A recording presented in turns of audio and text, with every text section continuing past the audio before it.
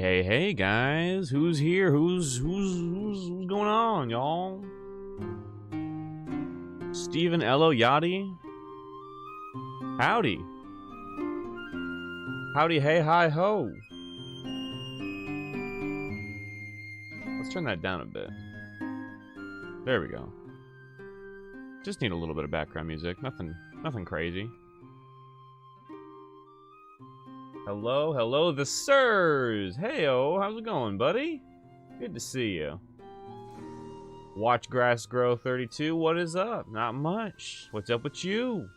We got Elevator Man. The absolute DM is here, guys. How's it going? This is the first ever Chris the Absolute DM live stream. You were here.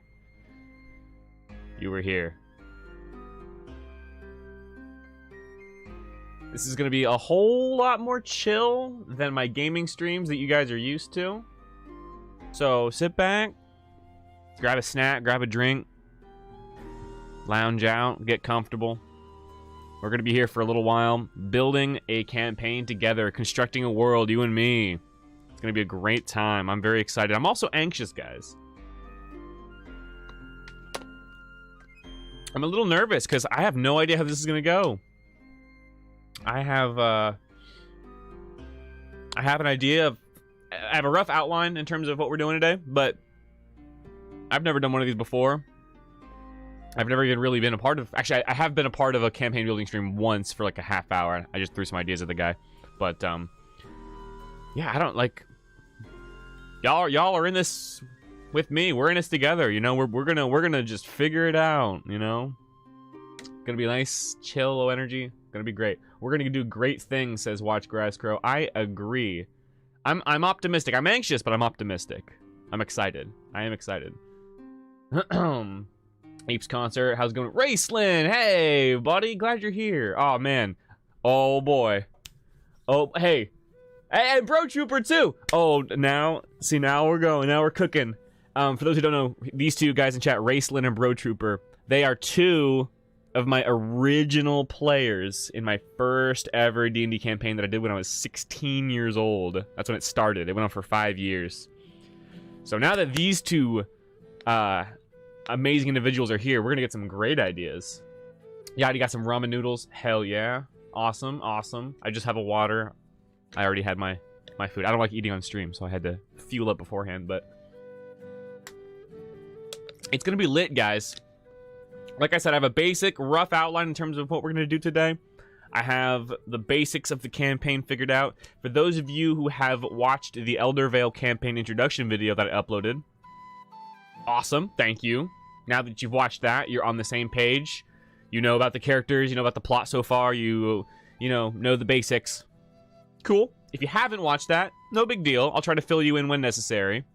But go watch that when you get the chance after the stream is done. That way, for future streams, you can be on the same page. But, you know, I have an idea as far as the tone of the campaign, the basic game, the gameplay style, the plot structure, some of the elements that I want to, you know, I have my own ideas, of course. But we're going to sit down together today and come up with some specific stuff. You guys are going to have a glance at my DMing style, how I build my campaigns usually.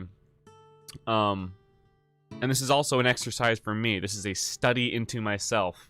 How can I get better at building campaigns and organizing things? Because I'm very disorganized. Most of my ideas are up here, like constantly. I don't write as much down as I should, typically. So this is also a way for me to be like, all right, let's write some stuff down. Let's get some practice writing things down. Y'all can hold me accountable. And, you know, we can all just work together and we'll see if we can make something happen.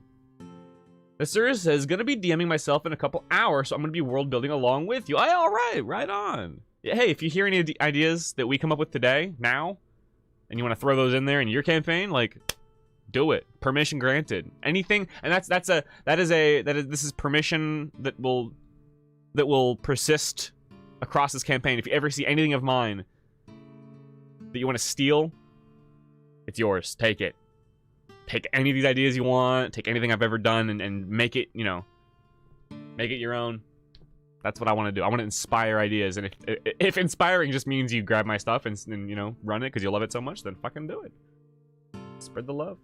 Really excited for the inside look after all these years, says Raceland. Hey, well, prepare to be disappointed, because there ain't much going on up here. It's just chaos. But hopefully we can rein in the chaos a little bit and make something special. Sleight of hand. Yeah, exactly. Racing, you got the right idea. Sleight of hand all of this content. You want to pickpocket this content? Sleight of hand check. DC 1. Just yoink that shit. All right. Since we got a few people in here, since we've got you know, a good crowd blowing in already. I'm pleasantly surprised that we have quite a few people already, which is awesome. Apes Concert says this is definitely gonna fuel the fan art. Fan art is like my favorite shit ever. Discord server of Legends is the place to be to share the fan art. It's down below. The link should be there, if I'm not mistaken. It does appear to be there, yes. For those of you who are not there, I think most of you are there. If you're not, and you want to, then you're invited. We do fan art and shit. And any fan art of these characters of this campaign will probably get featured on future videos. So if you're looking to, like, you know, get some art out there in the world, like, I'd love to help you with that. So, you know, let's do it. Let's get the fan art. What's up, Nothing Ends? What's up? How's it going? Ella, head empty except for the chaos. Exactly. I'm an idea man, which means it's just all ideas. The execution is just fucking, you know, it's like a big bang of just like ideas going through a fucking what like particle collision quantum accelerator, and then just mash them together and something happens. That's, I don't know. Hadron Collider, that's a large Hadron Collider. That's my brain. Yo, Chris, I finally made it to a stream. Let's go, Speckle Jim. How's it going? I am glad you're here. Let's get something special done today. All right, guys. You know what? Let's jump into it. Enough jibber jabber. Enough talk. Master of Improv of the cast. Yo, improv is hella important for DM. You know it. Taking a month, but I'm finally here, says Speckle Jim. I'm glad you're here. I'm very excited that you're here. The time has come. And Bitbot, you too. Hey, welcome. What's going on? All right, guys, we're gonna. I don't have a swoop. It's more like a swoosh. Swoop is the swoop transition, but this is like just a shoo, just a fade. So here. I got the document all set up here, and we're gonna run through this shit in a little bit. Look at all this stuff I got. Look at how ready I am, guys. Ain't that just something? Just been here chilling. Since Nothing Ends. Thought about making a Hexblood or Warlock for a one-shot I'm involved in. Hell yeah. Sounds awesome. Warlocks are dope. Alright, guys, so let's jump into it. Did that music, did that playlist just end? Start that shit over. Alright, so let's get into it, guys. Let's talk about the Elder Vale campaign and what this is going to be. Let's all get on the same page in terms of the tone and what we're going to do today. We're going to talk about what's already been established, and everything in red is something that we got to come up with, all right? I'm looking for ideas. I'm looking for brainstorming. I'm the captain of this ship. I'm the helmsman of this vessel. But I need my crew to be my eyes and ears and to be my idea people here. The nebulous void that is my brain. You guys are going to be the voices in my head today. We're going to come up with some great stuff. Anything in red is going to be something we want to brainstorm together. We have a to-do list, and yeah, let's get into it. Actually, oh yeah. So one thing I might do, just to throw this at you guys as a sort of, just so you're prepared if it happens, I might do a Google form thing, and then send you guys the link in chat and on my Discord. And like, if we can't get to all your ideas today, any ideas that you want to make sure stay with me, I might do like a Google form where you can type it in and hit send, and it'll go to my Google Drive, and I'll have all your stuff there. That might be a really cool way to assemble all of our ideas for like minor NPCs, you know? That might be what we do later on. I don't know. It's an idea. Definitely come up with random stuff. Says Yadi Random. Hey, it's in your name. I believe you. And the sir says, good way of sorting it out. Hey, I like to think so. I think it's pretty cool. So let's talk about the campaign tone. Let's talk about expectations, what we're doing. And I'm gonna keep this open as much as I can today, so that there's always something to see. Let me know, is the text size, is the font size good with you guys? Please shout out in chat if this looks all right to you. I try to make it nice and big and bold so that it's easy to read. But if at any point in the stream you guys have a hard time making things out, just let me know, and I'll try to adjust. So, let's talk about the campaign. The Elder Vale campaign itself. What it's going to be like. Yo, we partying up in here now.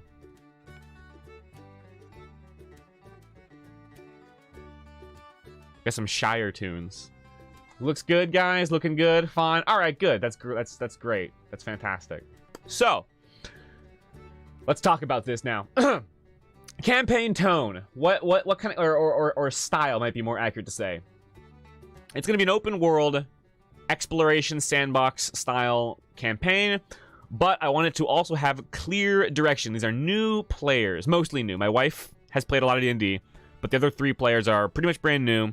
I want them to feel free and open and able to go wherever they want, but there needs to be there always needs to be a fairly clear sort of like, okay, these are the things we should do, you know?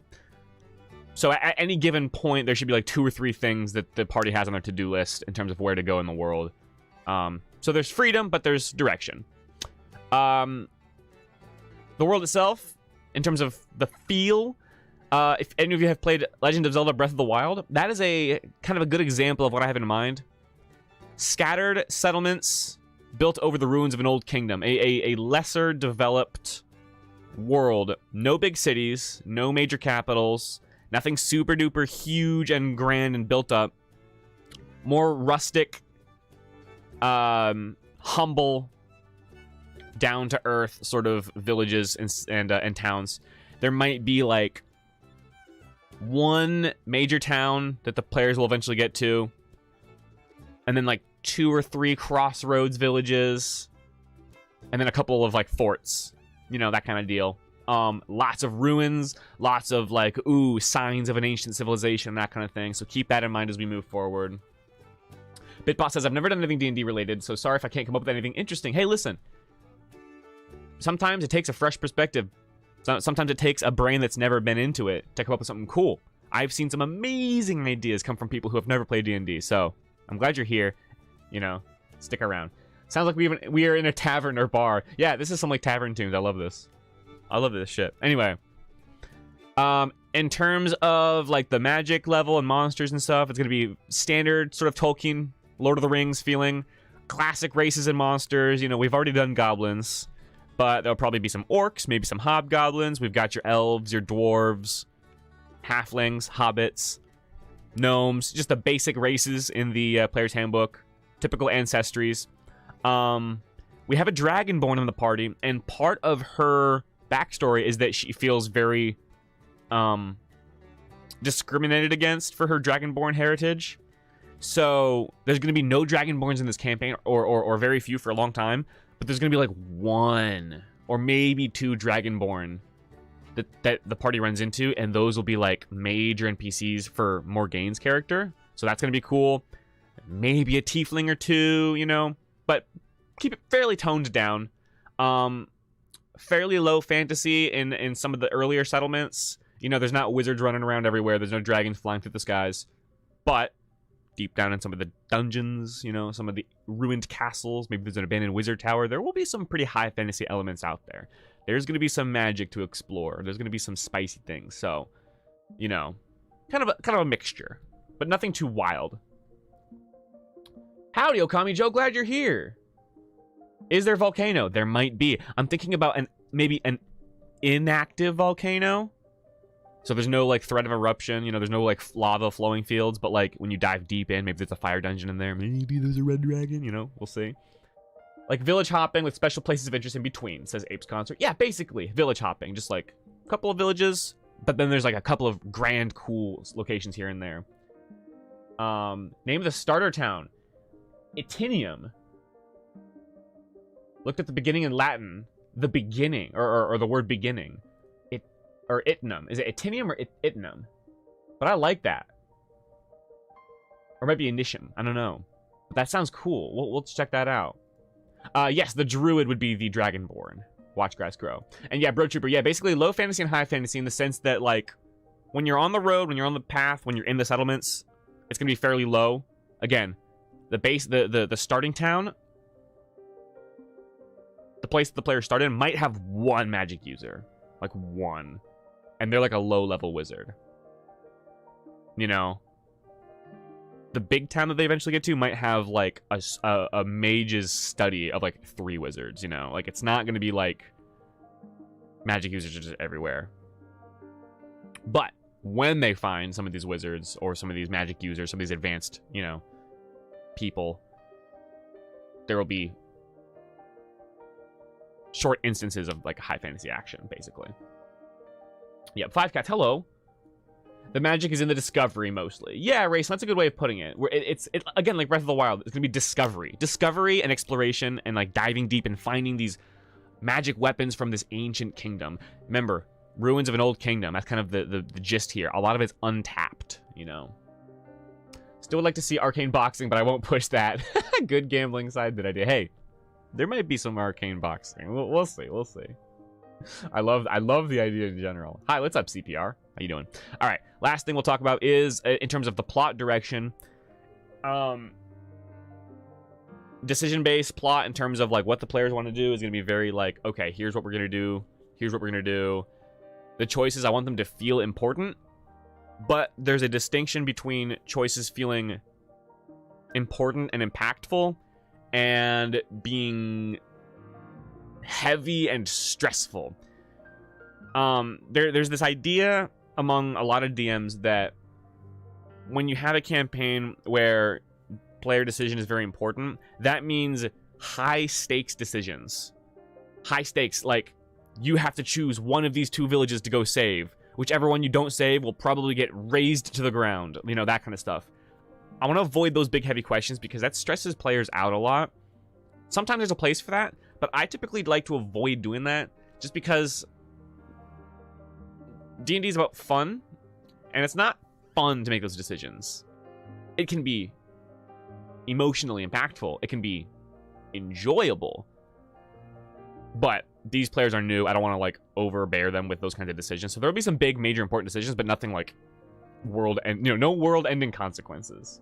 No, like, oh, our best friends are gonna die if we make the wrong choice. You know, the town you save is fine. The other one melts. Yep. No, we don't want any of that, because that's just, yeah. That's I don't want to overwhelm these players.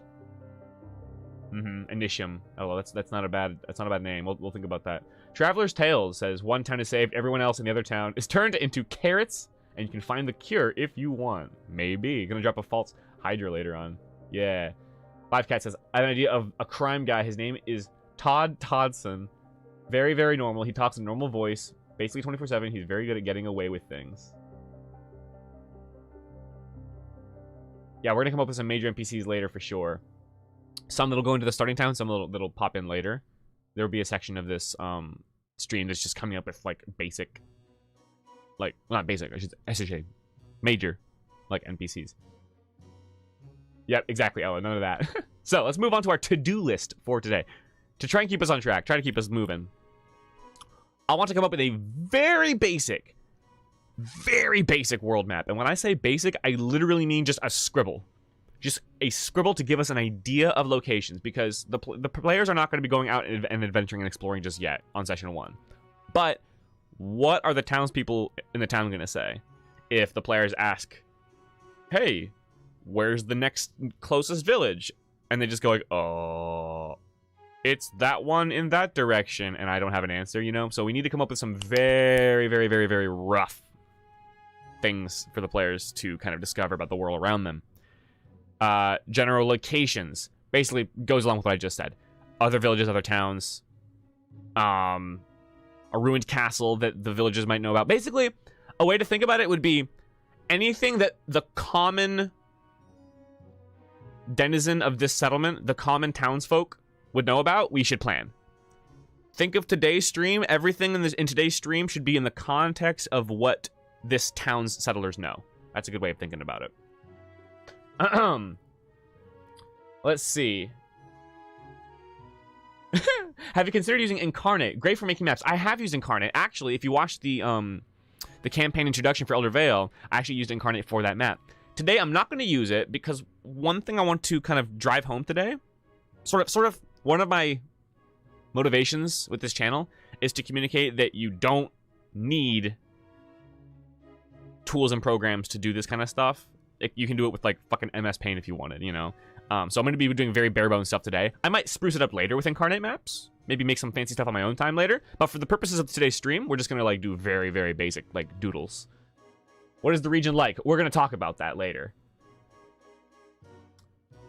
When the players reach the end of the map, they end up on the other side of the game map. That'd be wild. Just you warp back around. Ooh. I don't know. Maybe. Take Texas and rotate it 90 degrees. That's big brain.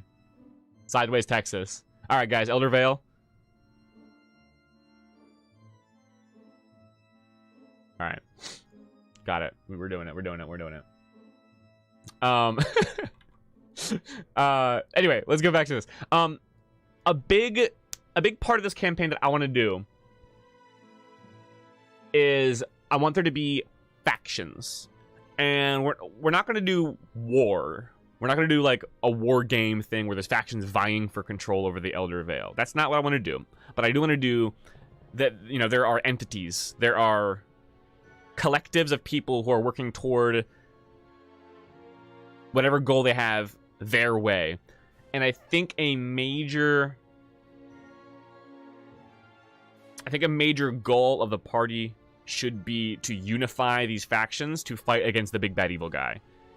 The factions all, for whatever their reasons are, don't get along with each other. They're not at war, per se. Well, maybe a couple of them might be. Maybe a couple of them might be. Maybe there is some civil war going on. But you've got, like, the Mage College on this end. You've got the militia. You've got the Thieves Guild, maybe. Or the Underground Thieves Guild. You've got, like, the Emerald Enclave, like, Ranger Druid faction, you know, maybe. And we have to go and contact these people and meet up with them and then do quests for them to convince them to help us take down the big bad or something. That's kind of the idea I want to go with here. Let's see here. Oh, Rayson said the best D&D maps are sometimes drawn in pencil and crayon. Yeah, for sure. Absolutely. Let's see. Having the first time being surrounded by forests or plains is nice because it's friendly and inviting. Yep, true. I do want this map to be more wildernessy as it goes on, maybe. Road Tripper always has been. Factions based on animals. Goals align with the style of those mythical creatures. That's a good one. I like that. Merchant Guild. Playing all sides for money. I like that. The Butter Turners. You mean Swadia? The Church. Yeah, there'll be a clergy. There'll be a clergy faction. Unite all small factions to fight against the giant big bad faction. Yeah, exactly. Bitcoin. Bitbot. Exactly. The idea is we want to unify as many factions as possible to fight the big bad. How many people know they are trapped and how freaked out are they? I think everyone knows. I think everyone is stuck, but they have not yet unified. Griffins want power and strength and resources. Panthers, thieves want stealthy. Yeah, that sounds kind of cool. Baker's Guild, true Fëanorian bread. Yep. Monk faction or monkey faction for Hoff. Yeah, maybe. Stormfang Collective. Ooh, I like that. Knoll faction just wants to be smarter. Maybe. Oh, yo. Knolls are pretty cool. Yo, Raceland in chat. I know this man likes Knolls. I love Hobgoblins a lot too, and Hobgoblins are cool because you can convince them maybe to like help you out, you know. No Bark, hello. How you doing, my friend? You're a legend as well. Thanks for being here. So, I like animals. Another idea that I had for factions was colors. Like the Black Knife would be the Thieves Guild. The White Crown might be the clergy. The Crimson Blades might be the militia. You know, the Emerald Enclave.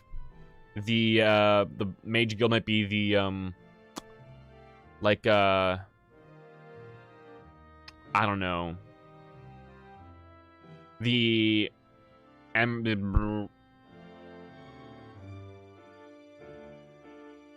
you know what I'm talking. You know what I mean though. Sapphire something. You know what I'm talking. That way it's very easy to identify.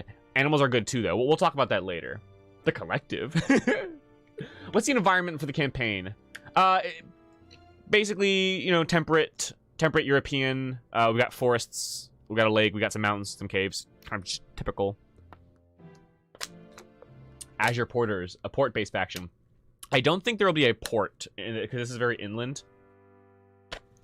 But we can see about that because there might be a giant lake. That's a thing. If you have multiple gods, you can have one represent each faction potentially. The Ruby Nobles, maybe.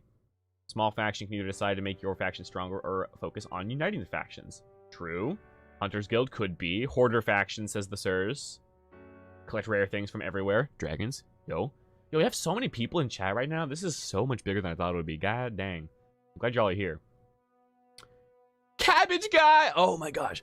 My wife is so into Avatar: The Last Airbender. You have no idea. It's like her favorite thing ever. Matter of fact, she named her first cat Momo, and we have a ferret named Suki. So there you go. Cabbage guy would be so fun. Final boss, yeah. So let's talk about that later. But there's the idea. You get the idea. We need to come up with the big bad evil guys. What is his like grand motive? What is his plan?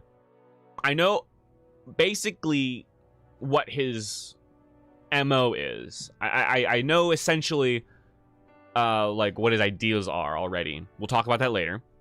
But what is he trying to do? What is he actually actively doing in this world that needs to be stopped? That's what we need to think about. It probably has something to do with harvesting souls or you know, building his undead army or something, you know. Pretty simple, but we need to talk about that later. And then after we get these things kind of jotted down very simply, we'll make our starting town, which is the sort of supposed to be the point of this stream, but we have to do all this first. So let's scroll down some. Always needs to be a mercenary guild. Yep, sell swords, spell blades, looking for a way to live. Yeah, and if the party makes enough money, they can just hire allies from the mercenaries. Yeah, could be. Might be a bit big-headed, says Speckle Jim. I have a merc character in the game I'm currently playing him, and I think it'd be cool if he's in the militia faction. Yeah, I'm down. If you guys have player characters that you want to insert into this campaign, I'm not opposed. We can't, you know, put a spotlight on them super duper hard. Unless they have like mad quest potential, but like, yeah, character ideas that you guys have, we're going to talk about them. And like I said earlier, I might do a Google form that I send you guys so you can type in all your ideas and send them to me, and I'll just, you know, stick them around, insert them. We'll see. We'll see. Yeah, the sirs, basically. That's the idea. Do we know why this one guy left the Vale to give them the message, or is that the initial investigation of the group? That's sort of their initial investigation right now. I think the idea of that guy is basically that he's the one who managed to escape. Somehow he's the only guy who made it out. He arrived, now the party's here. Now they're stuck in the Vale. That was just the way to get the party in. It was just a super easy, dirty way to just be like, all right, there's your invitation. Now you're here. And that guy's kind of just, he's dead. You know, but we need to come up with, his family or something probably. Miners Guild. Probably, yeah. All right, cool. Hey, Speckle Jim, head out whenever you need to, man. Thanks for stopping by. But that, yeah, definitely think of some stuff for that character. Any desert? Maybe. Maybe. Fermented cactus juice? Hell yeah. Hey, Amber Marv, what's up? Welcome. Glad you're here. Republic of Dave. Yes. Yes.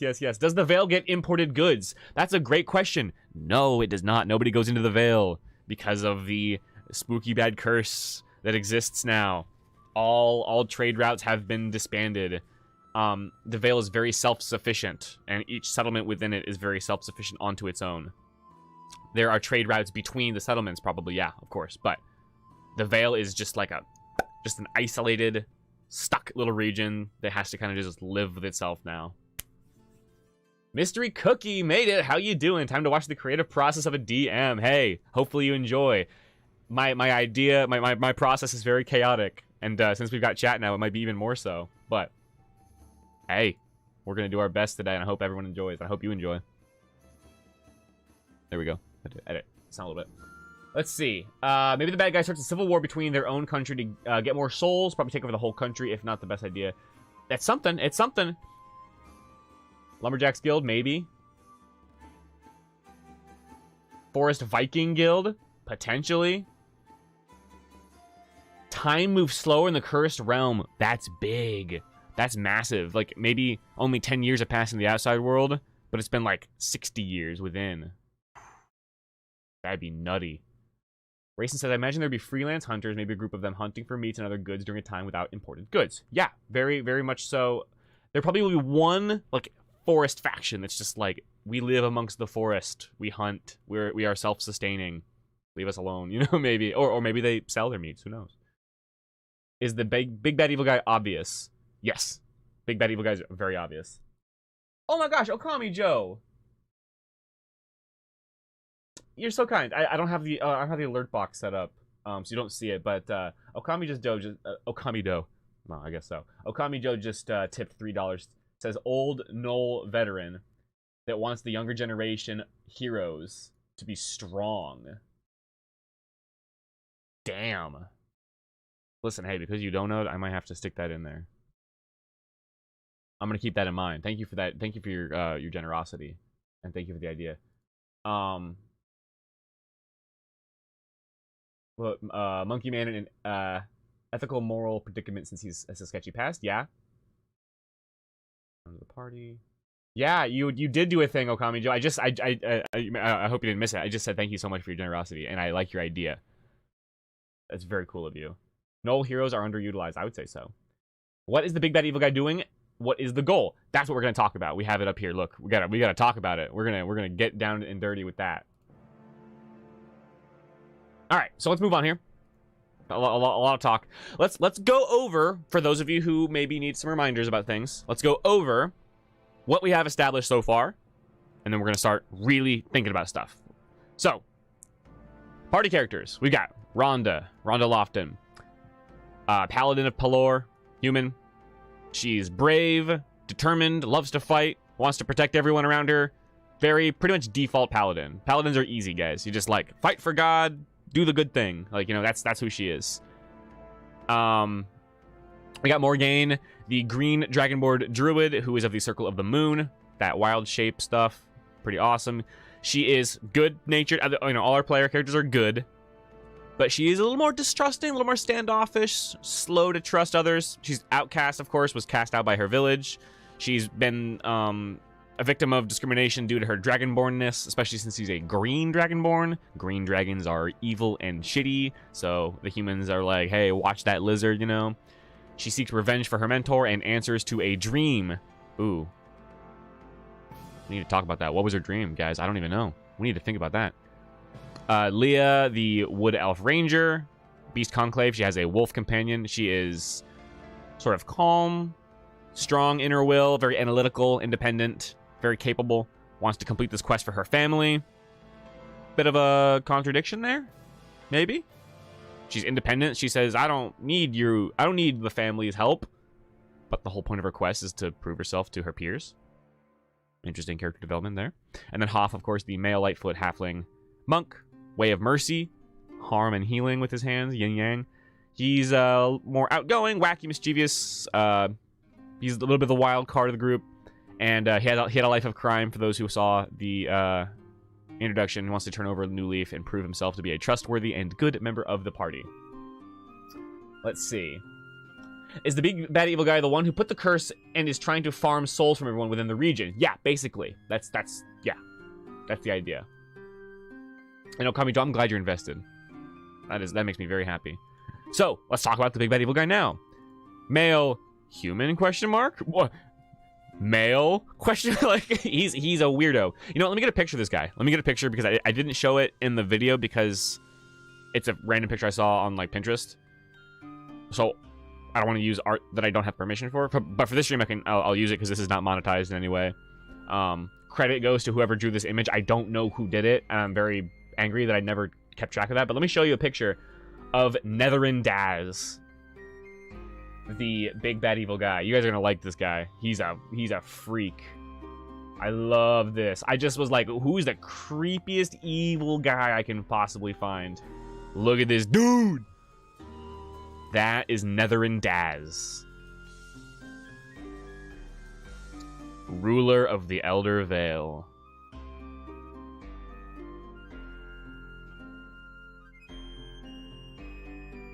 Yeah, he oozes evil. I just wanted an evil bastard, like just that creepiest dude I could muster. And I found him. The original image actually he has one eye, but I photoshopped another eye over because for those of you who paid attention to Morgane's backstory, her killer had one eye, and I don't want him to be the killer. Maybe the killer was hired by him, but it's not him, so I didn't want her to get the wrong idea. He's actually a really nice guy with a skin condition. It's true. He just needs to moisturize and get some keeps for that hair loss. Yes, the Sirs. That is my exact idea. That is the exact idea that I have, and we'll talk about that in a second. Vivecats, I'd love to hear your idea for sure. We'll talk about it a little bit later. A little bit of vampiric, yeah, a little bit. he has the drip. Yeah, Okami Joe, a little bit like Skullface. All right, so that's Nether and Daz. We'll keep him on the. You know what? Let's stick him over here. We'll just keep him there. He's watching. He knows all. So, he is a necromancer, among other things. He's got undead minions. But I think he's a little bit different than other necromancers because instead of a more lich-like, I raise zombies from the dead, I go, whoa, and I summon bones, I think he's more like a mad scientist type. He takes body parts from different dead things, he Frankensteins them together, and then he raises them back, so he's very ooh, creative necromancer. And I think a huge ideal of his, a huge character trait of his, is I think he's obsessed with form. He wants to find the perfect form. He loves mixing and matching creature parts and monster parts to make the strongest monster or the most effective monster for the job. And I think also an awesome idea would be for him to be constantly trying to build the perfect vessel for his soul. He wants to create his own body, and he wants to achieve perfection. And what perfection is to him maybe will change throughout the course of the campaign, and maybe the players will see that. You know, maybe they'll encounter him and be like, this is my strong body. Oh, you defeated me. I guess I need to be faster. Oh, this is my speedy body. Oh no, now I die in one hit, you know? So those might be some cool ideas. He's an artist of a necromancer. Yeah, a mad scientist type almost. He has followers, perhaps, that he has promised eternal life to. Maybe. Maybe. I'm reading chat now. Let's see. Voldemort vibes, yeah, for sure.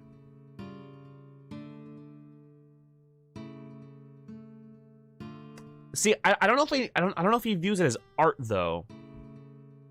I think he more views it as maybe does he see beauty in his creations, or is it more practical? I think he's a very practical person. He's very I want this to be good. I want it to be effective, you know? Yeah, Nefarious Frankenstein, yeah. Warforged minions, probably not exactly Warforged, because Warforged are more artificial and made of wood and metal. But he might use Warforged parts to kind of hold some of his beasts together. Maybe, yeah. He created the Elder Vale as a place to lure strong adventurers to turn into good bodies. Ooh. Ooh. Now, he didn't create the Elder Vale, but he kind of made it his dominion. Yeah. He should enjoy his villainy. He probably does get some enjoyment for sure. Not exactly enjoying suffering, but enjoying that he's the cause of it. Yeah, maybe. Well, I think he has a very pragmatic view to where he's just if you ask him, do you enjoy doing this? He's kind of I mean, I just do it because I want to. The suffering that that's caused from it is just it's just a byproduct. Doesn't bother me none. But I like my crafts. I like tinkering. So yeah, you know. But enjoying that he's the cause of it. Agreement from Bro Trooper. Yeah. Maybe just amusement. Yeah. Amused that he's just oh ha ha ha ha. The suffering of mortals. So silly. Bring back a dead person or at least copy them. Cool if he takes over one of the main cast. Ooh, maybe. Ancient staff to control the Vale. It's a living. Lure strong heroes. He could think he's doing it for the greater good. Yada, that's a good thing to bring up. I don't see this guy having a greater good in mind. Because complex, nuanced villains that have like, oh, they're just misunderstood. Oh, he really wants something good in the end, but he's going to do bad things. You know, the ends justify the means kind of thing. I don't think this is the place for that, though, because I kind of just want an unapologetically evil dude. Like, he's unquestionably a bad guy. There's nothing good about what he's doing. I think, since this is a new group of players, I think we should aim towards just simplicity. He's just a bad fucking dude, you know what I'm saying? Yeah, Speckled Jim. That's a great way of thinking about it. He's almost like an artificer meets a necromancer. That's actually exactly what I thought of earlier. Different spaces of chambers on a cave, places you just to riot his creations and see which is better. Yeah, he just tests them against each other. Yeah. Maybe. So, I think, let me write some of this down. A bad dude who likes playing children's card games. Oh, he's basically playing with lives as if it was a children's card game, so yeah. A business, he's doing it to gain power, but also gaining something else, something corporate. Oh. Maybe like gathering souls to use as currency in the next world. The Elder Vale is just the greatest clickbait of all time. Yeah. Alright. Let's where do I have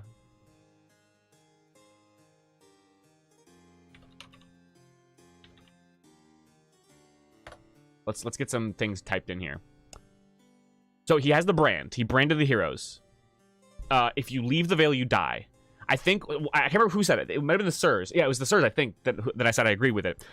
If you die when you have the mark, he harvests your soul, basically. And so he has a and the stronger you are, the more powerful your soul is, the more power he gets from it. So he definitely has he definitely has a vested interest in luring strong people to the Vale.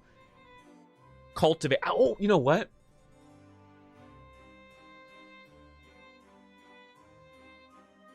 He didn't say this to the party, and I regret that I forgot to say to them, but I think what he wanted to say to the party when he first met them was like, I'm looking forward to you cultivating that essence of yours. That's what he sounds like, by the way. That's my Nether and Daz voice. So, master plan. Brand all denizens of the Vale. When a branded person dies, their soul is harvested. The stronger the soul, the more power he gains.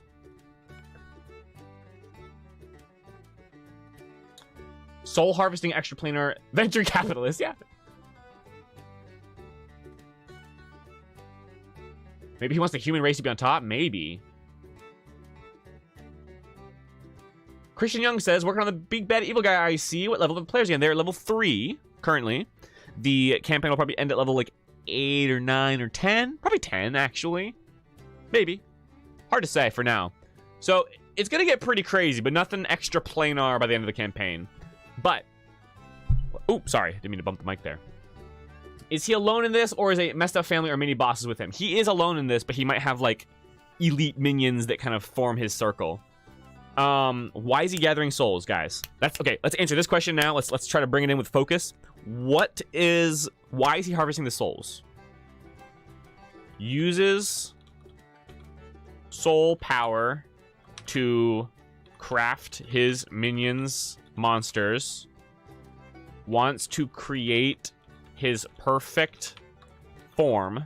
So he wants to make himself perfect and make himself all powerful. But is there more?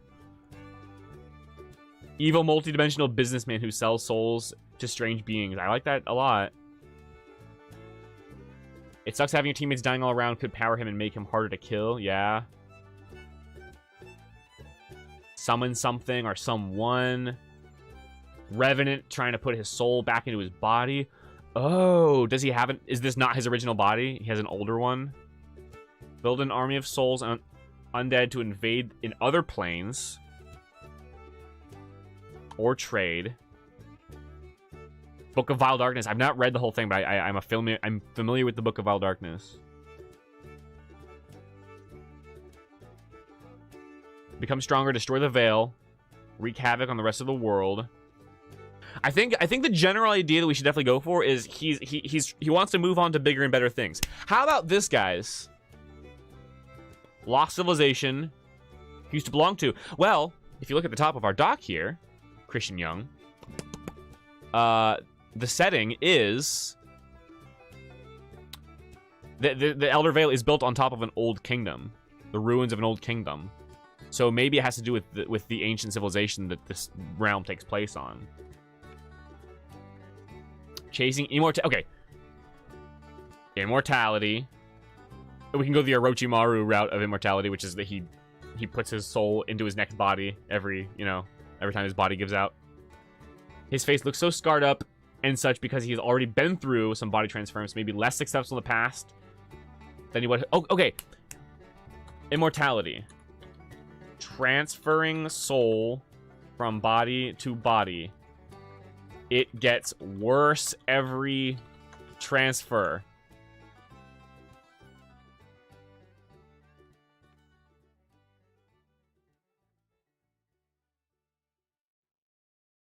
Perfect body will accept his soul fully. No more transfers needed. So he wants to create the perfect form, so he'll never have to worry about this shit again. His next transfer will be the final one, basically. Graving the souls and making the amalgamations of stuff that he rearranges those creatures like they're this mass, yeah. You could want the souls to eat to empower him. He can have more power, become the perfect being. Yeah, he wants to become the ultimate life form. Yeah! Deep Elf Kingdom, says Birdtrooper. Of course you would. Lost to the Ages, he uses human bodies to hide his once elven nature. Oh. Bring back his old kingdom. Sounds like Palpatine. Yeah, a little bit. Summon the true baddie. First man we see here to leave the veil in a panic and just drop dead. Yep. Let's go, Mets. Let's go, Mets.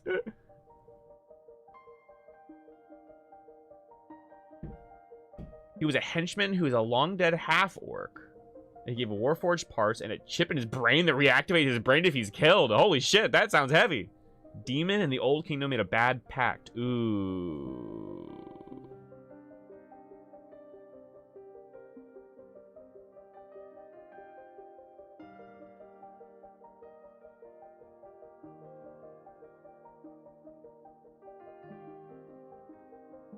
The final fight could be stopping the soul that has more power over the other souls at the cost of temporary mortality. Oh! The music feels like SCP. This music sounds like knockoff Attack on Titan to me. If you have any Attack on Titan fans in there.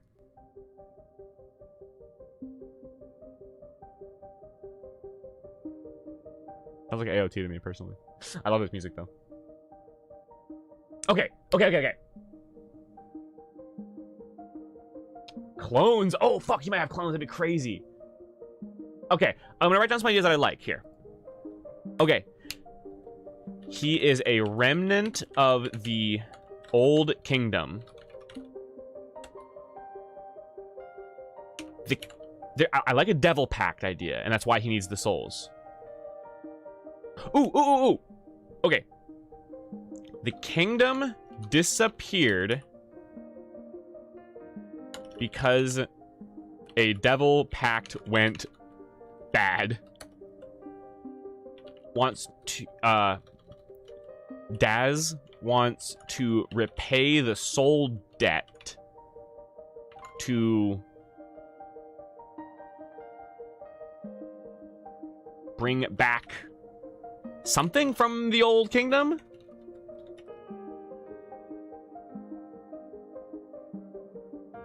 Clones with different personalities? Ooh, maybe. Yeah, body transference is really cool. So maybe the Old Kingdom, the reason why it collapsed, no one knows. Historians have no idea. It basically just vanished overnight. But it's because some crazy soul shit happened. Maybe he's the one who did it originally, but now he has to repay his debt. And as soon as he does that, he can move on to bigger and greater things, maybe? Yeah, maybe. I don't know. Revenge? Maybe.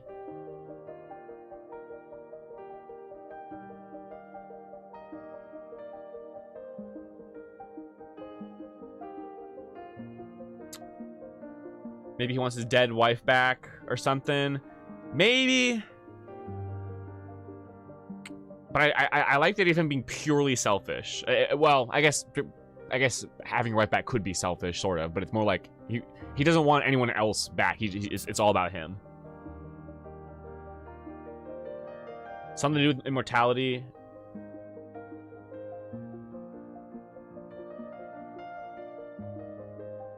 What if one part of the adventure is the party traveling back in time and seeing the old version of him from back then? And they actually get to like interact with him like way back then or something, like a vision. How nutty would that be?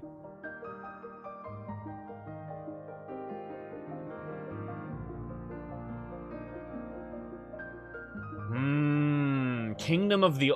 He was a king of the Old Kingdom. Ooh, and maybe that's why he has taken over the Vale now. Rule of the Elder Vale. The party thinks, oh, it's because he took it over. Oh, it's because he thinks he owns it. No, no, no. He's like, this is mine. I own this. I've always owned it. Ooh. He wants the devil's soul. Once he becomes the perfect being, he transfers and inflict others with a sliver of his perfect soul, thus turning more civilians as himself into a hive mind. Yeet.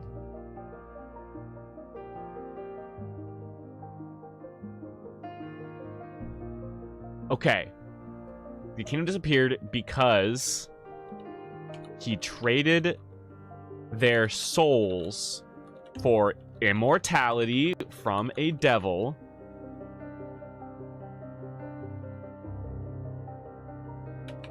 But now, immortality sucks. He wants perfect immortality. So, he doesn't want to repay the debt now. It's more like he made the debt, well, he paid for it before. Now he's paying the consequences. And maybe now he's like, screw the devils. I'm going to use the souls themselves. He basically wants to repeat what he did before. Yeah. Every time he dies, he gets more frail, but his magic gets better. Maybe, yeah. 5 cats, that's a good idea. Perfect immortality costs more souls and stronger souls, too. Like, the party. Alright, I think we should move on from this guy for now. We have some great ideas here. I'm going to try to take these and kind of formulate them into something a little bit more streamlined and concrete. But I like what we have. Basically, he was the ruler of the Old Kingdom. Or maybe he wasn't the ruler of the Old Kingdom. Maybe he was just a grand wizard of the Old Kingdom. You know? And he harvested all their souls for immortality. Got it. Oh no, my body keeps falling apart. I keep having to trade my soul to the next body. This sucks. Now I need to build the perfect body that'll never go bad. I'm going to create perfect immortality without the devils or the gods. It's going to be my thing. And then once I have that perfect body, we're going to move out and take over the rest of the world kind of thing. Hey, Logie, no worries. I'm glad you're here now. We just finished talking about that guy. Yeah, the sirs, pretty much. Try again, yep. Yeah, had nothing left to rule. And maybe it bound him to the Vale. Maybe he can't leave the Vale now. That's another reason. When he gets his super mega power ultimate body, he can like break the seal that's holding him in the Vale. Maybe his pact to the devil was, grant me immortality so that I may rule the Vale forever. And the devil was like, okay. Your soul is immortal, but not your body, and you can rule the Vale all you want, but you ain't leaving it. Consume the Vale. Yeah. Prince of the Old Kingdom, maybe. I like the idea of being the head mage of the Old Kingdom. Or maybe the younger brother of the king, or older brother of the king, maybe. So he kind of had that jealousy, that lust for the power. Yeah, yeah. All right, let's move on from this guy a little bit. I like this a lot. Let's talk about some other shit now. Devil was like, sucks to suck, nerd. Yeah, basically. Leave the Vale, go beat the shit out of the devil. Then hell. Rule the world. Yep, yeah, I love it. So, let's bring it in a little bit. We'll stop talking about this guy for a second. Let's talk about settlements, locations. So, we need to come up with the starting town. The starting town, which is going to be a fairly small... Hold on. I can't think about this with this spooky music. Let's get something like this going. Come on. Here we go. Advisor to the king. I like that. The vizier. Yes, the advisor. Yep, Elo. I like that. He's got like souls. He just snacks on souls like potato chips. All right. Let's come up with this starting town, guys. Just the name of it. Just the name for now. We're not going to get into it deep. Name. Initium. Was it a suggestion?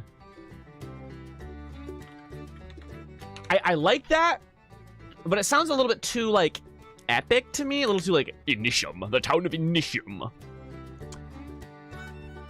Hogswill. I like that. Cantablar. Hamlet. A village time. Tartar. Coppermouth, the trading post, Windbur. You guys got some great ideas. What type of vibes do you want the party's first time to be in?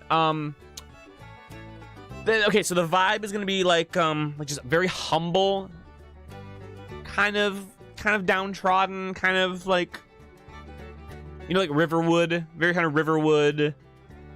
We work hard in the fields. It's a living. Nothing too crazy, nothing too adventurous. Just very like just the pinnacle of starting town. You know what I'm saying? Let's see. Something like the Shire, a little bit, but less jolly. Hoss Warbler, Humble Home. Humble Home is nice. Wood River, yes. Or Riverdale. There will be a river, so maybe we can work river into the name. Cork Sliver. Say Texas. Texas Apton. Trading post is where the people can shift goods over the death border. There ain't no goods going over the death border though. That's the thing. And this is at the very edge of the Vale. So it was once a trading hub before the death barrier appeared. So there can be remnants of a trade hub, like, you know, town. Hog's Tooth. I like Hog being in the name too. Is Riverdale the Archie comics? Yeah. Worlington. Veilstone. That's not too bad of an idea. Townville, yeah. Timber Hog. I'm writing some of these down.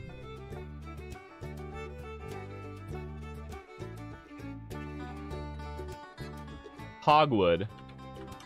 Hogwood is nice because that's like, that just sounds like a shitty town. Like just Hogwood, you know? It's just like Innswood. Brimsmond. Vale's Delta. Has a delta like the mouth of a river? Maybe. Timber Hog. Simfelton. Simple town. Inkton. Old Creek. River Hog.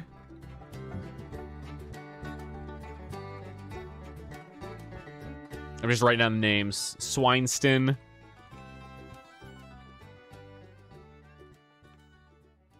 Hogfrim. Let me go back up a little bit. I think there's a couple that I missed that I liked. Humble Home. I like Humble Home a lot. Hog Home. Humble Home is nice too. Clay Creek. Wood Plow. I'm like, some of that.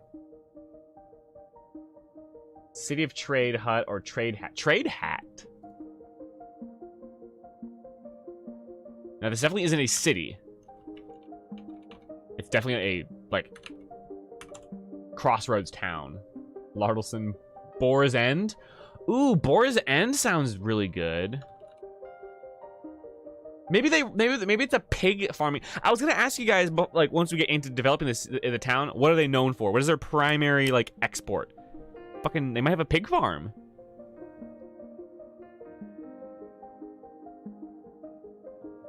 For sale. Just a sign for sale. Pig's Post. Lotwood. And I'm gonna save these names too because they might come in handy for future settlements too. Road's End.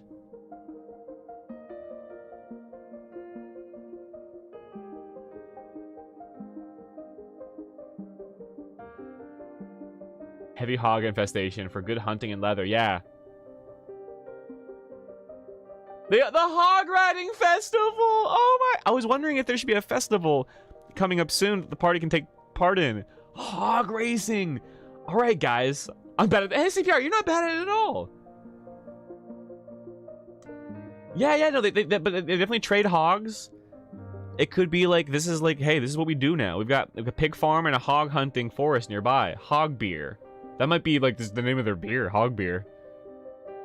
Okay, I think Boar's End, Hog Home, Swineston, or Hogwood. Are we doubling down on the pig thing? Is that, I'm gonna, you know guys, I'm gonna do a vote.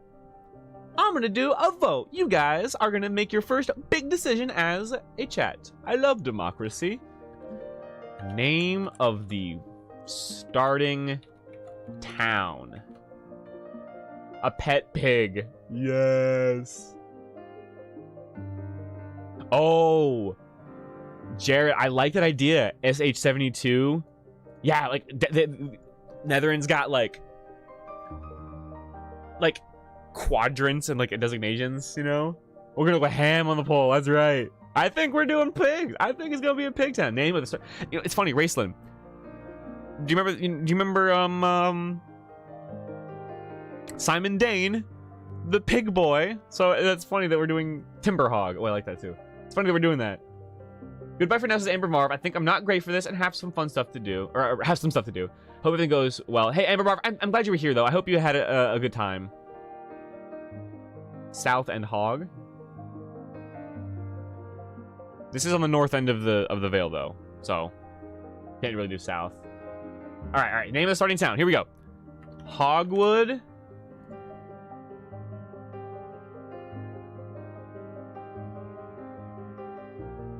Boar's End.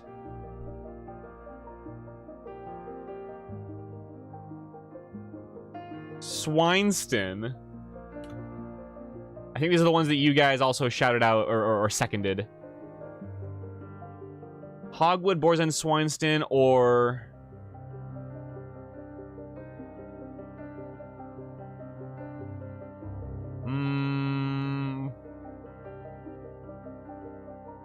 We'll do River Hog.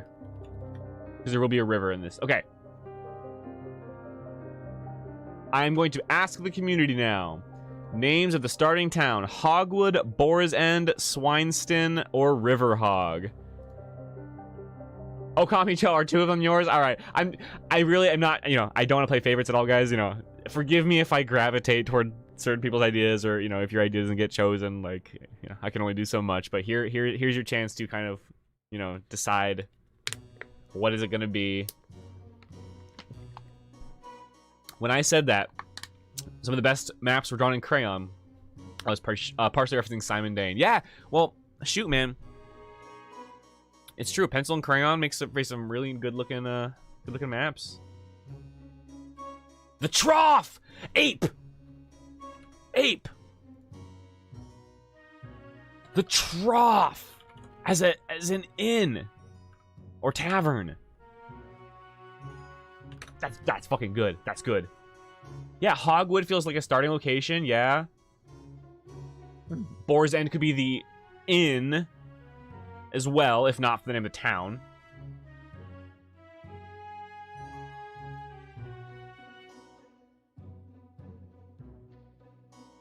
Boar's End definitely could be the inn for sure.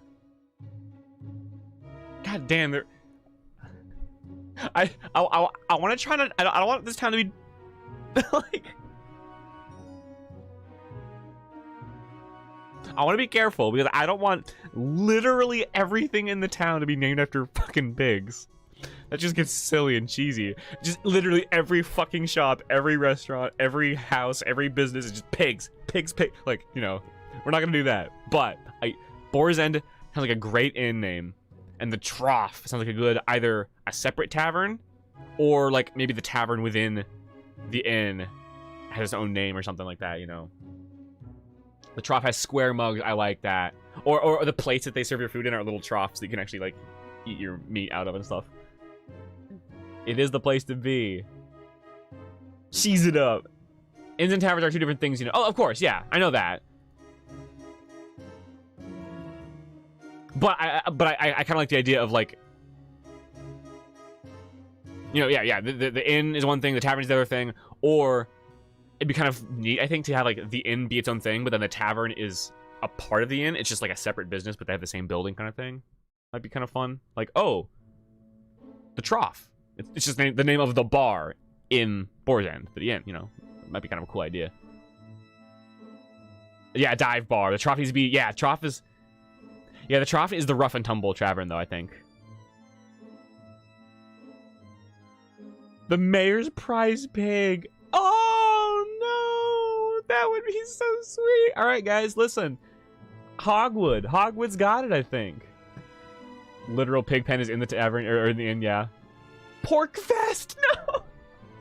Pork Fest! Fuck, man. These are so good. Alright, look at that, guys. Oh, this is... Porktoberfest! The quest is to eat the prize pig.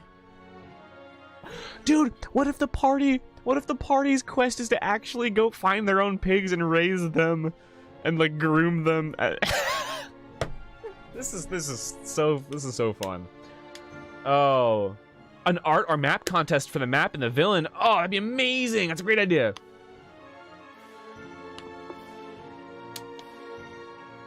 Yeah, little teacup pig with like a bow tie and a top hat. The party is tasked with teaching a 4-H class on pigs. Jared, I'm a 4-H boy. You are speaking to the heart right now, my friend. Holy shit. Dude, I was in 4-H my like entire childhood. I never did livestock myself, but I like went to the county fair every year and all that, you know. Oh my gosh. Pork prices. Hammies. Oh man, this is crazy. All right. Smart. It's starting down. I'm gonna say these names, but the town of Hogwood, right? Yep.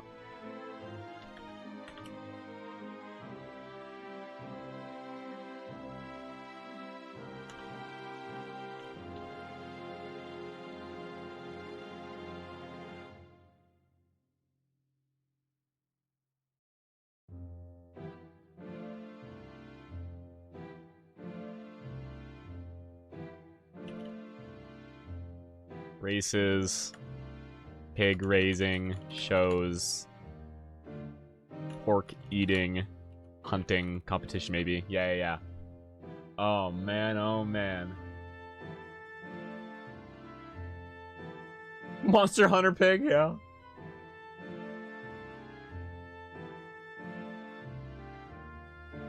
Jesus Christ.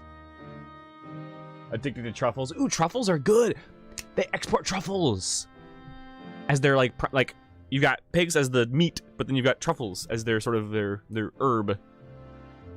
Not really an herb, but you know their non-meat like export. Oh my gosh, guys, brilliant! All right. Enough of the pig talk. Let's move on. Pig talent shows, yes. All right. Next settlement.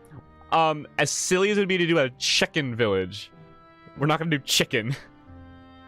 The nearby, the chicken, the chicken rival faction village. Oh, for areas. forest. Pig forest near Hogwood. So what's another settlement we need to do, guys? The next settlement, sort of the next village over, which may be... So this place has got meat, livestock. Maybe the next one over, a couple days away, might be like the farming village. Just like crops and crops and crops. Porky Head Jr. What goes good with pigs? And gravy. I don't know. Originally, oh, okay. Oh, something to consider too. Because Road Trooper, you brought up the word originally. We should put thought into if any of these settlements are built on top of particular locations of interest from the Old Kingdom.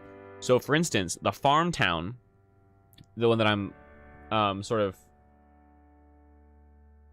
teasing right now, it might be a farm town because it's actually placed on top of... We can get rid of Nether and Daz now. Get out of here, you creepo. The soil is very, very, very fertile because it was actually farmland from the Old Kingdom, you know? Sunny Ridge? I like Sunny Ridge.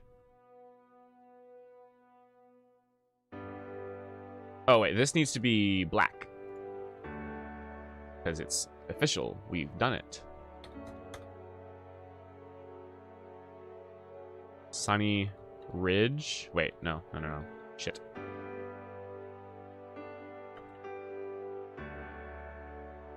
We need to do Farm Town. This is the place that provides all of the crops for the Vale. It trades out all the crops, basically. Mellow Mill.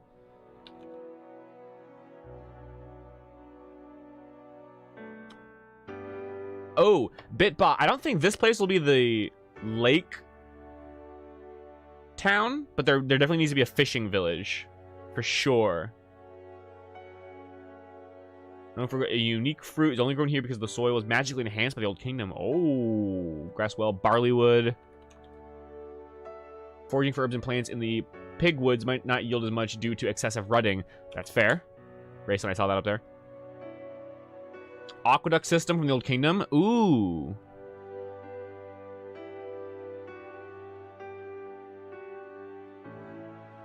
Yeah.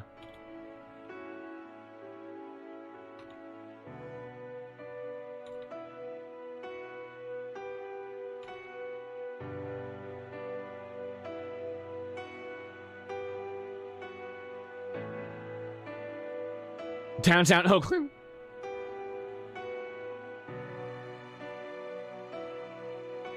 An area with fields that are very fertile because it was once a battlefield. Oh my gosh. I like that, actually.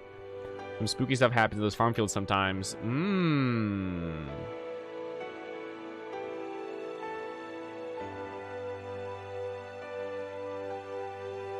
A hidden village of trading. Probably have a few people from the Old Kingdom and new people leaving there. Think of it like the undergrounds from Attack on Titan. Ooh. An underground city might be wicked.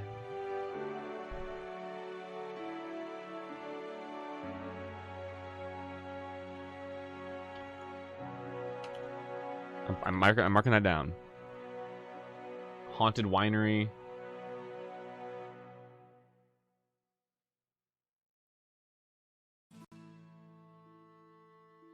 Castle-ish City Hall says 5 cats. Yeah.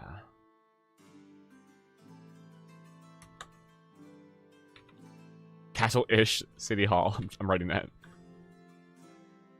Plouston. The Sunfruit. Ooh.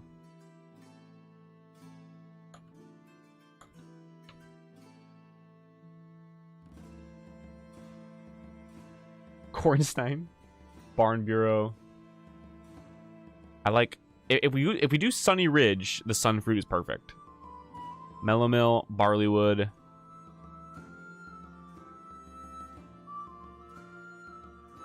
Oh, also Newbank. I just saw your chat up there. Can we have a hog bog? I love that. We might have to do it. Sickleford.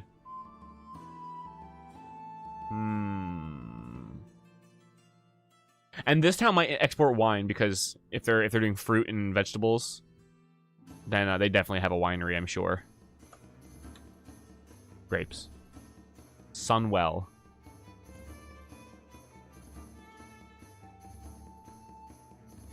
The whole region could be called the Gleam. I like that.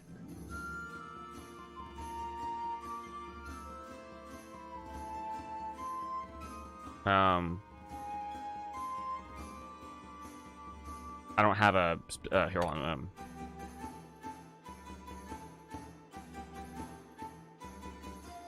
that might be like the name of like the valley. Not I mean the whole place is a valley, but like the specific plain might be the Gleam.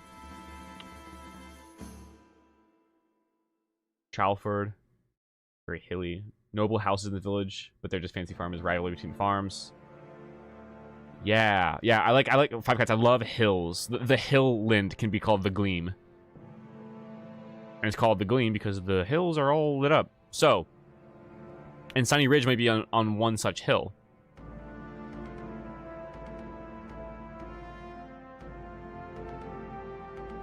Alright, guys. I think I'm just going to go with, unless I see more town ideas, I think Harvest Hill. Oh, speak of the devil.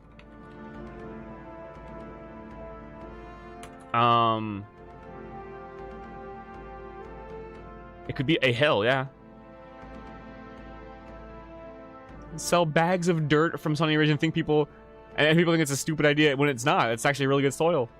Village of Green Ends. Play in the Green Dragonborn. Oh, Village of Green Dragonborns who are hardworking, good people.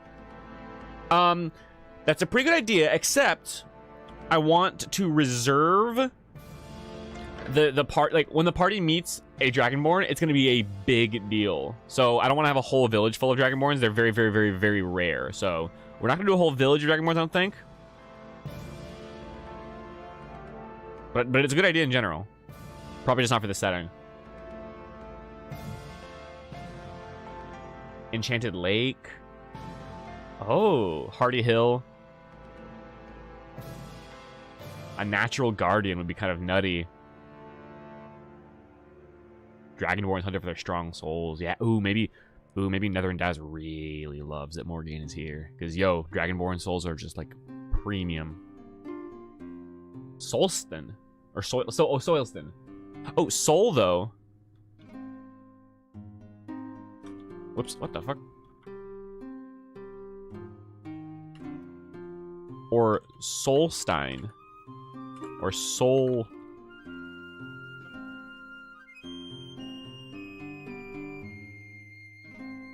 Soul Arbor. I don't know, I just came up with that. Kenku Bandits? Oh, hey, we got a Kenku fan here. Raceland. Raceland here in chat was, it was a Kenku in my original D&D campaign. Soul means sun, yeah. Spooky forest close by called the Whispering Woods. I love spooky forests. How far ahead are we thinking in the first world building stream? We're not thinking super far ahead. We're thinking about just basic, general, like, world map stuff that the common villagers would know about. So that if a party character asks, hey, what's the next nearest village? They'll be like, oh, Sunny Ridge. About a day's travel, you know. Are souls canonically purple, so that purple and white are Netherlands colors? I like to think that souls are purple, sure. Yeah, where's the loud woods, sirs? Where's the screaming woods? The screaming hollows.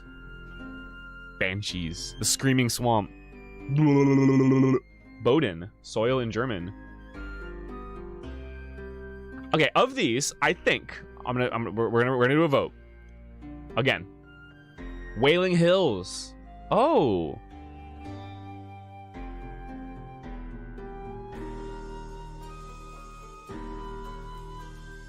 Vineyard Valley. The Sunny Cabbage Patch. I like that. Plague Dr. Kenku. I've played a plague, or I had an NPC in one of my campaigns be like a evil plague scientist. All right, what we're gonna do? Name of nearby village.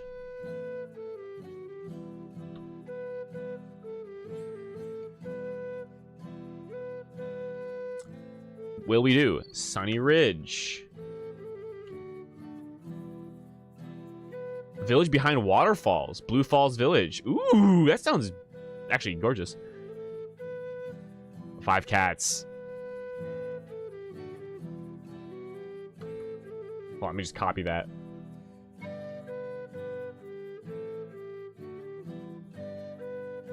Oh my gosh. That's a wee bit odd.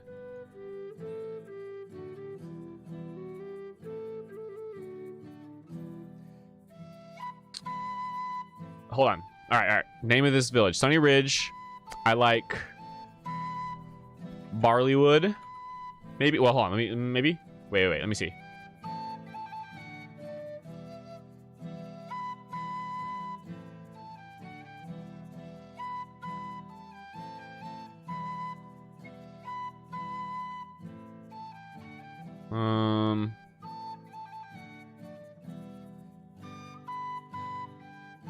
I'm being a little bit biased here. I'm using one of my own ideas, Solstein. Like, which means I think Sunny Rock or like Sun Rock. Maybe it's like a big rocky hill. Stein, I think, means stone. Yeah. All right, so Sunny Ridge, Barleywood. Oh wait, no, we already have Hogwood, don't we? Isn't that the name of the first? Oh, we can't really do wood. Kind of clashes a little bit. I don't want 2 villages called Blankwood. How about Barleywell?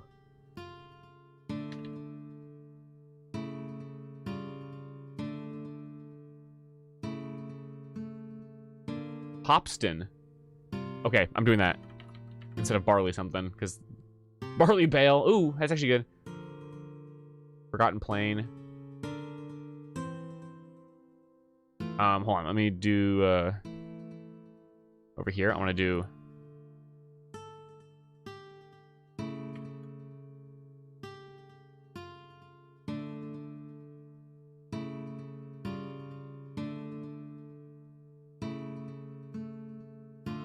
Oh, that's right. Barleywell would work if we were doing aqueducts. I'm gonna stick with Barleywell, I think, then, because you just made it make more sense to me.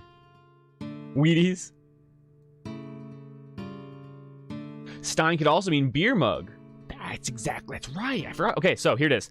Name of the next village nearby: Sunny Ridge, Barleywell, Harvest Hill, or Solstein.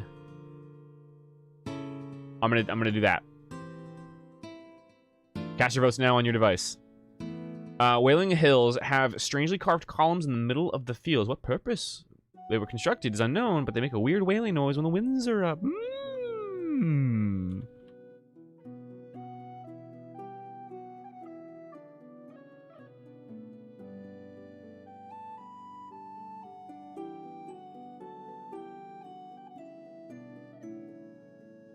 What if we do some beautiful anime shit with that, where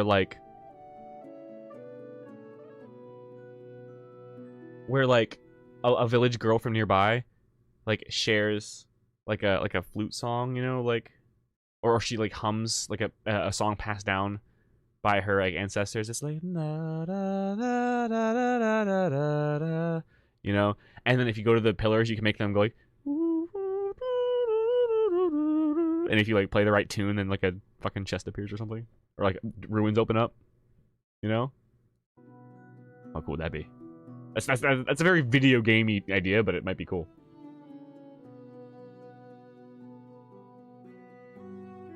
A cave home, a wandering soul from the old kingdom, the only one that got away. Oh.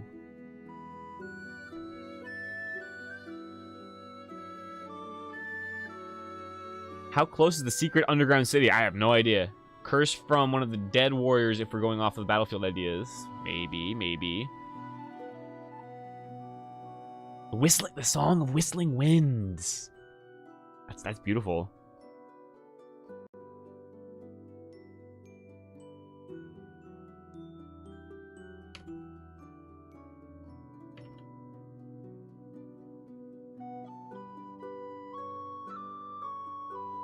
Chanting.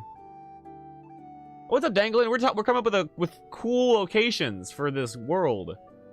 Each thing makes a certain tune. You have to follow them in order to find whatever. Yeah, exactly.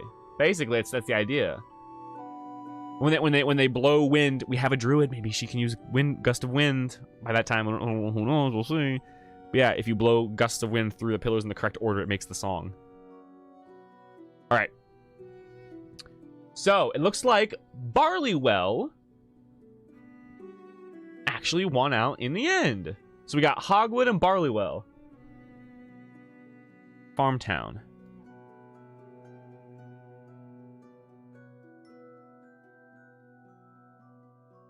Farmtown. Aqueduct system. Further lands. Sunfruit. Sunny Ridge could be the name of like the hill that it's built on.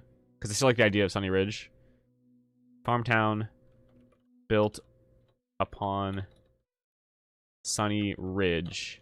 Just because I like that name a lot. It's just very nice. Sounds like Ocarina of Time. Yeah, basically. This is pretty much how it sounds like.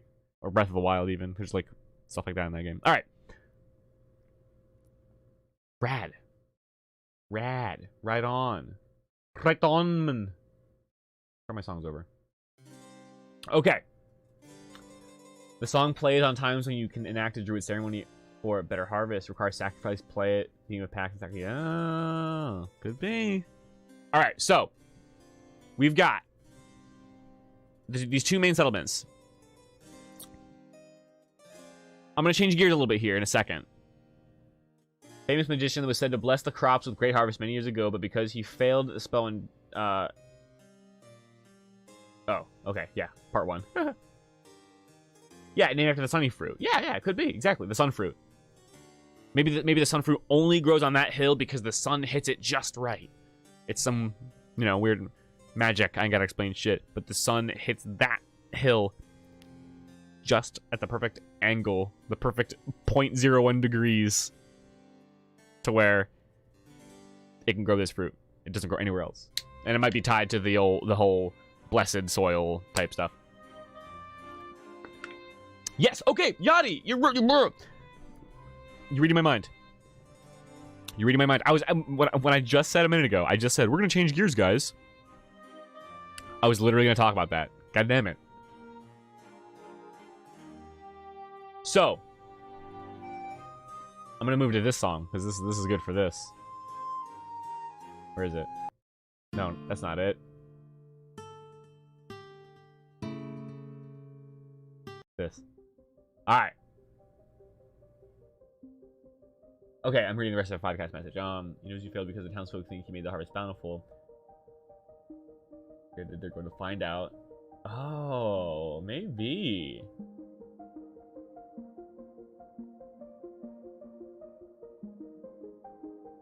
Yeah, Barleywell probably has the best wine for sure. Best ale, I should say. Different. They've got wine, they've got beer. Yeah, absolutely. Yeah, Aloe, you're telling me, man. Like, I'm so happy with the way this is going. I hope you guys are enjoying. Hope that I'm doing an okay job. So. This is the next location. Yachty read my mind. One of the most well-known settlements in this whole region, I think, needs to be basically Castletown.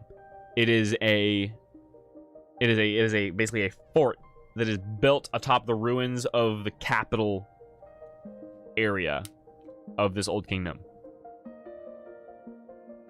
And the castle itself, the royal castle, is actually a dungeon. We don't go in there. It's dangerous. Picture, Breath of the Wild shit. I really, really want there to be like this like cool and the military faction could be there, perhaps.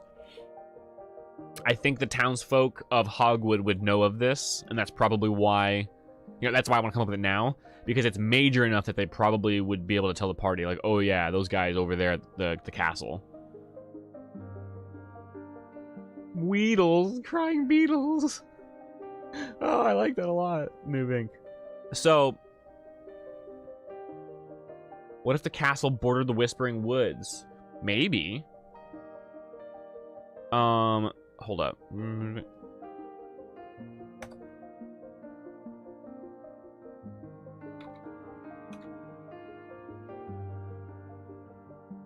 Yeah. Breinstrom. I like that. Maybe a faction camps there to keep bad things inside. Maybe for some light adventuring on their part. Whispering Woods maybe growing into the castle. Tons of vegetation inside. Maybe. That's possible. The Whispering Woods could also be encroaching on the territory of like the Ranger Druid faction, like the nature, the woodland dwellers. Maybe they're being also maybe it could be that too. Uston or Weaselton. Dusktown due to the fall of the kingdom. Ooh, or Dusk Keep, Dusk. Something like that. Yeah. So the idea is that the castle itself is like haunted or spooky, and maybe things come out of it. Yeah, perhaps. And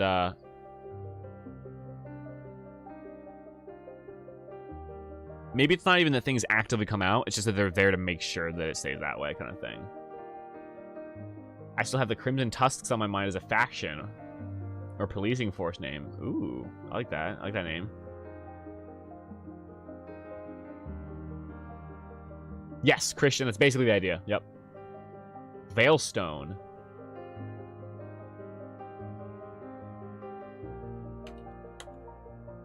Yeah, this is where Veilstone actually works really well. Ooh, Okami Joe. Hold on. I'm going to put that over here under the forest suggestion, because we don't know exactly where that might... It might be here or it might be somewhere else, but...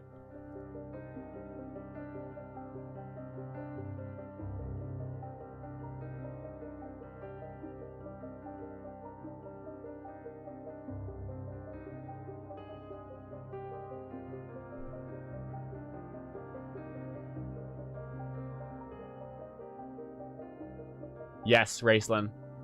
That's a good point. The big bad evil guy definitely. Nether and Daz.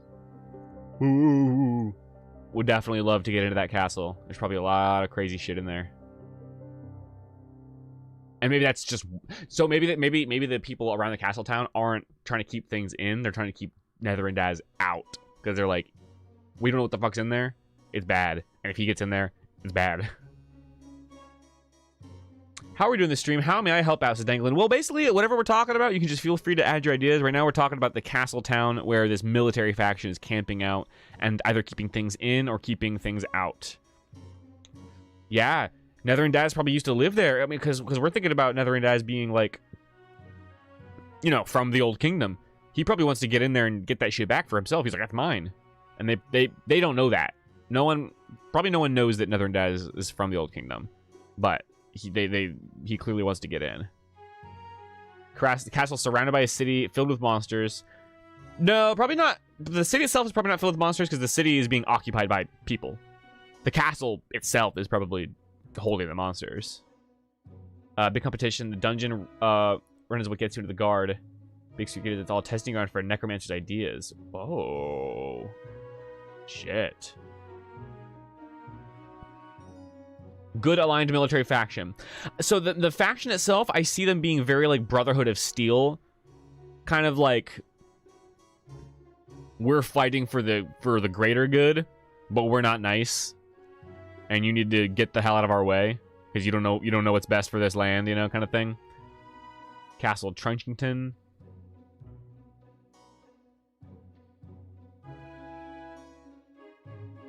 Oh. Oh, 5 cats. Moonfruit. Yeah, I just got it. Sorry. I'm definitely gonna. If I ever miss something you guys say, if I just don't say it and you want me to say it, you want to make sure I see it. Politely, you can politely repeat yourself like 5, like you said. That's fine. Because sometimes I just fucking miss. Where's the sunfruit? Moonberry. I like Moonberry is the counter to the sunfruit. The sunfruit is like an apple. Moonberries are like little berries. I don't know. Creeping force that instills fear to prevent people from entering. The locals refer to it as the Indigo Mist. Ooh, I like that name. Mid-Valley 4. Underground dungeon beneath the castle. Probably, yeah. Monsters have been Operated on some of the big O's works, maybe. Failed experiment in the castle that chased Netherin Daz out? Oh, shit. Like, that was like his first big experiment.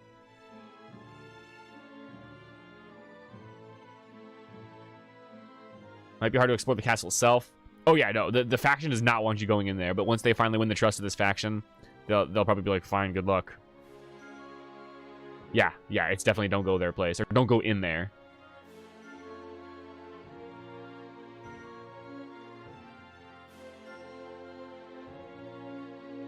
Place to be full of souls that are very valuable, and keeping them safe so he doesn't get in and eat or take the souls.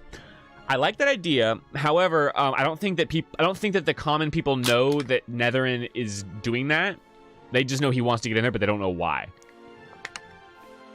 So that can be the reason, yes, that he wants to go in there. But the people who are protecting the castle don't necessarily know that that is what's happening. Pool of scrying that Netherin wants to use to keep tabs on the people and adventurers. I love a pool of scrying in general, but I don't think he's in the castle now, though. Eclipse trees that can grow both. Ooh.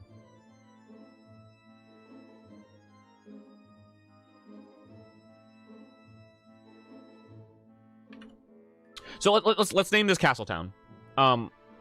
Veilstone was one that I saw. You might have to repeat your names that you gave because I don't know if I saw them. Boglins. Bog goblins. Boglins.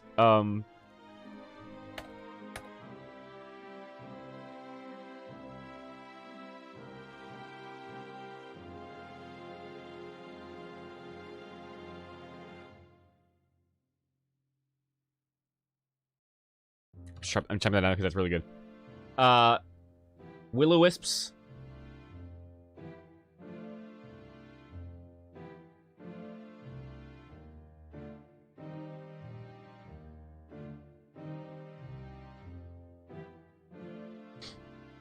Dusk Keep. Or Duskstone Keep.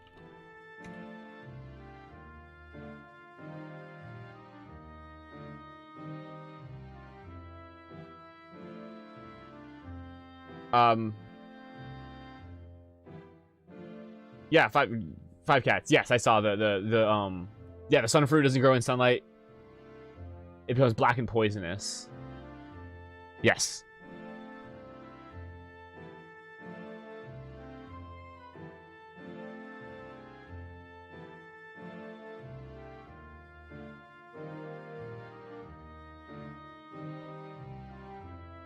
This is such a mess.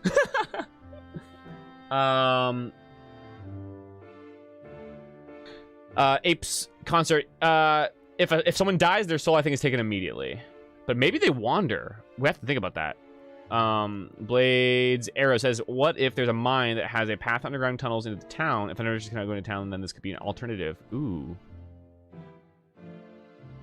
Alternate mine entrance. Super like Veilstone. Veilstone Keep.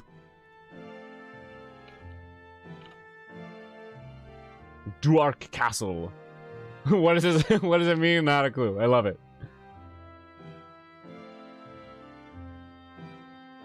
Half dead goblin boss right now for the campaign. Hell yeah. Calborn. Or Calburn. Iron Gate.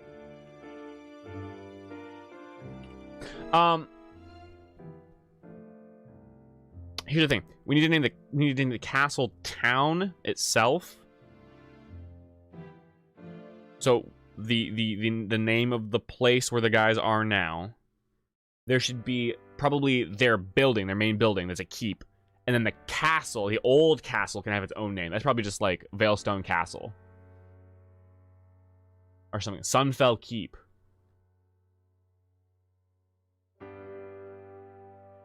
I like that. So look, we need. Hold on, let me. Castle. Spooky Old Kingdom Castle. Ruins Town. faction headquarters. We need to sort of divide this. So what is the castle called? That is the Old Kingdom's castle. What is the name of the whole settlement itself? And what is the name of the place where the actual militaristic militia faction kind of stays? Tall Wall Keep. Townlandia. I like it. Scrape Heathen? That sounds metal as fuck. CPR. Gloomreach, Dark Rock, Castle Umbra. What's up, Tommy? Oh, I just noticed you there. Oh, Tommy, I missed your old message. Hello, my friend. I'm so glad you're here. Holy crap.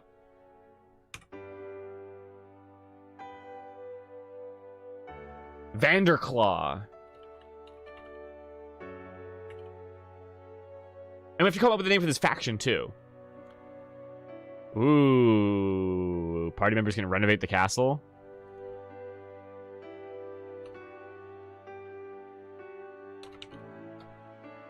Devil's Warren.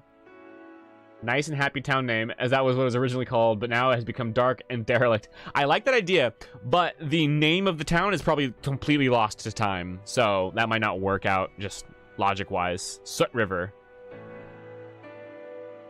Ooh.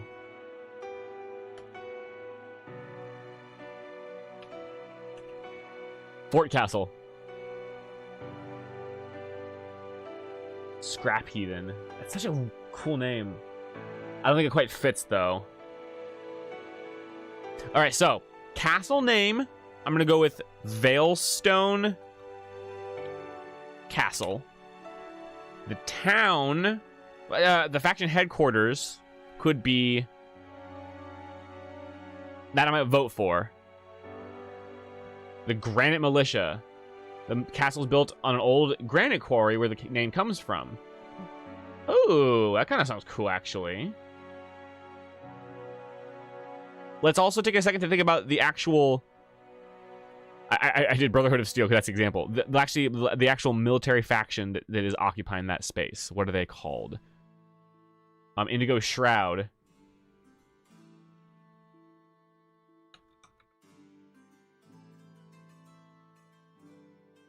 I know I'm getting kind of chaotic and all over the place right now, and I apologize for that. This is sort of the ADHD, like, idea chaos. How organized is the faction? Quite. They are quite organized. They are, like, militarized. Stone Shroud, Steel Guard. Crimson something. Yeah, someone said Crimson something. The Vindicators. Hold on. Steel Guard. Stone Shroud. The Stone Army. Yeah, they're very like Brotherhood of Steel-ish. Yeah, Raceland, you know it. Rain Guard. Ooh, the Rain Guard sounds kind of cool, actually. Crimson Tusks.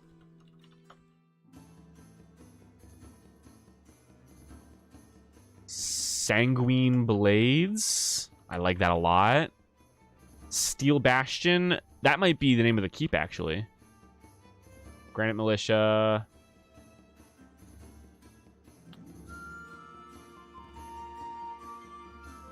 Order of Steel. And remember my idea before, guys. Well, you guys all said animal names for the factions. Remember, we're doing a bunch of factions. We might want to do animal names or animal concepts. So Crimson Tusks might be that, or colors, or both. This one actually does both. So we can have each faction be based on a color or an animal or both. The Crimson Veil. Probably not, because the Elder Veil is the name of the place, so. Steelvine Soldiers. Gonna go for now. Gotta work out and potentially draw. Hey, Okami Joe. Thanks again for your generosity. Thanks for being here. I hope you had a great time. Thank you so much. Have a great day, buddy. It was awesome having you here. Wyvern Warriors. Crimson Tusks. Revere Pigs! No! More pigs! Steel Fangs.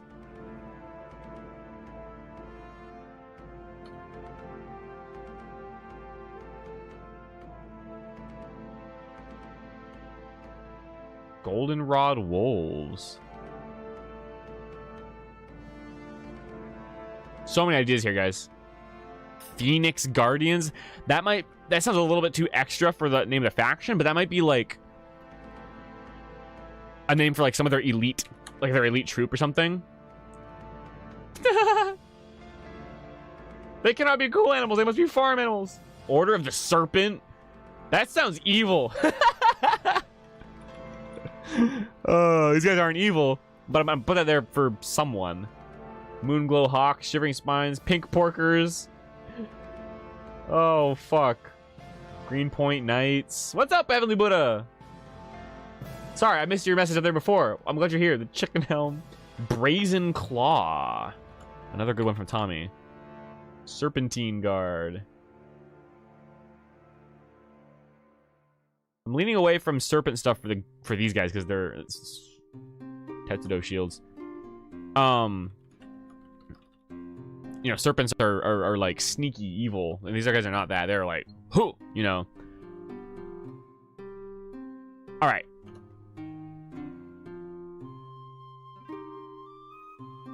I'm gonna highlight some of these ones that I think are really good.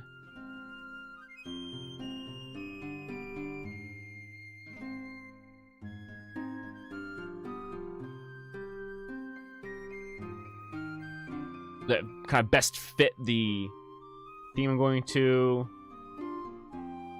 Golden Talons are pretty good. Or just Gold Talons. Honestly. Unbreakable Broncos? That sounds cool, actually. Rebel faction called the Black Ravines. Or do you mean Ravens? Shepherds. The Shepherds actually sounds really good for the Clergy faction. Void Feathers. Do you play Risk of Rain by any chance?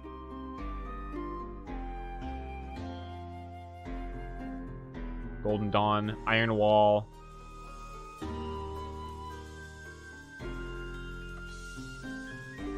All right. So, yeah, I love me. Yeah, Void Feathers makes me think of the fucking, what's it called? You know, the, you know what I'm talking about. I can't. It's escaping me. The Heretic. Citrine Sun. Black Sheeps. That makes them sound like they're like outcasts, like weird. You know, like a black sheep. You know, the Black Phoenix for that under organized crime. Maybe. All right. Let's try to bring it in for a second. There's so many ideas. Komodo Guard? That sounds metal as hell. All right, hold on. Let me try to focus. And where am I? Where am I going? Where the fuck am I going? Castletown. All right. Veilstone faction headquarters.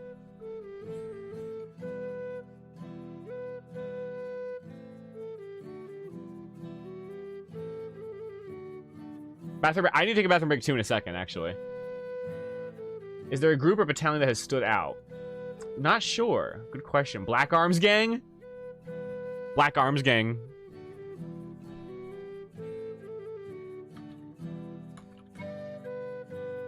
No focusing. The hive mind has been, yeah, it's right. All right, so all right, let's do the faction first. I'm gonna do a vote for the faction. Heldstone. I like Heldstone.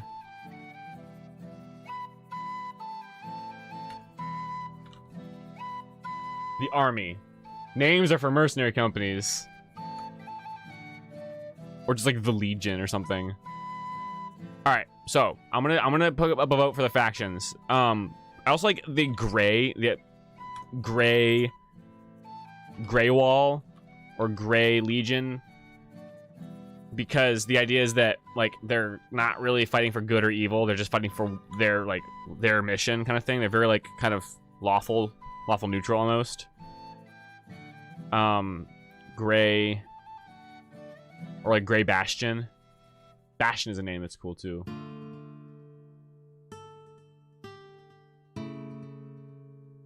Oh yeah, Black Arms Gang is... Oh, that is RuneScape, isn't it? Oh, fuck, you're right. Ooh. I like that one. Heavenly Buddha. The motivation for this faction is basically just like guard the castle from Netherindaz and also beat Netherindaz, but they're very like, we work alone, get out of here, shut up, go away. Grey Wolf.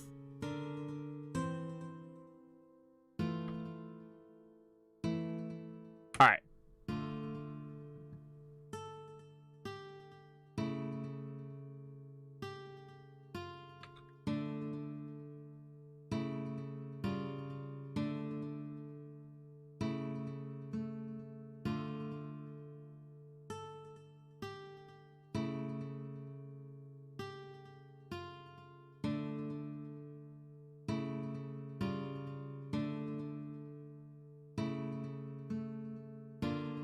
Obsidian Rose.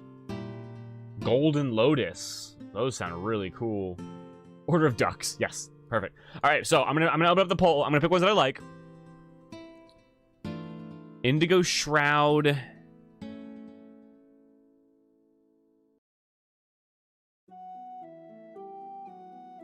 Crimson Tusks. Again, colors or animals I think I really like.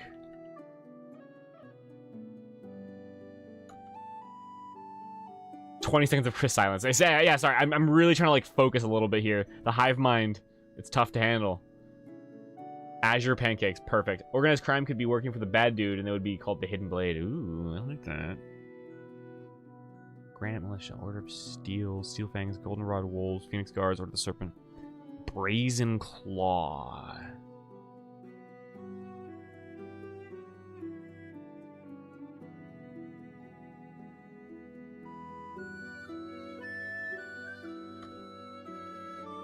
Grey Bastion. That might be the name of the place, yeah. Fern of the Lavender Shroud. That sounds so mystical. Dangling, that's a good one. Like, actually, it could be mages, too.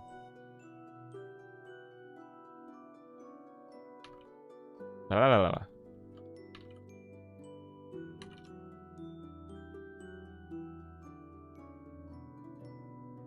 Veil Weavers. Ooh.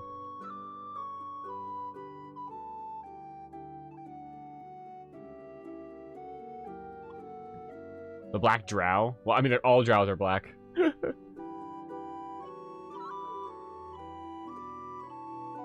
Alright.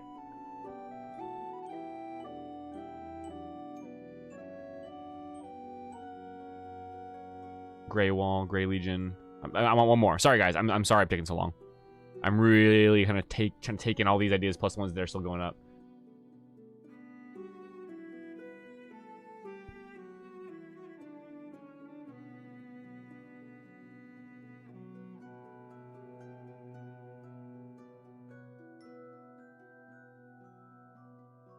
Or like Gauntlet or Helm.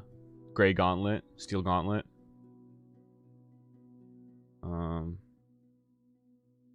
Steel Bastion. I'm sorry, guys. Grand Militia.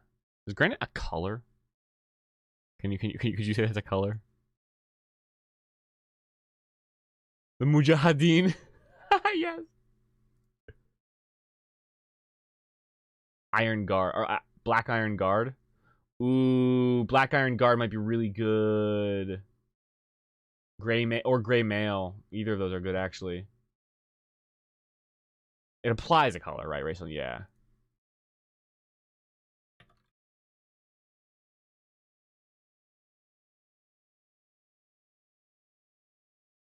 Yeah, there's so many good ideas. That's why it's hard. I think I'm gonna go with Black Iron Guard as the final. And I'm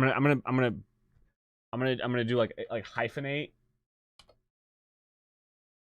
Piggy Army with with the :3. Yo, Piggy Army.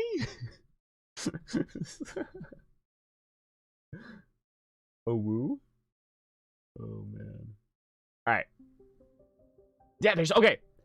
So I think my favorite names and the names that have received the most like seconds from chat are Indigo Shroud, Crimson Tusks, Brazen Claw, or Black Iron Guard. The Indigo Shroud might be good for the Mage too, though. Mages. Indigo Shroud. No, it's fine. We can do this. The Blue Bollocks. I love that. So I'm going to open up this poll, and I'm going to take a bathroom break while you guys vote, and you guys can all use the restroom as well, get a snack, whatever you need to do. And I'll be back in a few minutes. I also need to go say hi to my wife and my mother-in-law. She's over. Hey, guys, Leah. Leah. She's here. The player, the character, our Wood Elf Ranger Leah is actually here at our house right now hanging out with my wife. All right. I'm going to ask. Bam. I'm going to let this run while I put up the BRB. You guys hit that vote. This is for the military faction, and then I'm going to be right back. Use the bathroom real quick. You guys can also go do a little bathroom break, and I will continue in just a moment. Don't go nowhere. Come on back here in just a minute, and we'll do more planning. Hope you guys are having fun. I know I am. I'll be back in just a minute, guys.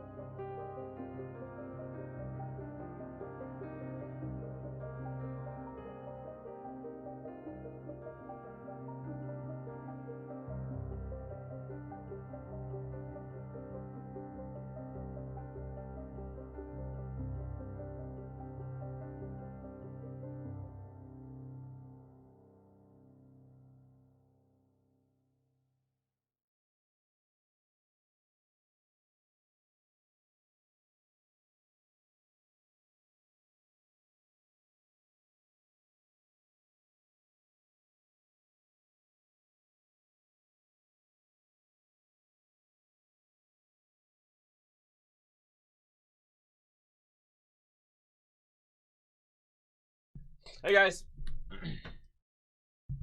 I'm back. Glad to see a lot of you still here.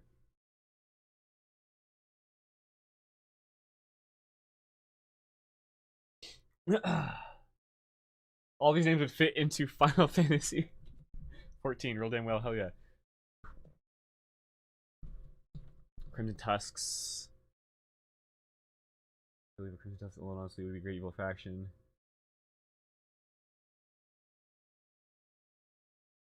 Blue Waffle's best name. Nice. Well, guys, it looks like Black Iron Guard came out on top by a pretty wide margin, but y'all want to keep Crimson Tusks. I see you guys saying that Crimson Tusks needs to be salvaged. The name needs to be taken and kept safe. So, also Indigo Shroud sounds very cool as well. So I want to keep that one too.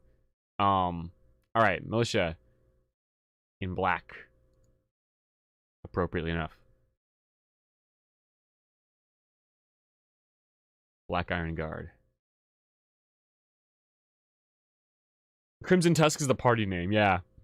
Well, once they get the boar, once they get a hold of their boar companion, maybe. Dude, Leah is Beast. Leah is Beast Conclave. She has a wolf companion, but what if she trades out for a boar companion? A dire boar.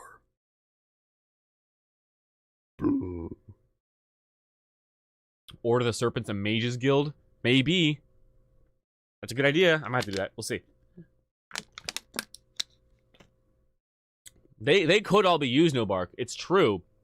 I just don't know if we have enough like factions to go around. Fading Mist sounds pretty cool too. Let's see. Order the Serpent. For mages. Replace Indigo Mist ideas with the Indigo Shroud. I'm gonna put Indigo Shroud here under mages because that's a very cool mage faction name, I think. Really, Loki? Awesome. Perfect. Citrine Sun definitely could go for the clergy. I agree. Now, a lot of you have, or a couple of you have noticed the do-gooders faction that I have here. Basically, I feel like there should be a faction that's just like, we're the good guys, but they kind of just suck. Kind of like the NCR in New Vegas. Like we're gonna make this place good, but they just like they're not really smart. They're too spread thin, and they make bad decisions. You know, that kind of thing. Yeah, Christian Young, we're kind of in chaos mode to come up with stuff. We need okay. All right, I'm gonna come down with a hammer now. I'm coming down with the Adderall hammer, the anti-ADHD hammer. Boom, boom, boom. Clack, clack, clack goes the gavel. We're gonna stop talking about factions for now, and we're gonna go to the whole fucking point of the stream, which is to make the starting town. We're gonna make the starting town, guys. Okay? That's the whole point. Y'all been bonked. It's just, no, I'm bonking myself too. Like it's not you guys. It's like I'm getting too lost in all the cool ideas and you know. But we come up with some awesome ideas for this world. The Adderall hammer, yeah, you know. So let's bring it in and talk about the town. So, because look, we've got to-do list.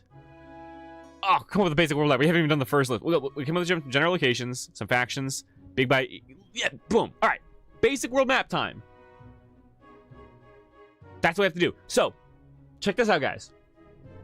Admiral Hammer. Yes, that might be the name of the guy who's in charge. Oh, and we need to come up, once we talk about the faction, the Black Iron Guard.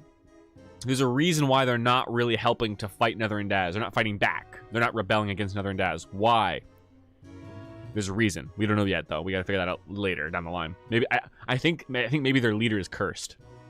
Their captain is cursed or something. Like he can't leave the keep or something. But that comes later.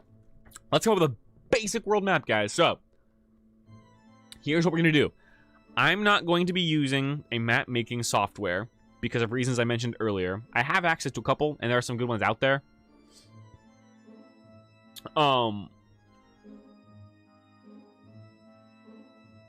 A, this is gonna be super rough, and B,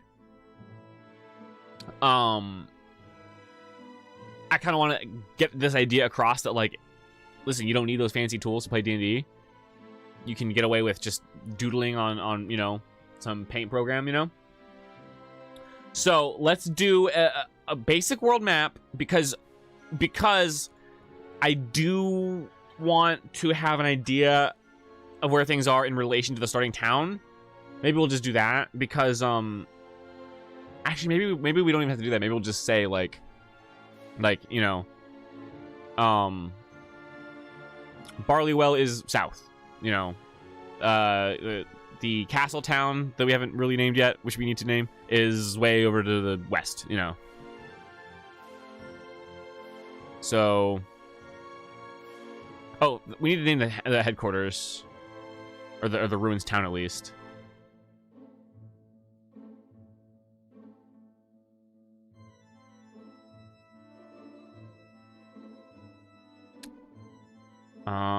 Shit.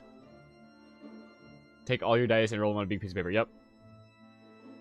Asgars. Yo, Christian Young. I use Asgars. Hell yeah. I love Asgars map generator. It's so good. Yeah, I've used it a lot.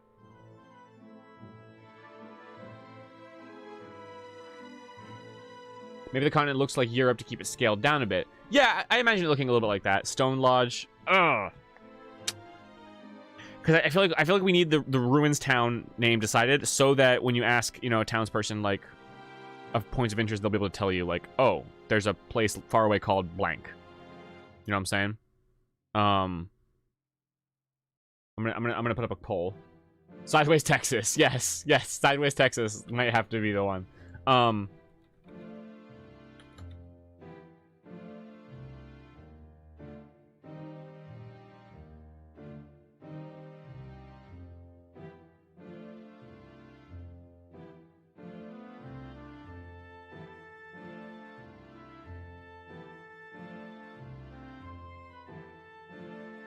Weedles. Yeah, I saw your idea about the Weedles. Crying Beetles. Is the cabbage guy in the second town or at the castle? Probably the second town. Probably Barleywell. I like these ideas. Dawnglow Ruins. It might just have to be Veilstone City. And then Veilstone Castle. Or just Veilstone. Should we just do Veilstone as the name of the town itself? And then Veilstone Castle is the castle. I'll put that as an option on the polls.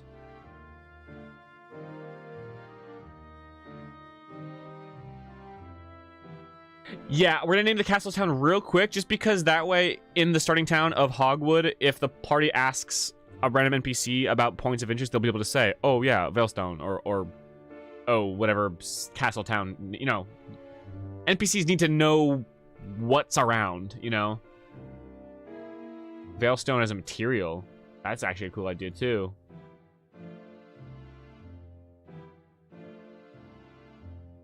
Stone Lodge. Yeah, we're gonna do points of interest for the town, though, soon. Yes, and we could have a Black Iron Guard NPC in this starting town, too. Dreadrock. It's funny. You're saying Grimstone / Dreadrock? In my first D&D campaign, Racelyn and Bro Trooper in chat will be able to tell you there was a town called Dreadstone. Wolfsteel is a metal. That sounds cool. The Veilstone itself is actually the name of a thing. It's called a Veilstone. Ooh.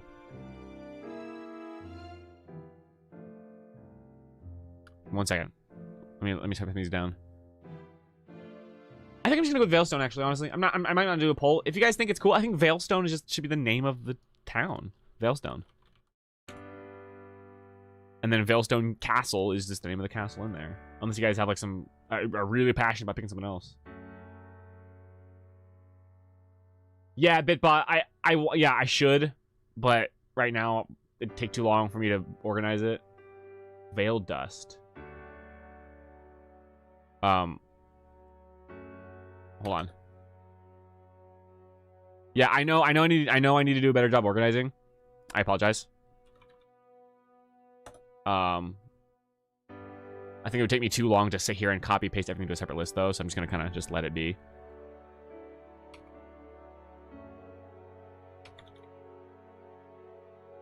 Yeah, it's a simple name. I'm all for it, yeah. Dreadstone accounts for at least one of the classic stories from our first campaign. Yep.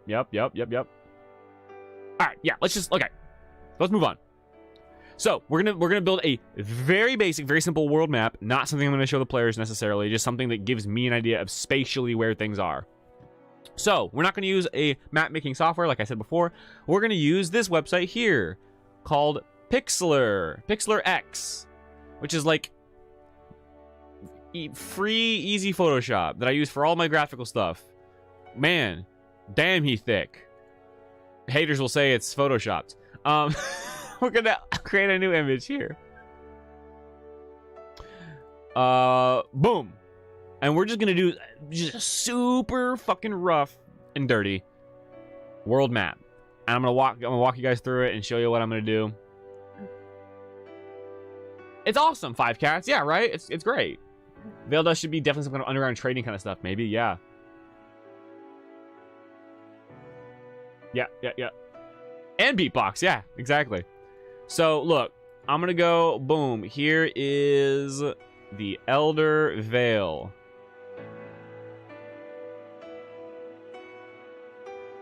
Here it is. And you know what I can do also is use the pen tool. Actually, I don't know if I can do that because it's... Never mind. So once I have that, I can actually go to add element up here on the left.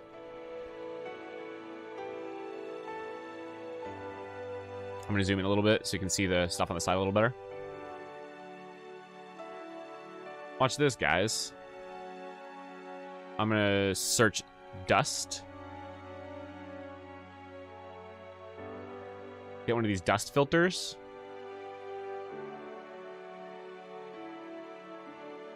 And bring down the opacity on that, just to get a little, like, kind of a texture. That's kind of cool, right? And always use new layers so you can make layers and be able to move them around after you make them. Does the cabbage guy even have a name in Avatar Last Airbender? I don't think he does, actually. Yeah, CS6, Logie, I know, yeah, that's where it's at.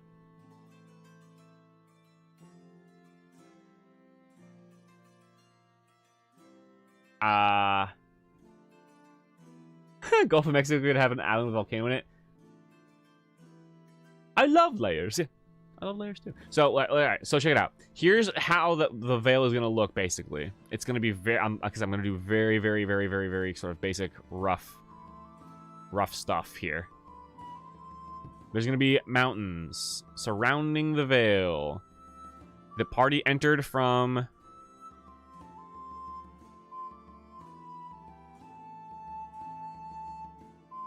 up here.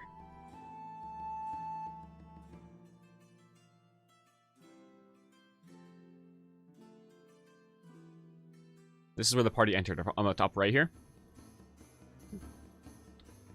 We're gonna get a dirt road going. Dirt path. It came in from the top right.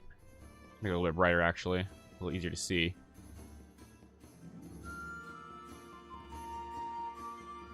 And probably right here is about where the first village is going to be.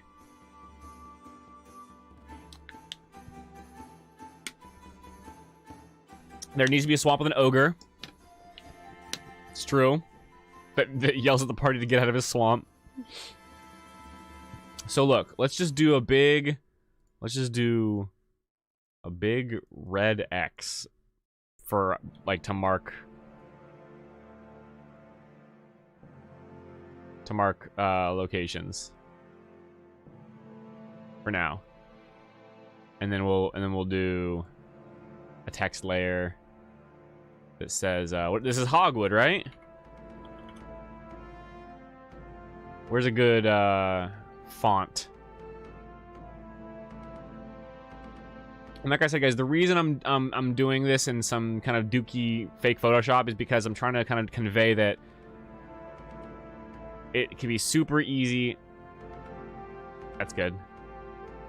To just make maps that are just, like, serviceable when you're just brainstorming, which is what we're doing. We're brainstorming. And you can do outline and shit.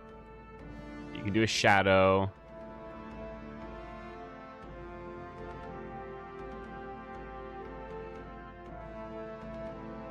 So Hogwood's gonna be right there. That's Hogwood. That's where we're starting this adventure.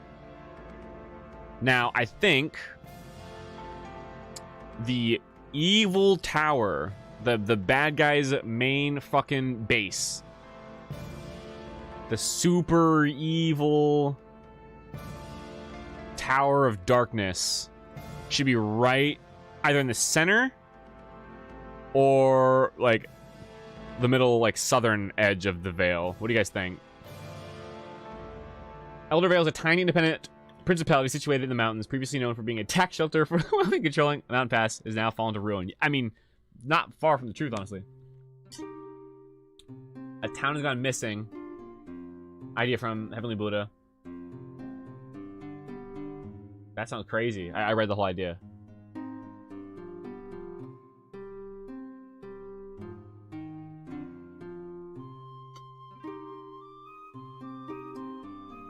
Yeah. I'm gonna make it better than that later, but right now we're just giving very general ideas.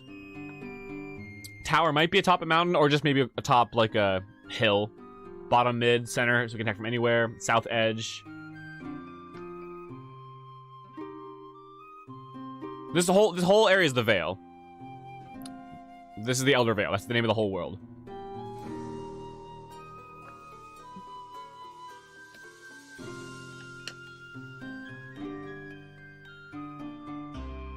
Southern Edge. I think more. It seems like more people are saying Southern Edge, so we might do that. I like center too.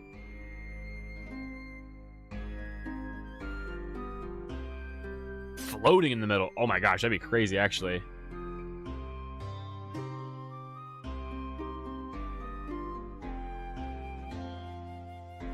We'll do it on the bottom edge, far above the ground. I really love that idea, but that might be a bit too spicy for this campaign.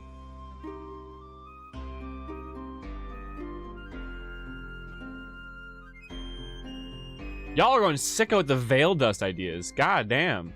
Y'all really like the Veil Dust.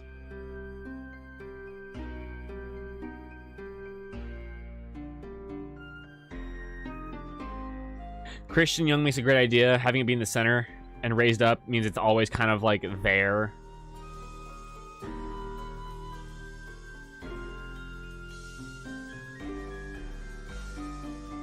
Sir is not a bad idea regarding the flight thing.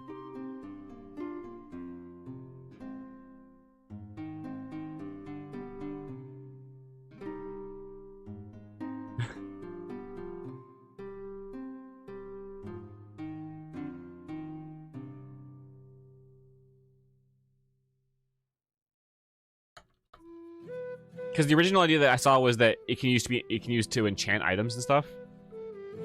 But hey, maybe it's just a fucking drug. All right, so look. On this layer, we're gonna go back. The road goes down some. I think it should go down like this way to here. This could be like road's end. I think there should be a road going this way too.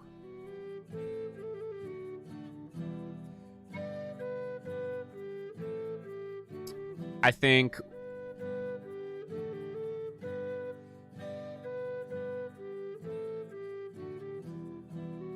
the castle should be like the farthest away out of any of the locations.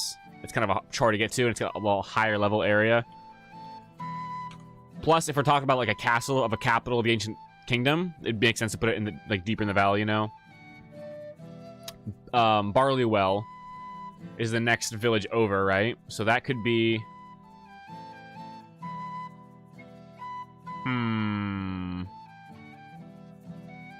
maybe down here? Or over here?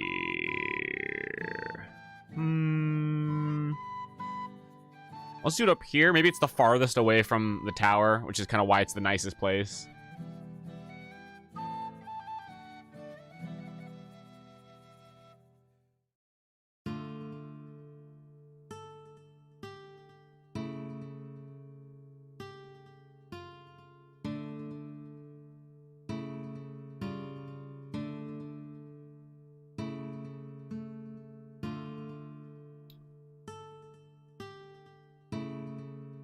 Yeah, Barleywell and Hogwood should be fairly close together because they kind of go back and forth with their trades.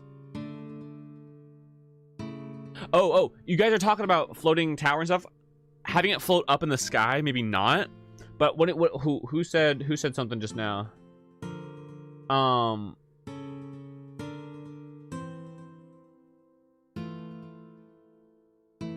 right, you know what? I'm gonna ask now because now I'm getting. Hold on. Now I need you guys to answer this because I'm getting a lot of opinions both ways. So I'm gonna use democracy. Big bad evil guy tower. Location. Now I have an idea that someone just kind of pointed out. What if the tower is not floating way up high? It's floating, but you don't notice it is until you get closer.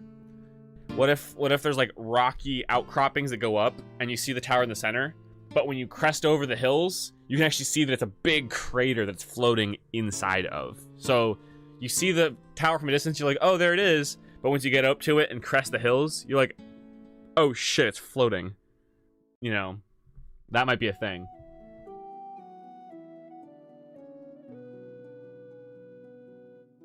Search up the Azim step for the middle floating thing.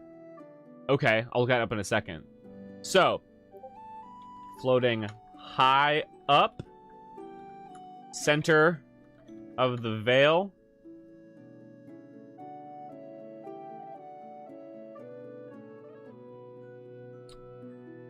Southern edge, jutting out from cliffs.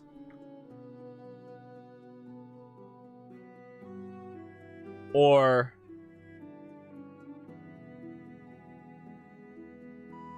coming floating low over crater, like which is the one I just said. I'm asking that right now because I want to come up with this idea. Always at a different place. It roams the Vale. Oh shit, that's kind of crazy. Azim step or Azim step. I don't know how you pronounce that. The Azim step. Yeah, that's kind of that idea that I have a little bit. Hold up.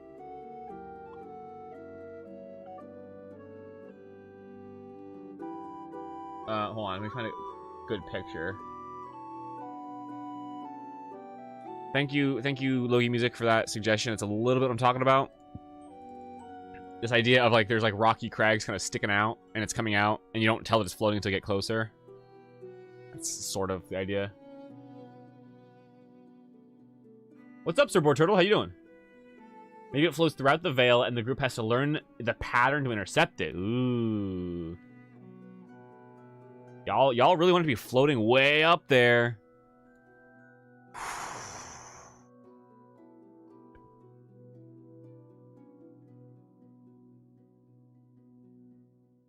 That's crazy.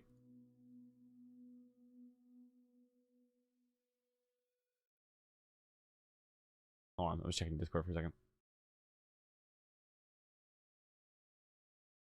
Or what if now it could float around. It could float around the Vale, but what if it doesn't? What if it just stays still? But then a huge plot twist at one point of the story. Oh, guys! I think I just bro.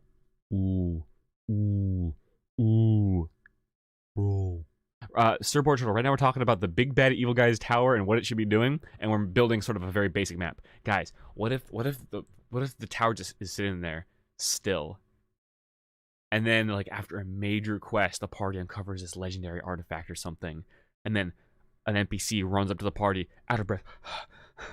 Guys, I'm glad you got that thing. I'm glad you completed the quest, but we have a situation. Party's like, what happened? Netherin's tower.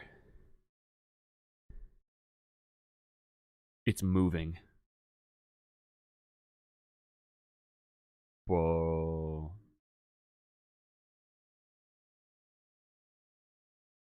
Crazy. Ganon's Castle vibes. Yeah, from N64. Oh my gosh, that's where I'm getting the idea from. Hold on.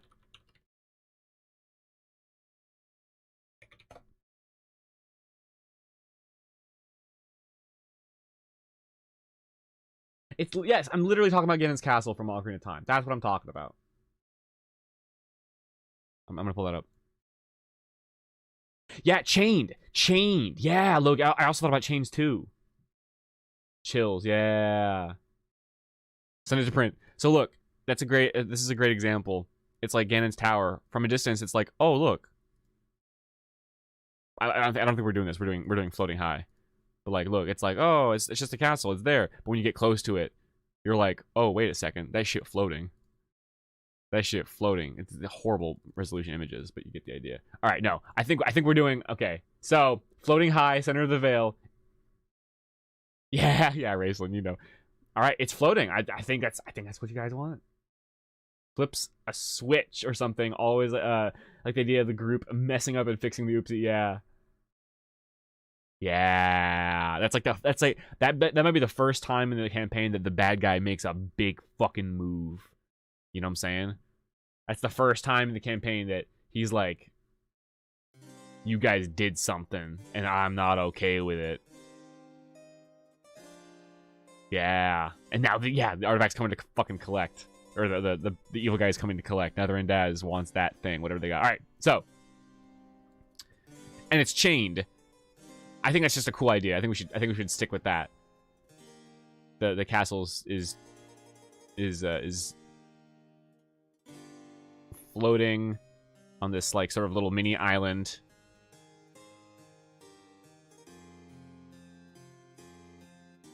And it's chained down.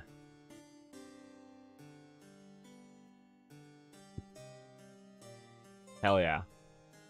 How about a fishing town in the middle of a big pond? Yeah. We'll do a fishing town.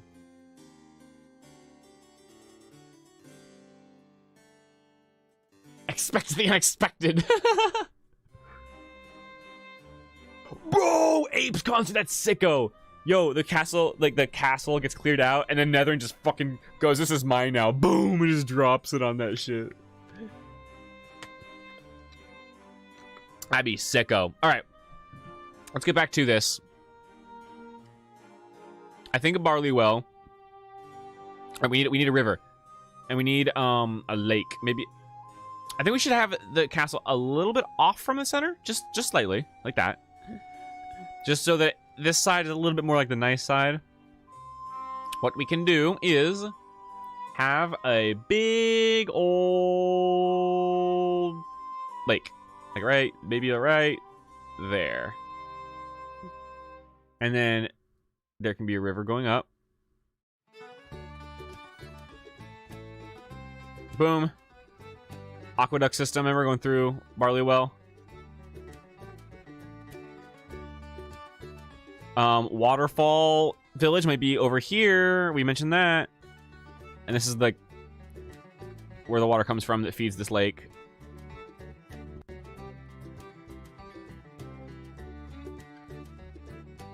And then we need forests. I'm just gonna blast through some very basic stuff. Hogwood over here has got the hog forest. Maybe right here.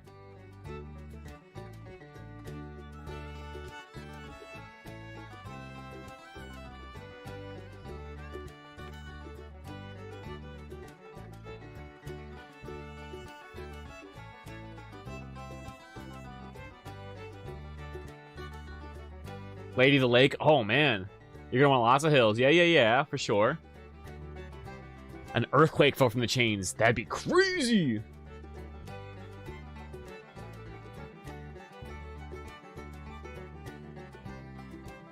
Yeah, there's probably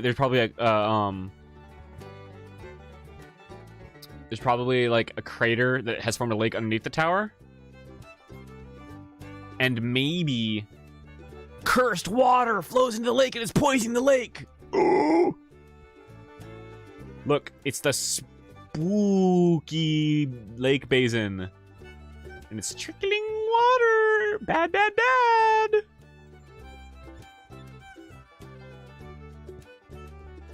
There has to be an island in the middle. Guys, duh.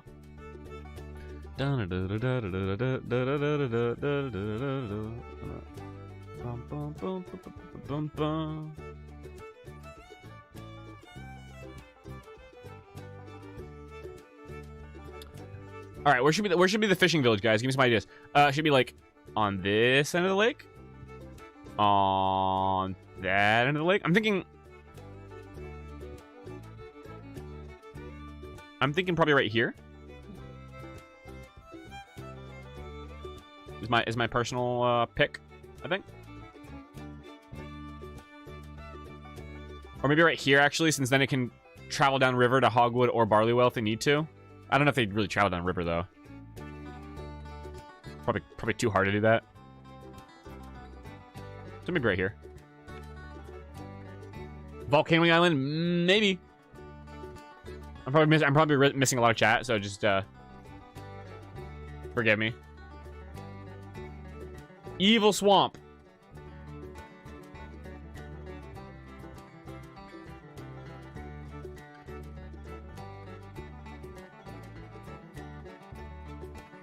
Maybe actually, you know what? Let me change this up.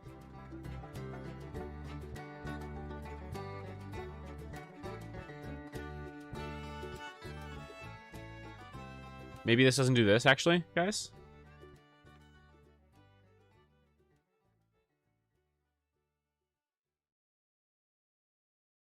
Please wait. Please wait. Please hold. Please hold. Maybe the evil swamp is in this direction.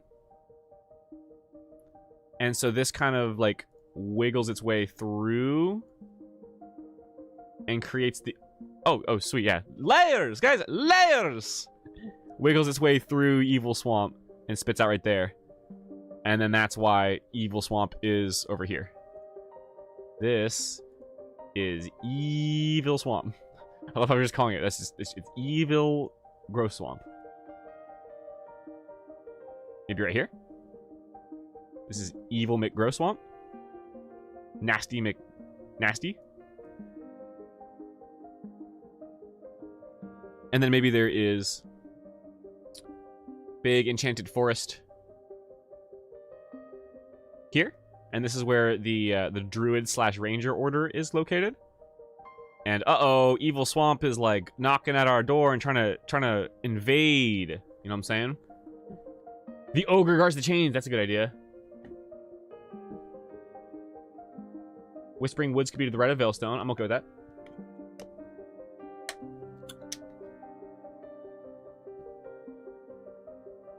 Top makes sense since fish are trying to move down current. That's right.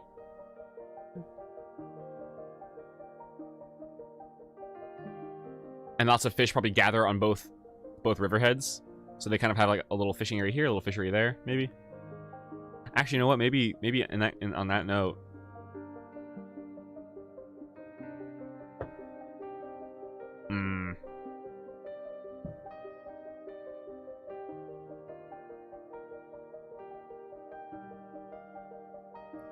We can erase this a little bit.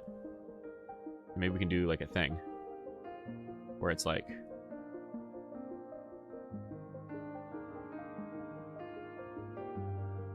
the river splits both ways right there.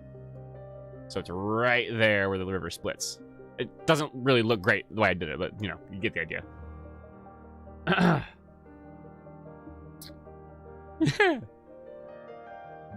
Maybe he didn't make the swamp, but he's harvesting it. It's probably more just the swamp is kind of just like it's just a side effect. He might not even be wanting to do it on purpose.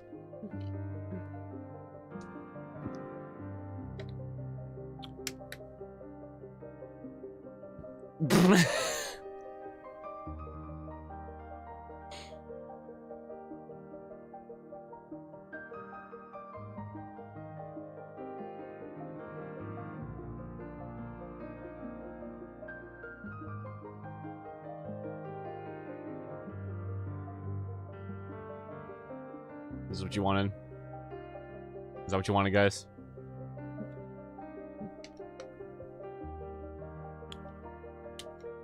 Disgust me. You sicken me. How dare you make cock and ball jokes in my D&D campaign? All right. Check it. Whatever the river, whatever the fishing town is called, it's not Hogwood, it's Fish Town. whatever it is. We're gonna put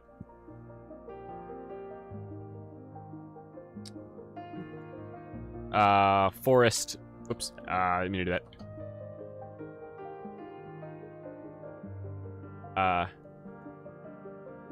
These people are really close to the evil tower. A lot of this is happening. You know what I'm saying? To these guys. So, yeah. Actually, I'm considering moving this down a little bit more, like that. I keep moving shit around, but hey, that's just, you know, that's what we do. That's how D&D goes. You know, you have new ideas, you move shit around. I want this to be a little farther away so it's not as like, oh no, evil bad. Like really close to that place.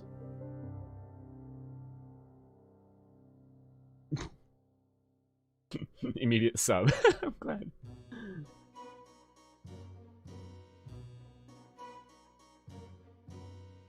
That's why I have layers, exactly. Ooh, maybe the two chains are actually go like a few miles out each, and part of the quest is gonna be, hey, we have to unchain the tower or something, or maybe who knows, or rechain it or something. Yeah.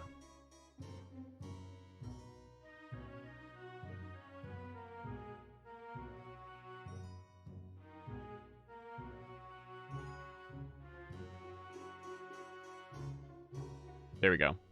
That's not barley well. That's forest land. I don't know. All right. So, I think we've gotten to a good point in terms of basic world map. We have some very general ideas.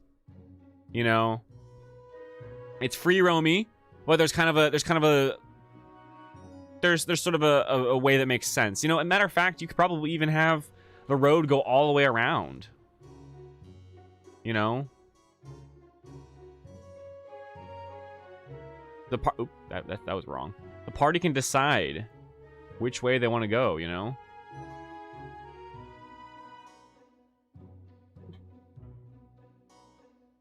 Yeah, boom. Christian says, that looks great. I'd play in this. I'm glad you like it.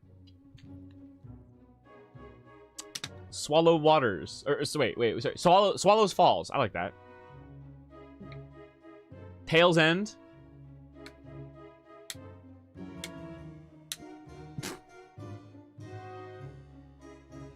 Ooh, chained to crystals. That's a good idea. Watch Grass Grows.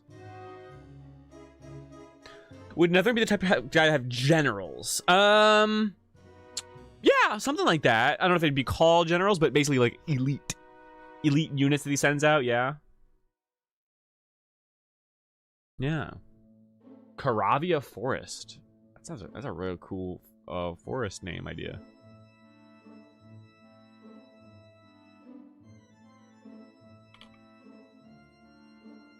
All right, guys. So. The last thing we need to do is we got hills, right? The Gleam. Is the Gleam going to be up here?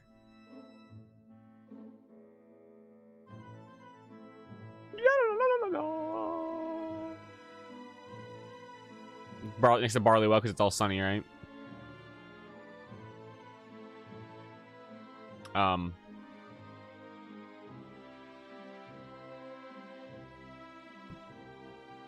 Look, hills. Look at these hills we've got. This whole northern section is called the Gleam. You know?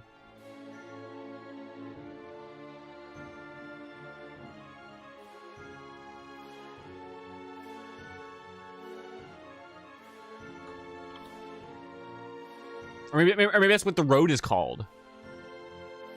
You know?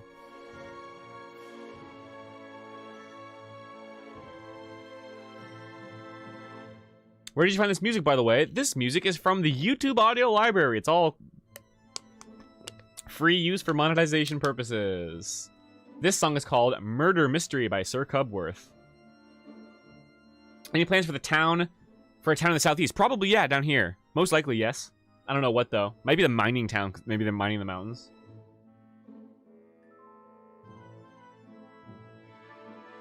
Yeah, the sirs. I like that idea that you had just now. Keep these ideas in mind, guys, because I can't get to them right now.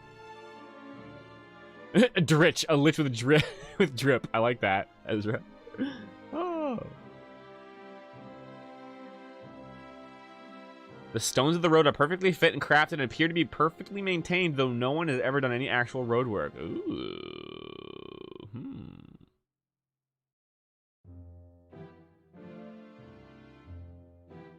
Yeah, maybe. All right, so what should this area down here be called? That's one region, the Gleam. Down here, what is this? Like, maybe the Stretch. Or the Reach. Because it reaches all the way down. I'm literally coming up with random shit right now.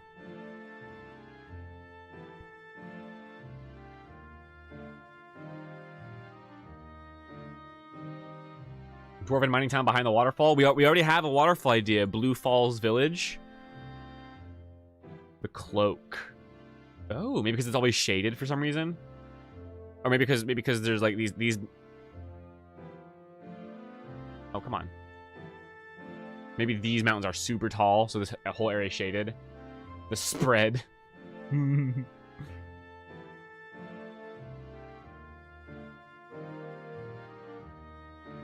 The marsh. Maybe because that's where Whisperwood is.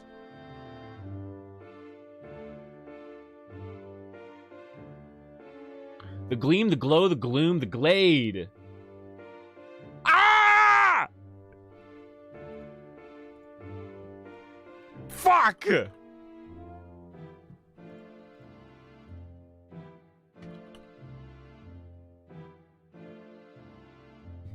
The grouch. Guys, what do you think about that?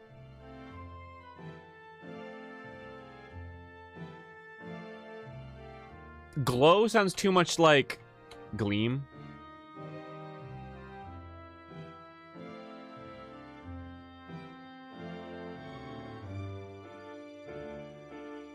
I want to switch these. It makes sense for the gloom to be down here and the gleam to be up here, because this is all sunny and this is all shady. The grove. Actually, the glade should probably be over here. Well, because this is more wet. The green. Emperor's New Gloom.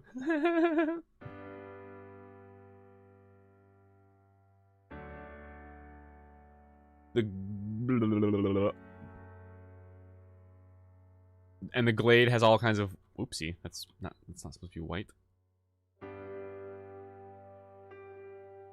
Maybe the glade has all kinds of like wetlandsy area.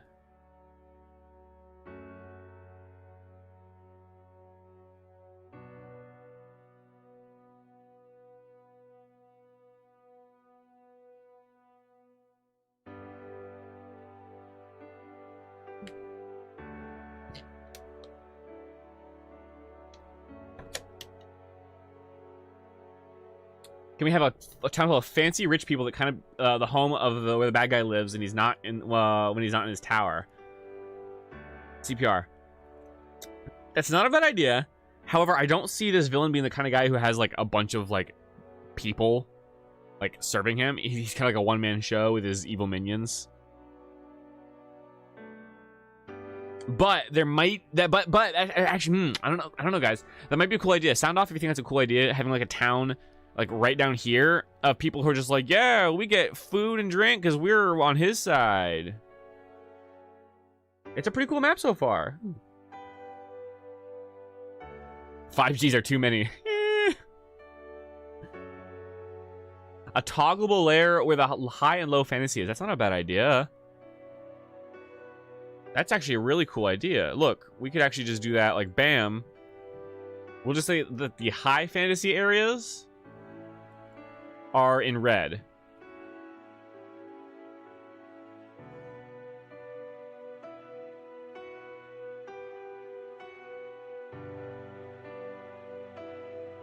Because they've got some spooky stuff happening. Like that.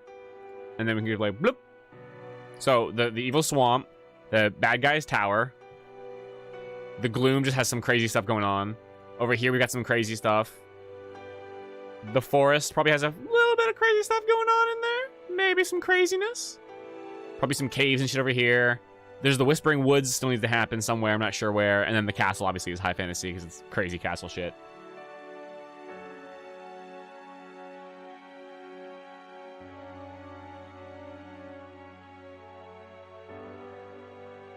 Oh yeah, the Wailing Hills might be in the Grove. Wait, no, I don't want it to be called the Grove. Oh yeah, no, Grove. Internet cut out, what did I miss? I'm not sure, because I'm not sure when it cut out, but... Select a few of his most devout followers that worship him as a cult in return for protection, being his front line of sorts. Yeah. Yeah, a tiny one for the Sunfruit. Nah, we don't need to mark that. Wailing Hills might be good for the gloom. Yeah. I think that's a good idea.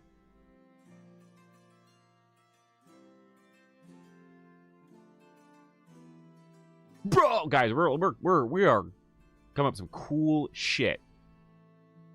And this is what I mean. This is what I meant when I said that, like, yo, just a couple cool ideas, all you need.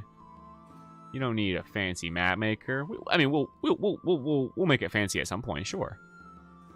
We aren't not gonna make it fancy. Just, you know, all you need is something, you know, we'll come out with now. This is dope. I'm so happy with this so far, guys.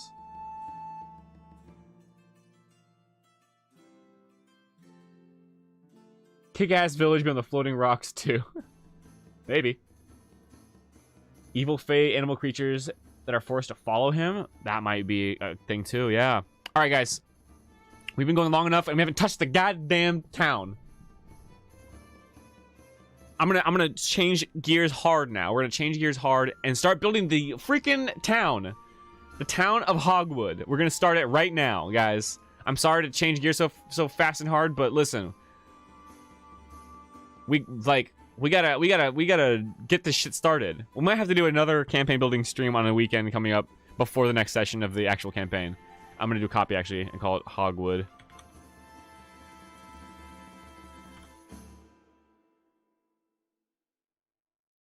And then I'm just gonna delete it all. But I want the formatting settings to be.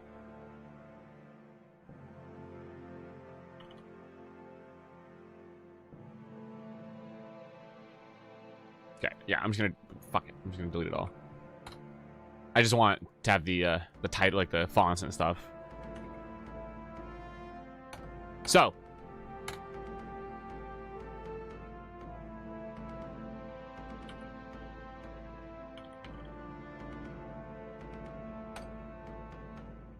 We're going to start with locations of interest. Guys, this is going to be the businesses. Actually, I'll probably just do businesses as its own sort of sub thing.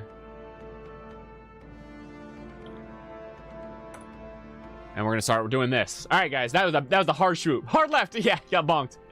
Collaborative world building is amazing, Raceland. I'm having a lot of fun.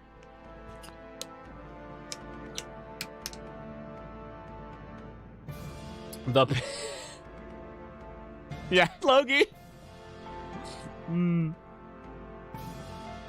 Yeah, perception checks might come in handy for like the businesses or like locations of interest. So let's get some jolly music going. Jolly Town music. That's not Jolly Town music. All right, guys, we gotta rush now. So look, I'm gonna go to my favorite D&D resource, 5etools.com. If y'all don't know about 5etools.com, get out of my face, man. This place is the place to be. Your ultimate compendium for all things D and motherfucking D. I'm gonna go to backgrounds. Check this shit out. I'm gonna go into the Guild Artisan background, and look what we have here under Guild Artisan. A whole list of businesses. And we're going to go through each one and see which ones we want in our town. Do we have an alchemist, for example? I don't think this town has an alchemist. But an apothecary? Just in terms of, you know, basic herbalism and medicines, I think we should have. So, apothecary. Armorers, no. Locksmith, maybe? Finesmith, which is like coins and stuff. Maybe. We'll come back to that one. Hogwood well, people get their water from there, yeah. Butcher. Blacksmith, leatherworker's a must, absolute course, because, you know, pig skins. This is the starting town. So it's gonna have a lot. I'm gonna say no to most of these. I'm gonna say no to the brewers and distillers for now, because Barleywell has all that shit. We need a carpenter, roofer, no plasterer. We'll say cobbler, which is a shoemaker. We'll definitely do cooks and bakers. We're gonna skip cooks because that's just like people who work in restaurants. Like there'll probably be several of those, but baker, it might be a town baker. Do we have glass blowers?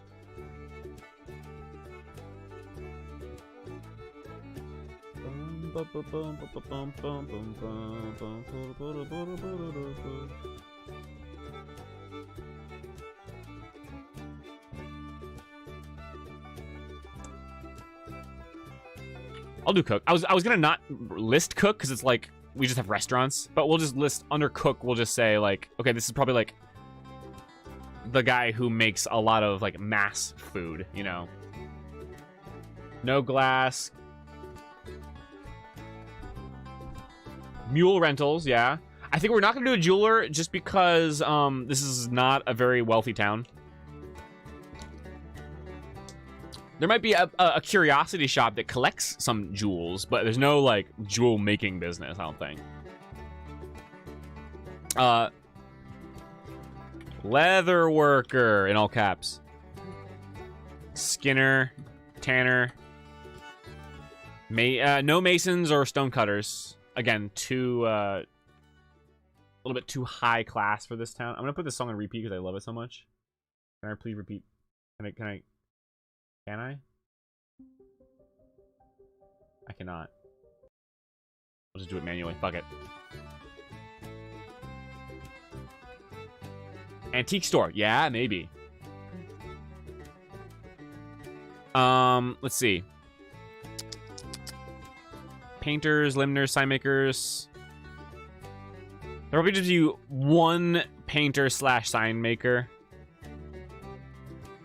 He just does anything that has to do with paint. Potter. I heard potters in there. We should have some potters. Shipwrights and sailmakers. No. We'll have a smith, but he's not going to be like making crazy swords and stuff. Just, you know, iron. Just regular iron castings. Tinkers, no. Pewterers, no. Casters, no. Wagon. We'll have a wheelwright. And wagon maker, kind of the same guy, probably. Weaver. Dyer. We'll do a wood carver, which is a little bit different than a carpenter.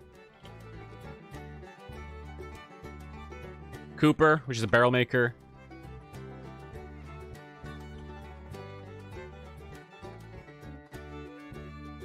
Oh, I don't know how to pronounce that. Bower. Person who makes bows. But it's, again, not going to be like crazy bows. Just the basic stuff for hunting. A veterinarian that helps the hogs. Yeah, well, that's a whole thing that we're going to definitely do.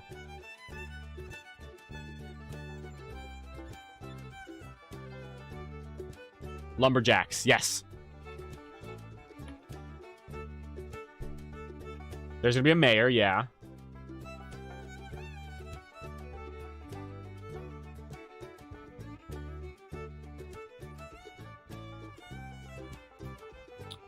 Several of these positions are filled by one business because of how little the business would get. Yeah, in terms of like a building, where things are done, a lot of these will probably be in the same spot. You know, so obviously, leatherworker, skinner, tanner, that's all going to be in one, like, section.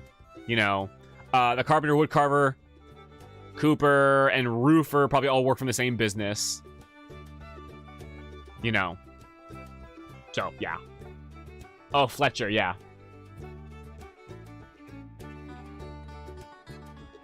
Five Cats Mayor is blank the third. I like that, okay. Bank.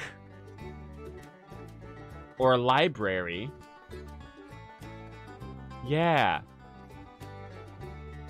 There might be a bank. I mean, there should be, because this place does trade.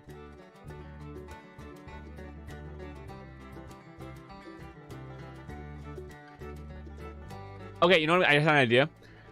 This is kind of unrelated, but I think we should move the river and lake around a little bit and have Hogwood be between Barleywell and Fishtown so that it can be the trader between the two. But we can sort that out later. That way Hogwood is the trade town between Barleywell and the fishing town.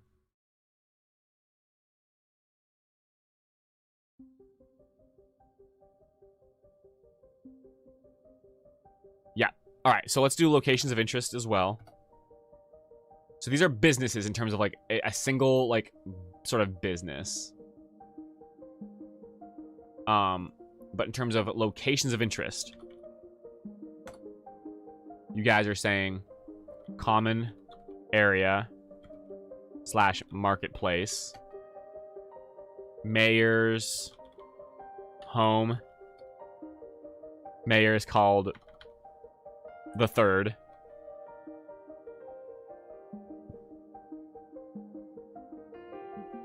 Hog Riders, yeah! Retirement home. Community center.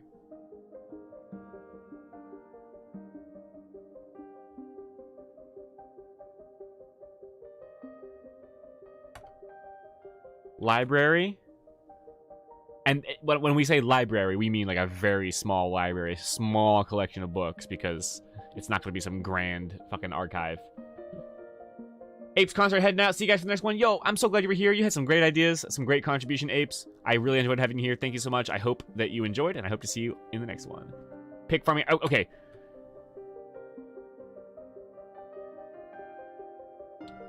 Pig farm.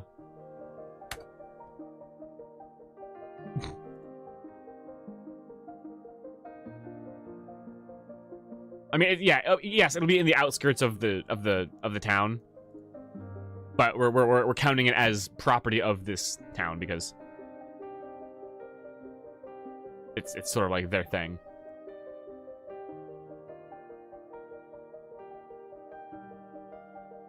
Group of hog riders really proud of their obnoxiously loud hogs. Yeah, yeah. Oh, butcher. Thank you for saying slaughterhouse. Did we put butcher up here? We definitely need a... What butcher. Something tells me this town likes pigs. Yeah, no shit. It's called Hogwood, man. Stable. We need a stable. Well, that might just be attached to the inn, but we'll see. What else? Forager. An ice house.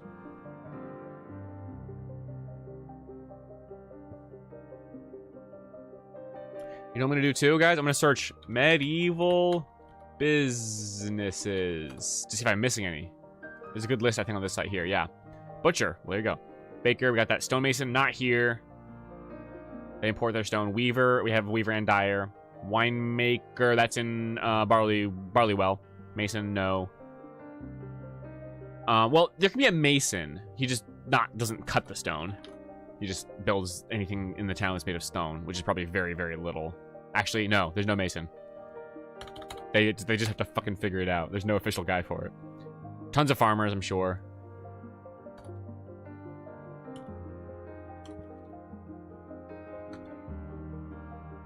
There's a shit ton of farmers. Watchmen. There should be a town watch.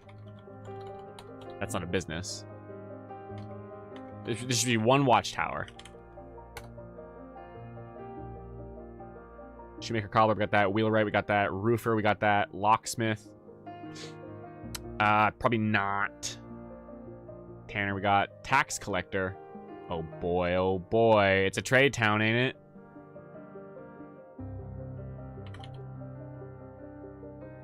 Belt maker, that's probably just leather worker. Grocer, merchant, there's a few merchants. Armorer, carpenter we got, cook we got, blacksmith. Okay, cool. I think I said it right, 20? Yeah, that's it. Cool. Let me see here.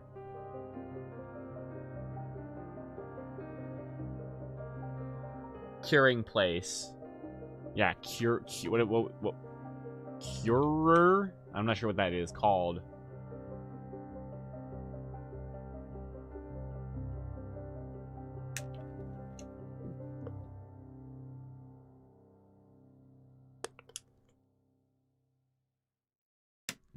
There's not gonna be a ham hospital, noob. But there'll be there'll be a vet. Yeah, so I probably won't be called that. Dr. Ham. Oh my gosh, y'all are saying Dr. Ham. There'll be a vet though. It won't be like a vet. Like, but yeah, there'll be a guy who takes care of the pigs. Remnants of the Old Kingdom, like a spot park area, has old ballistas. Ooh. Old Kingdom Park.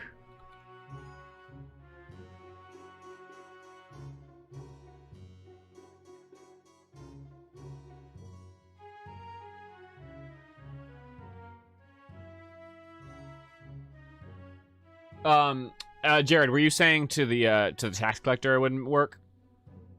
I kind of agree. It was on this list, so I decided to add it. But no, as I'm thinking about it, kind of was like, what taxes for what kind of thing. Plus, this is probably like a very communal kind of village where it's like, yeah, we trade things, but we're not fun, you know, like, oh, to guilds. Oh, I'm sorry. Do you think tax collectors will make sense? Because I kind of do, but don't. Kind of like. Just let me know what you think about that, everyone. Charcuterie. Is that what a curing place is called? A charcuterie?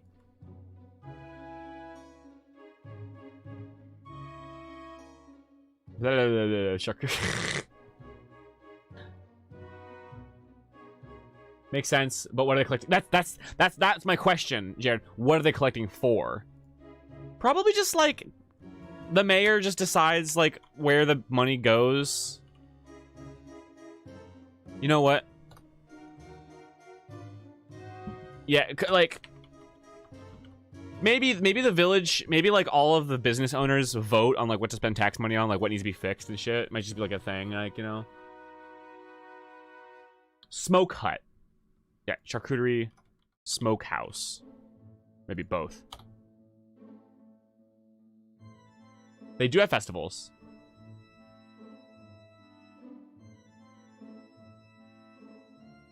All right. Any other locations or things that I missed? Guys, anything that I'm missing? A potion shop? Oh, no, there's no potion shop. That would be like an alchemist. But there's an apothecary, which might have minor potions. But it's mostly herbal, like, it's mostly like ointments and like, medicine. Think medicine. Very low-level stuff. Very mundane, you know. Heals everything with a ham. Mayor ham.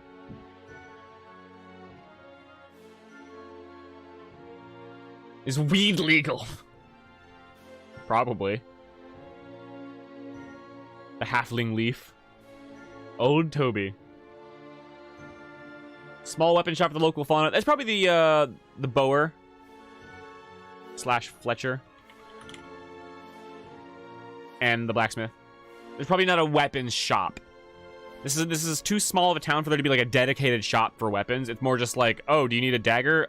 Talk to the blacksmith, he'll make it. Like, you know, you don't. It's not like you walk inside and there's just weapons on display. It's more like, I'll make something for you, kind of thing. Library. I have a library listed down here. We have that. Skunk leaf. Yeah.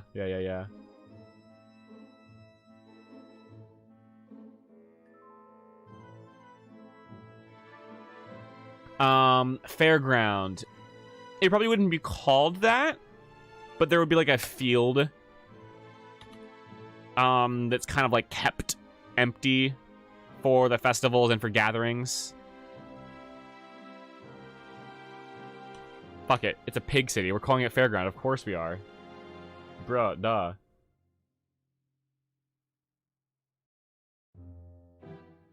Graveyard. Graveyard is good. Temple. It's not for any one god. It'll be the all temple. Town hall. That's probably just the mayor's home. Probably just has like a meeting area. This town's probably too small for a town hall.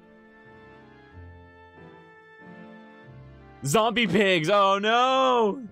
Oh no! Oh, it's not good. It is not that job. Horse racing track? You mean pig racing? That'll probably just be the fairground. We'll get turned into a racetrack. Main cuisine is barbecue and deep fried everything on a stick. Yo.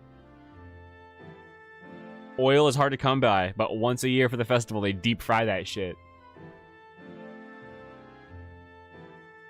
All right. Guys, this is wonderful. We got some shit going here now. Let me think let me think about what the best way is to handle this. Let's go one by one. Now, it's the only medieval city with a piece of the issues, yeah. A full pig on a stick. Oh, Christian, you're right. Lard. Oil's probably not that hard at all. Damn, yeah. Watch Grass Grow said it too. I'm so foolish. You're right. Damn, of course. I'm thinking about like olive oil and like canola oil and shit. All right, guys. We're gonna have to rapid fire here because if we sit here and dive into every single business and just do polls on names every time, we're gonna be here forever. So what I'm gonna say is, shout out names. The name can include the name of the NPC that owns it, and I'm just gonna pick what I see that I like. It's not gonna be like no democracy here. This is a dictatorship.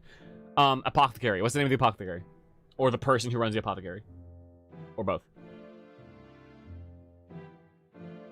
Yeah, whole ass deep fried pigs. I love it.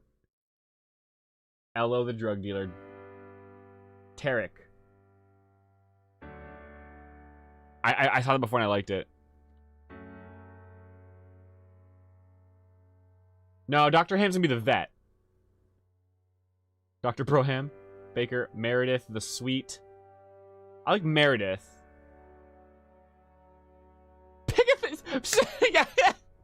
I was afraid of this. Earlier in the stream, I was afraid that everything was going to be pig themed. And I'm like, no. Not it. Oh, everyone. All the kids are named like after pigs. I don't know. Coomer? I'm gonna start with Tarek or Tariq. I'm not sure how you pronounce that exactly. Bank. Who's the banker? It's just probably just called Bank of Hogwood.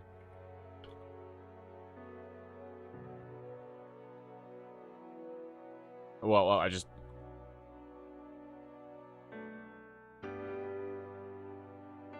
Hogger?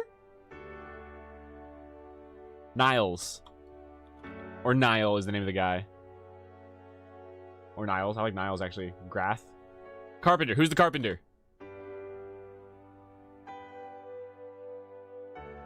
Hogger.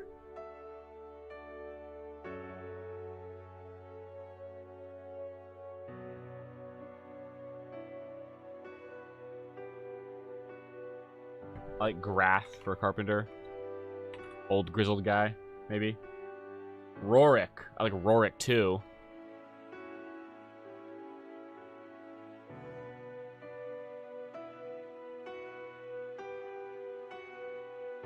Also, got you know what you can just do actually, guys. Just shout out a name, the blank, so I know who to put it to. So you can be like blank the baker, or blank the Skinner, or blank the Tanner, blank the Cooper.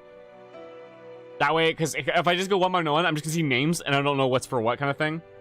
Hoggers. Rourke the carpenter.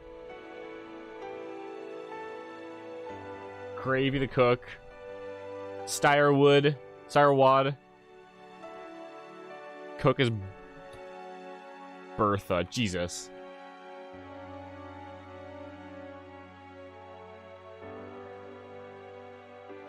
Everard the mayor. Mayor.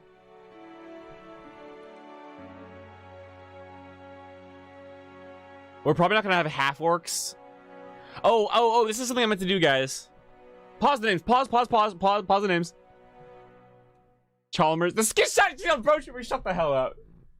Chalmers. Skinner. Wilfred the Tanner. Hold on. Pause the names. We have to do something real quick. We need to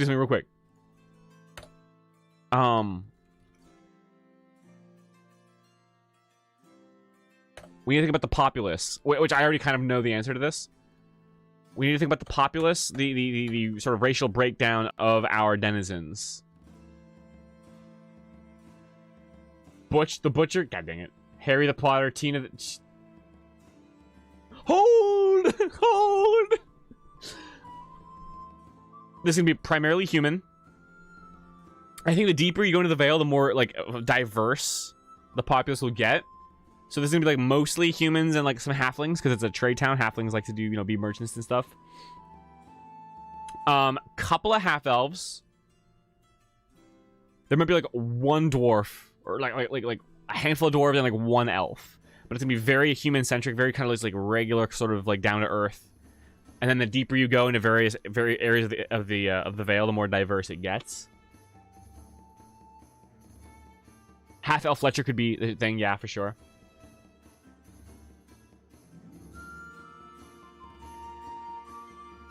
Dark Elvis? No. Have pigs. Cooper the Gooper. Oh no. So here, let me find the breakdown that I put in the Discord. I already came up with this earlier, I think. Hold up, where is it?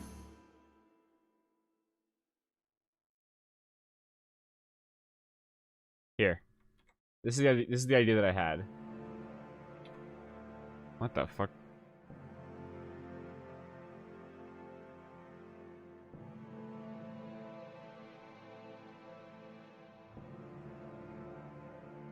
And this is rough. We don't have to like adhere to this perfectly. This is just an idea.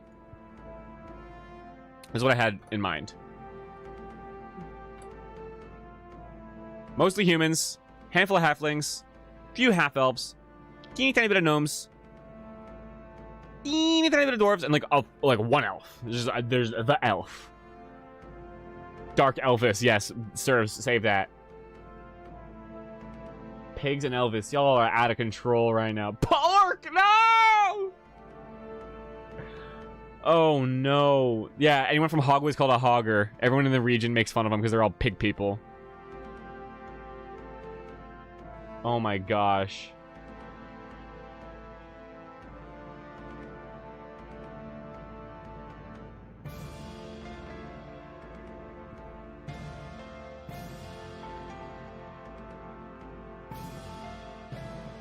Alright. The banker should definitely be a halfling, right? Tariq. Or Tarek. I still don't know how to pronounce that. He'll be a human. Carpenter, Rorik, he'll be a human, probably. Wood Carver, though, might be a half-elf. We'll see. Half-wood elf. Half-human, half-pigs from... Oh, no. Bracelets.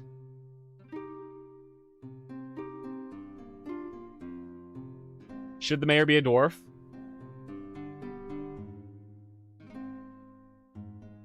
Woodcarver. Give me a name for the woodcarver.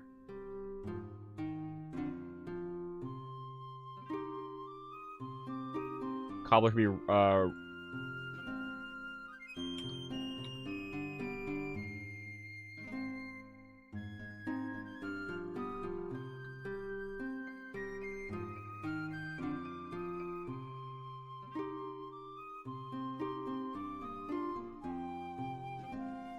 Small, stocky dwarf. And the mayor is a dwarf. He's very stubborn. Yeah, his name's not gonna be Gravy. Because, guys, remember, this is a serious campaign, so we can't be too crazy with the names. Stella the Woodcarver. Oh.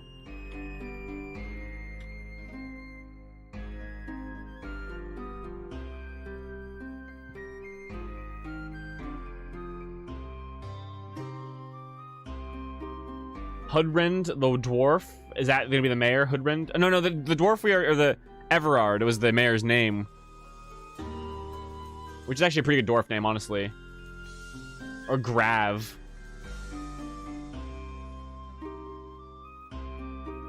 Or Grav. For Gravy. Taurus the Roofer, war veteran. Evergrav. Maybe.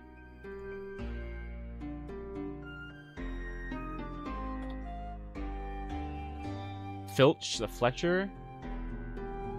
Stella and Reese, husband and wife. Yeah.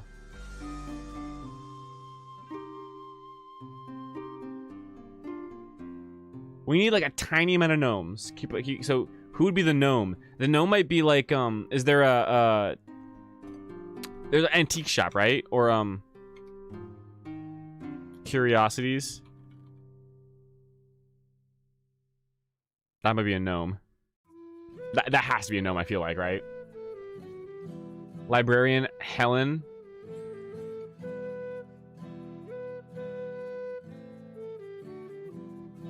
Can you somehow incorporate Chris P. Bacon somewhere? God damn it.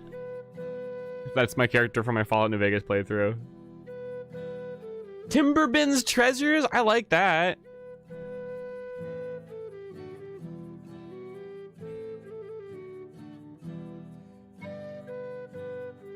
Who gnomes? Karen the gnome. Who? I like that. It's fun.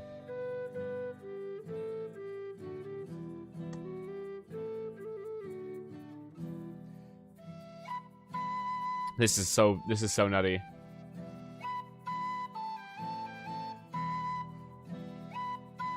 Blaze Air says have to leave. Thanks for the stream. Have a great day. You as well, my friend. Thanks for being here. I hope you enjoyed. You were an awesome contribution to this brainstorming session. Thank you so much. I'll see you around. Chris P. Bacon's the Undertaker. Oh my gosh.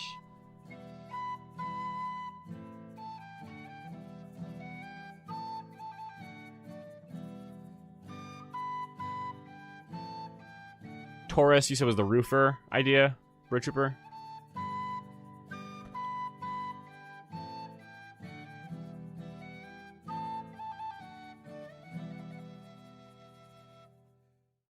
He's back. Very old back. Faywin the gnome. I like the name Faywin. Chris Bacon just to be a bit serious. Maybe. I feel like my self-insert needs to be like something very special. It's gonna be Chris Robinwood, guys.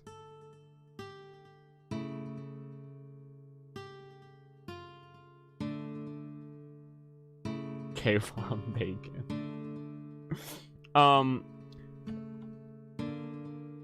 The Bower definitely needs to be a wood elf. Or a half wood elf. Or something, right?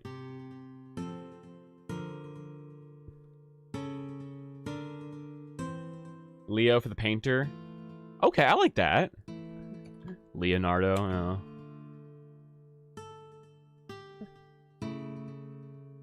Yeah. Do what Bitbot is doing. Just like blank the blank for ideas until we get this all filled out. Smith. Who's gonna be the smith? It can't be a dwarf. The dwarven blacksmith is gonna be like the serious, like the legendary blacksmith, probably over in the Castletown area. Like he's gonna be making some end game shit. You know what I'm saying? So we can't have him here. The thing that the big bad evil guy is trying to summon is... Oh no! Stable hand, Gerald. Stable hand.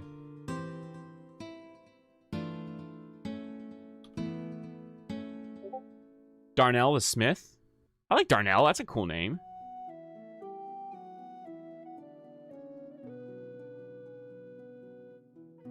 We need the tax collector should be crispy bacon now. Oh, Barkeep is Barkeep Joe. Because we always need a Barkeep Joe in every campaign. That's my rule. Oh my gosh, y'all are putting pigs in the Discord now. No! No, it's fine. I don't. That's fine in the Discord. Okay, I need to shut Discord up though. Silence. Be still. Man, you're making me fucking hungry now with the bacon pictures. Butcher is Tim. No,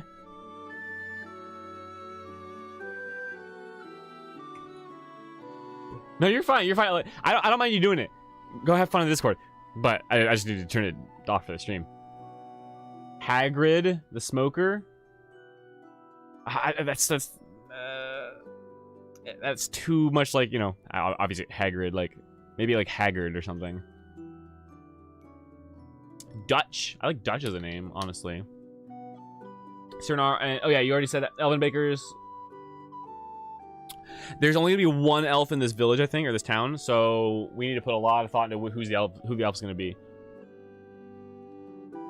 Serena, I like that name a lot. Serena for the Weaver. I like that a lot. Kurt Kuttner, the lumberjack. I like Kurt, at least. The head lumberjack. There's a lot of lumberjacks, I'm sure, but like Kurt is the one who like leads them. Monty the lumberjack. He's a lumberjack, and he's okay.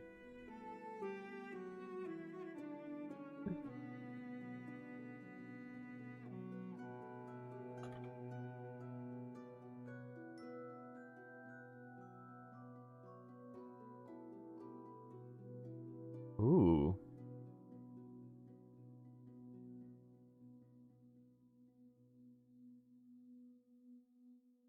Or maybe that might not be a human. The dyer might be a halfling. Maybe?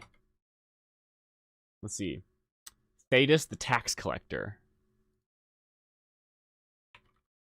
That's a decent name. I feel like the tax collector has to be a halfling. You know, because they're little like... How racist. They're little money grubbers. No, halflings are kind of like, you know, they're typically like merchants and stuff, so kind of makes sense.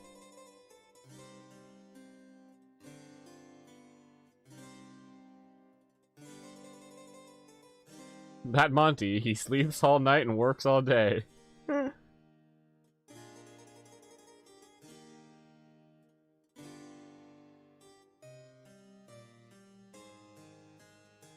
At Vey, I like that. Nice pig Latin. Oh my god.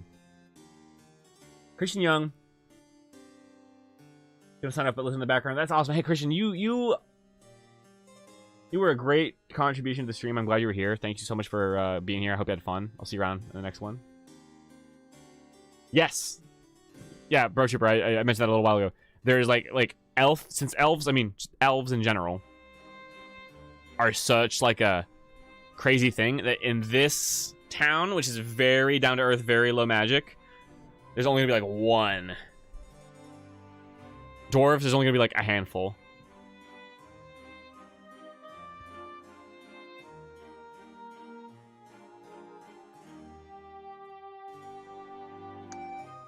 Galir for the elf name. That's a cool name for the elf. Who is the elf gonna be?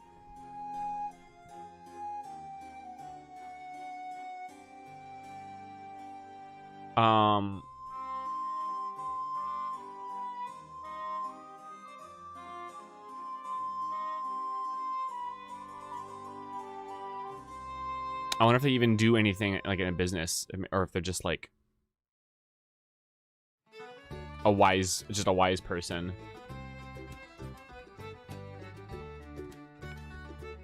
Tommy the smoker. Don't we have a smoker already? Or do we?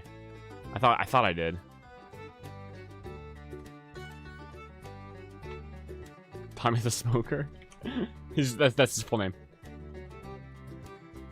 Reginald the butcher. I think we have a butcher named Tim.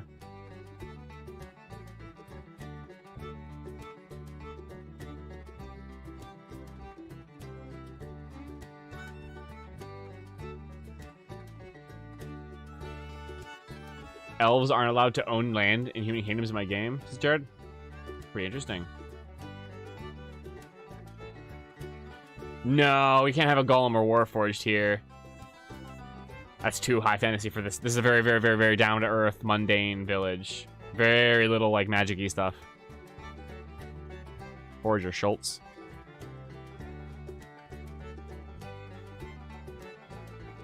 I think we heard gnome for Forager. What's up, Taras926? We're building a campaign. Right now we're making NPCs for Hogwood, the starting city, starting town, rather.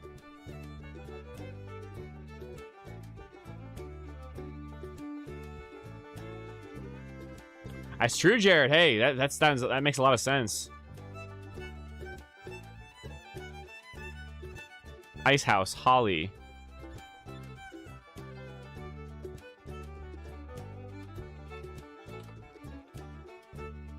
Tax collector. Do you guys want the elf to be the tax collector? Or should it be something else? Or the librarian, maybe. Again, so the elf could be tax collector, he could be librarian, he or she. Or they could just not have a job, but they're just there. And they're just kind of like, no, no, no. Because he's, you know, an elf, and so like old and wise and ancient is kind of just like, I don't do any one thing. People just come to me for advice.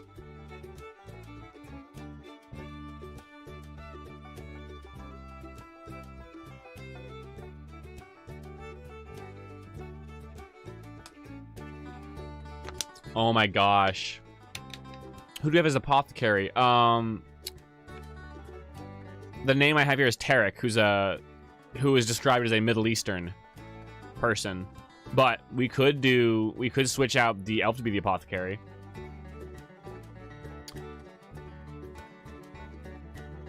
Butcher we have, don't we? Oh man, I'm getting overwhelmed here. All right.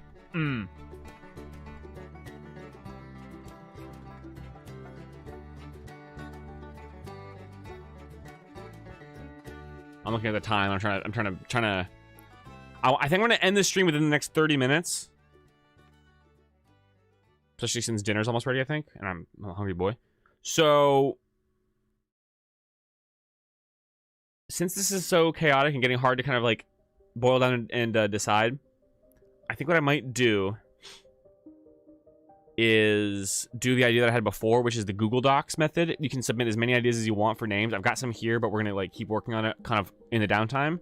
And then the next campaign building stream, date to be determined in a video and on Discord, we can actually put the town together on a map and come up with things a little bit more detail. If that sounds good with you guys. I kind of have to make some off-the-cuff decisions here because we've got a lot of, you know, lot left to do. And a lot of this is kind of just, we're just putting names down, but we're not really putting any real work in. So how does that sound with you guys? Perfect. Yeah, next stream can be town layout. Oh yeah, making stuff up on the fly is usually the way to go. And this town is probably gonna have a population of like 200 or so. It's gonna be pretty small, but big enough that it's like self-sustaining and like there's a lot of people to kind of do jobs and stuff. And we're not gonna, obviously we're not gonna come up with every citizen, but I want to come up with like all of the main people so that if it's like, oh, go talk to that person, then there's a person to talk to. When is the next actual game system? It hasn't been decided, set in stone yet, but I think it's going to be the end of February. Oh fuck, man. Yeah, it's gonna be on the 26th, I think. So the next campaign building stream might be...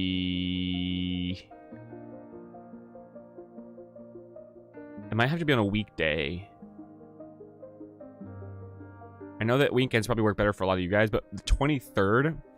I'm also... Okay. I'm gonna... So here's some news for you guys. It's going to be announced in a real video sometime soon, but I'm going to take a big break from streaming and editing full time because I've been really overwhelmed and have like I have mental health concerns right now that I need to sort of deal with.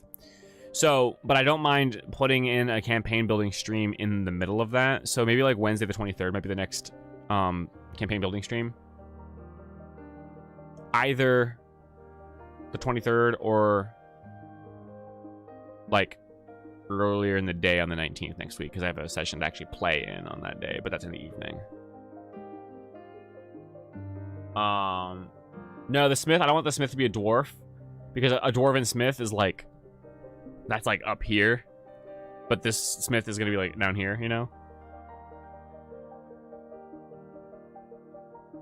Yeah, NPCs only matter if the players interact with them. I know. Yeah, listen, I know that, but I want to kind of do this like this way this time to see how it works with people sending in ideas and stuff. You know? Thanks, Bitbot. I appreciate you. Next, yeah, a villain design contest. That might be a really rad idea. Okay, so here's the deal, guys. Stay subscribed. Hit the bell notification icon if you haven't already. That we can sign up for notifications, and you're not going to miss any announcements. I'll make any big announcements as a video on my channel. But also, if you haven't already, head to the Discord server of Legends. Link in the description. If you want to be up on all of the conversation and be the first to know about anything, there's a tabletop channel there. And within the tabletop channel, there's a thread for Elder Vale planning and campaign building. And that's where we can talk about stuff a lot. So, for now, villain minion design contest. I'm down with that, yo. I'm down with that. So let's keep going for now. We'll keep going as we've been going. Are there any more locations? Let's take a break from names and stuff right now. Let's talk about locations. Are there any other major locations you can think of, guys? I heard when we were talking before about in Boars and Tavern, the Trough. Anything else in terms of locations? There's the pig farm, obviously.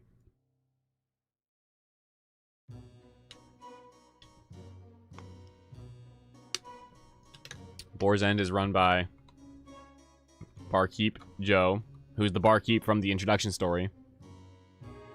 Oh man, my wife and my mother-in-law, Leah. So Rhonda and Leah are in the kitchen making some food. Holy fuck, it just hit me like really hard. The smell. Oh my lord. It smells so good.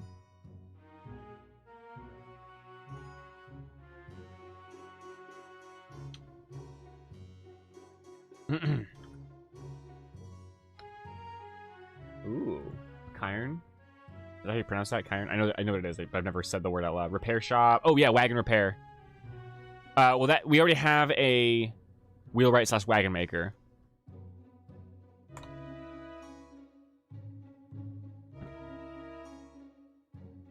If that's what you mean. So we have that gun store. Yeah. Hey, Galaxite, welcome. I'm actually gonna end the stream in like 20 minutes or so, but we're building. We're coming up with stuff for the town of Hogwood, which is the starting town for our campaign for my players. Oh my lord! Oh, it's killing me. This smell. It smells so good, guys. Oh my gosh, I'm sorry. They're making like risotto and some other shit. I don't even know. Small mine? No, it probably won't be a mine, just because there's not really like.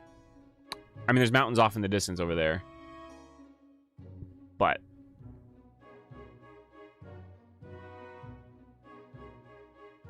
that's not gonna be. Yeah, there probably won't be a mine here.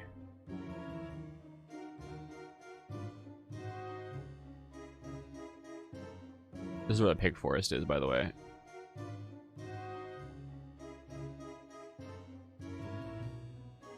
One person can do multiple jobs. Yes, of course. But with a town this size, I'm not opposed to having like a bunch of people kind of being specialists. A mill. Thank you. Yes. I knew there was something. There's like something else. A mill. Of course. Well, I wonder if they would even have a mill. Because Barleywell would definitely have a mill, because they've got barley and like grains because they grow crops. So would they even have a mill here in Hogwood, I wonder? For pig food. Yeah, that's true.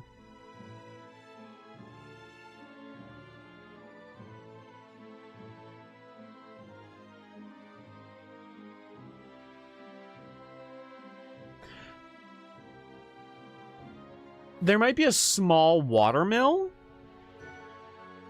but it's not like the big, you know, water mills that you normally see. It might just be like a small little, like... Is that a thing, guys?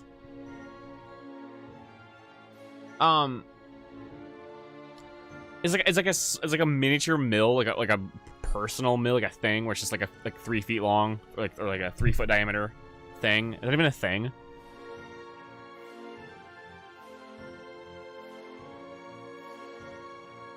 Yeah, it's definitely not gonna be as big of a mill as Barley Wells.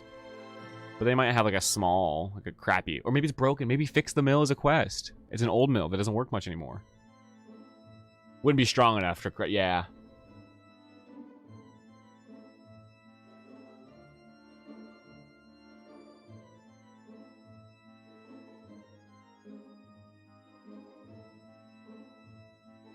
Oh yeah, no, sorry. It's Forest Land is obviously not going to be the name of the. This is the settlement name. But the forest itself can be called Caravia. Jesus Christ, oopsie. Can be called Caravia Forest for sure. Or Caravia, whatever, however you want to pronounce that. Yeah, that was a placeholder name. All right, we'll have a mill. But Barleywood, or Barleywell, sorry. Barleywell can have like a windmill up on a hill that's like a legit ass mill. Yeah, it'll be non-industrial. Small. Big enough that it works, but not like big, massive well. Or, no. Karate of Jesus Christ. What the? I know, for Forest Land.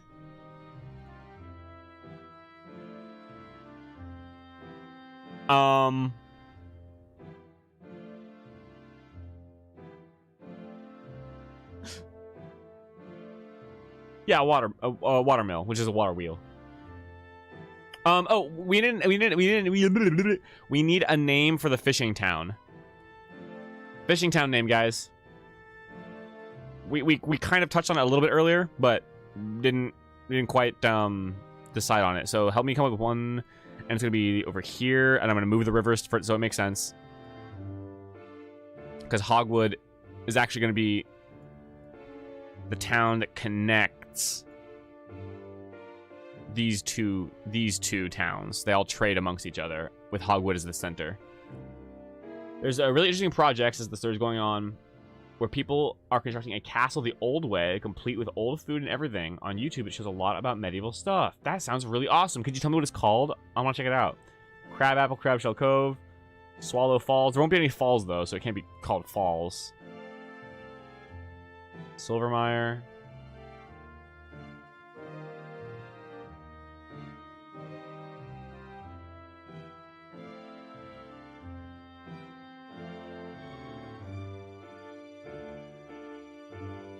Fishy Floppy. Yes, that's the town of Fishy Floppy.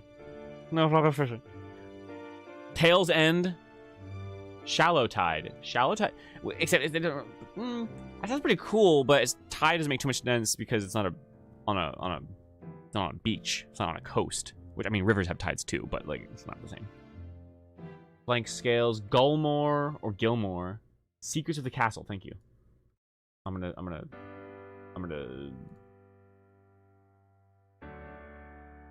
that in my Google. Gulmore, not too bad. Perch Root.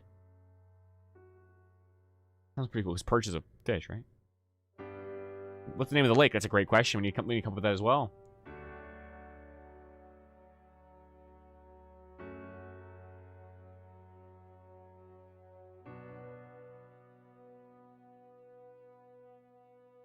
Yeah, no, yeah. I mean, lakes... Oh yeah, tide, I guess, with the lake would make sense. Yeah, yeah, no, they have tides, so to speak.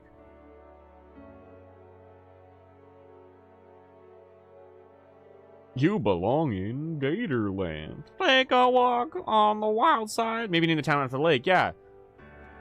Silver Lake. Could be the name of the lake, or Lake Gills. I kind of like Lake Gills. Not too bad.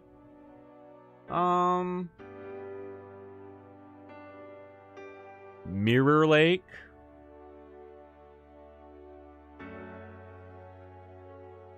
Taylor Lake. Lake Hartrish. Shimmer Scale. I like Shimmer Scale a lot. Also Hartrish I like it a lot too. Hold up.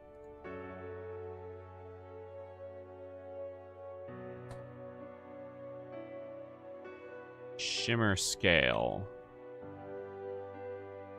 Sturgeon Bay.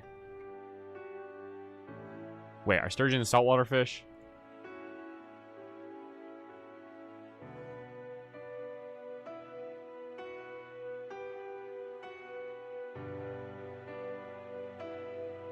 That would make sense.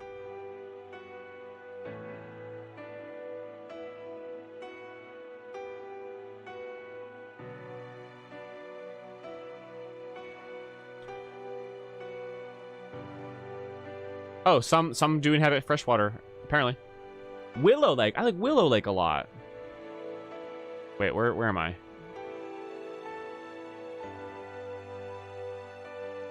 There's another lake named Hartrish.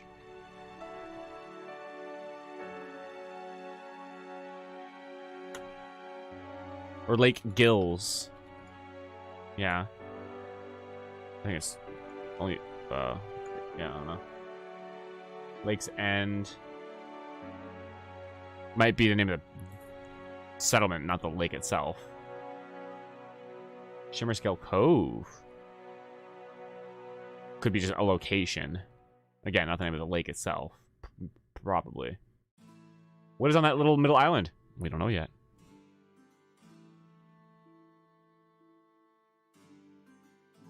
Willow Lake City. Sturgeon's harvested for their caviar. Oh, interesting.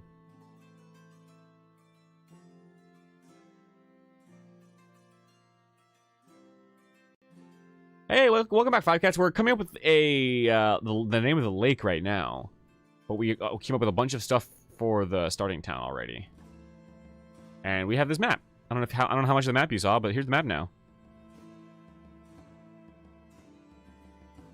Which I'd say it looks pretty damn good for being a crappy, like, little painted thing. Damn. Gillyville. Yeah, now we're coming up with the name for the fishing town and also the lake. Carpton for the town.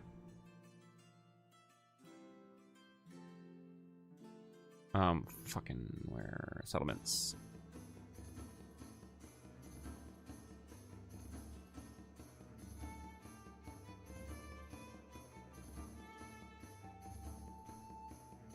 An old hermit on the island. I like that a lot. Yes, Raceland. It's true. Tiny islands are a big fucking thing in my whole campaign. Heartstone. That sounds like an item. Dockin? Honestly, that's not that bad. Oh, my back is starting to hurt up bad. But we also were saying how we might name the town after the lake. So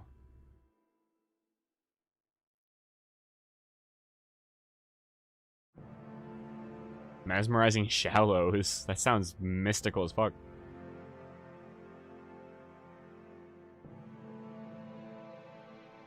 Stone Toss. Or just Stone Toss. Not even Stone Toss Town, just Stone Toss.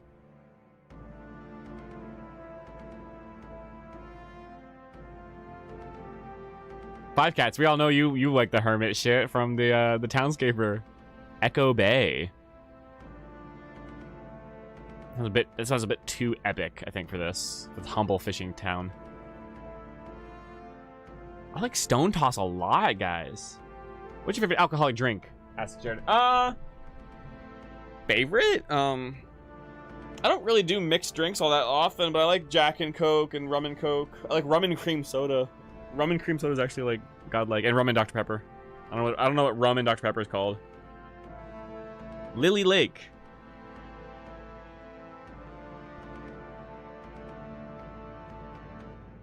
All right, I'm gonna put up a vote for the name of the lake, guys. Here we go. Stone Toss is awesome, and they can even have a name. The reason for the name is because the founder threw a stone into the water, and then where it drifted up onto the shore, that's where we made the name. That's where we founded the city. Yeah, Raceland, cream soda's dope. Lake Shimmer. So I'm gonna put up a poll for the name of the lake, because these are pretty good names. Name of whoops. Skolo Port.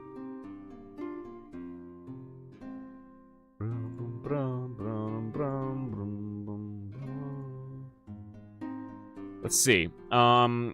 Lake Willow.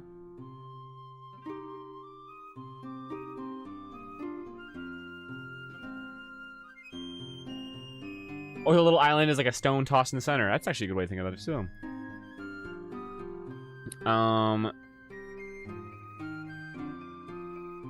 Shimmer Scale Lake. Stone Toss, where your dreams are only a stone's toss away. I like that. A giant threw the island in the middle of the lake from that spot. Or so the legend goes.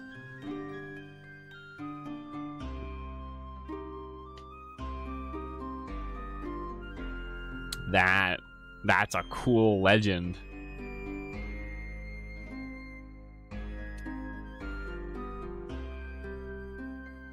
Taylor Lake. Hold on, let me see.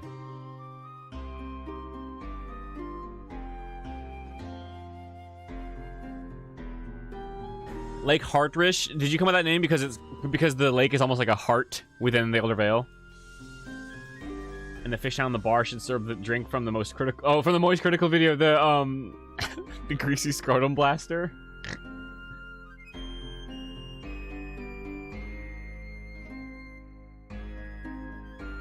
Yep, exactly, guys.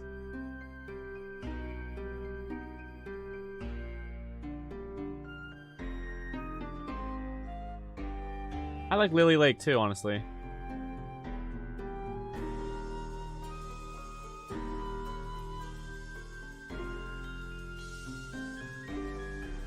I'm asking the poll, guys. Here are the ideas that I think sound like they have the most the best ring to them. So go ahead and vote right now on your mobile device.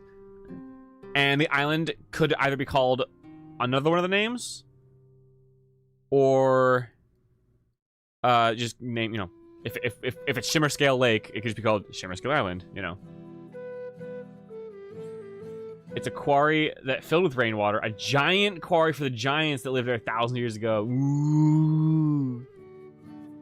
Yeah, it was just a tall guy. Yeah. I think, okay, so we're calling it Stone Toss. That's the name of the fishing town. I think we've decided. I think y'all are going sicko mode for Stone Toss. So the legend goes, the island at the center of the lake is actually just a giant fucking rock that was thrown by a giant from at this spot where the town is now founded. Or the guy who founded the town actually just threw a rock in the water, and wherever it drifted, that's where the town started. Or the old founder of the town was a right tosser. And that's all it is. Which one is right? Who knows? If it's Shimmer Scale, why? That's a great question. Maybe because it shimmers, the lake shimmers. Maybe because there's a special fish. Maybe each place has a special thing. So, like, Stone Toss has the Shimmer Scale salmon. Barleywell has the sunfruit. Hogwood has fat fucking pigs. Is there a dragon in it? Who knows? Or maybe like a Loch Ness monster. like a serpent. It's not really a dragon. It's draconic, but it's not a dragon. It's like a, maybe it's like a serpent, and that's the guardian that maybe Raceland was talking about earlier.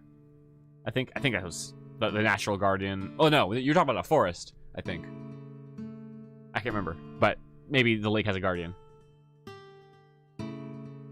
The Shimmer Scale Sturgeons. Yes, the Shimmer Scale Sturgeons. Shimmer Scale Sturgeons. Perfect.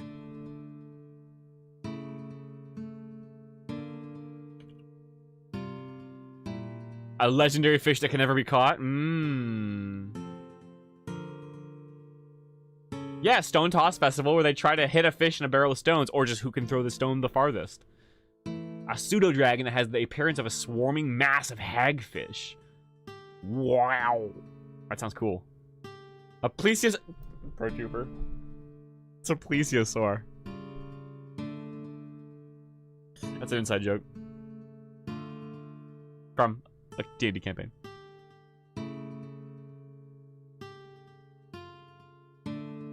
Island is a giant turtle that can quest you with riding the lake of pollution caused by... Or ridding the lake of pollution caused by the evil castle. Yeah, because it's poisoning him. Maybe, guys, is the giant island in the middle actually a fucking, like, a dragon turtle?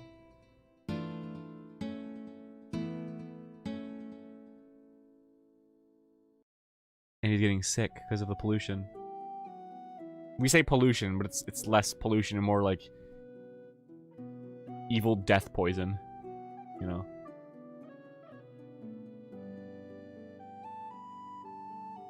Carry the tortoise?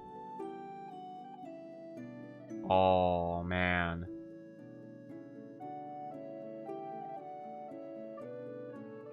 Snapping turtles are dragon turtles. I mean, basically. Yeah. Alright, well, I think Shimmer Scale Lake... Wow, Shimmer Scale Lake fucking destroyed in the poll. So...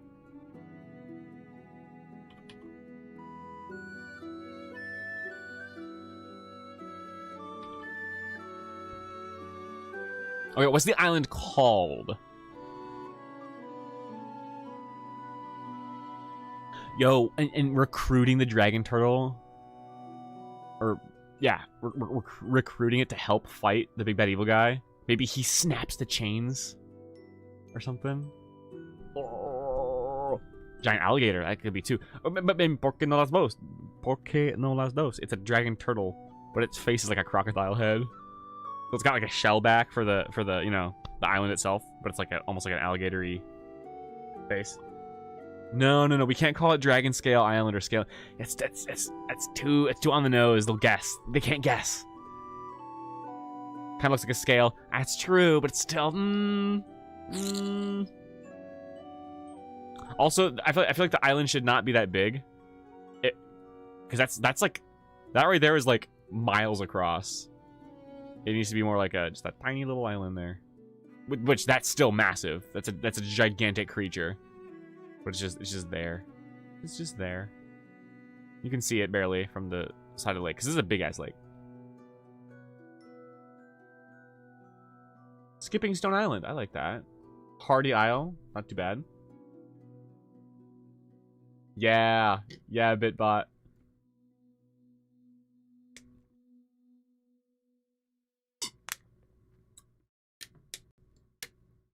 Flat Rock. I like Flat Rock Island.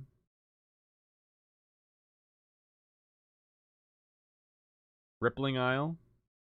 Or just Ripple Isle? Twinkle the Dragon Turtle? Oh no. Heart's Eye.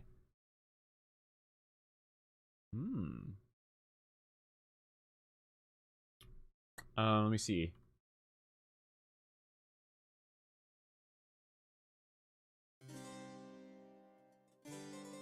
Oh. New Zealand. Oh man, Logie Music, where you at? Oh, there he is!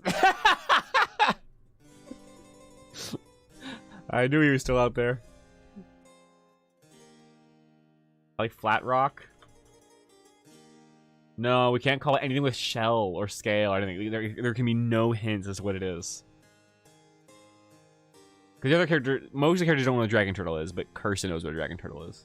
My wife. Big rock. I don't think the island should obviously move. Maybe that's a rumor.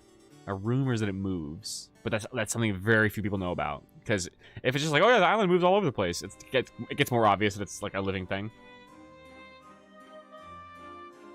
Just came back and saw that Logie. Yes. Stone Peak Island. I like Stone Peak. I love how we have Flat Rock and Stone Peak, two complete opposites.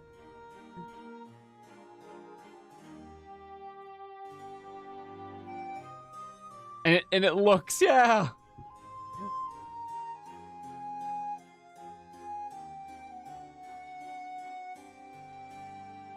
Popcats, that's a good idea. Hold on, there's some other ones that I saw here.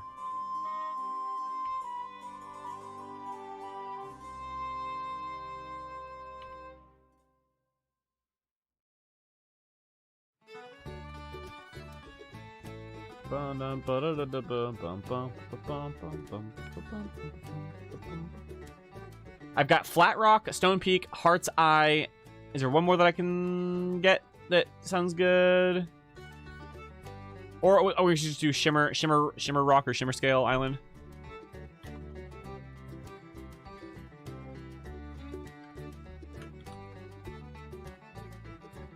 Stone Rock. Stone Float. I think it's pretty good. Hardy Isle. That's pretty good. But we have Heart's Eye too. Hardy Island. Nah.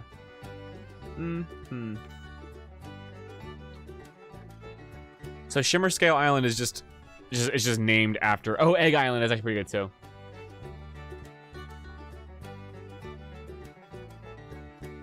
Oh, the dragon turtle is the pet of the giant, and he's waiting for. Oh, that's so sweet. Oh, that's actually really cute.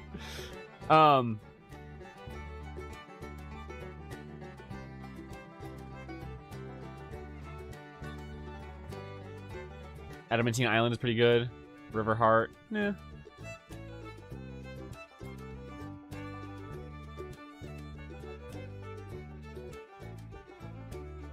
So the thing is, Shimmer Scale Island. It's called Shimmer Scale because of the Shimmer Scale sturgeons in the river. But the secret reason for the name is because of the dragon turtle whose scales shimmer. Ooh.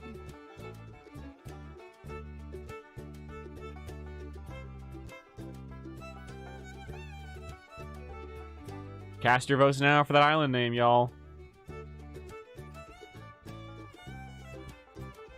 Shimmer Rock Island.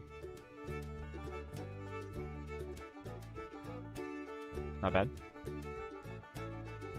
Y'all are going sicko mode with the poll here. It's literally a three-way tie, guys. Stone Peak, Heart's Eye, and Shimmer Scale are tied up. Man, no love for Flat Rock. I like Flat Rock a lot. I might have to be the tiebreaker myself.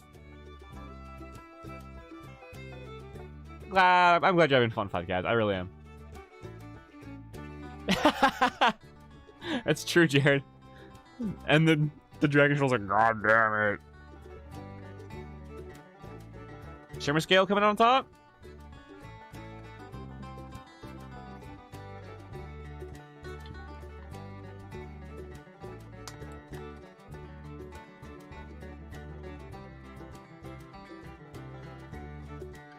Shimmering Moss, I like that.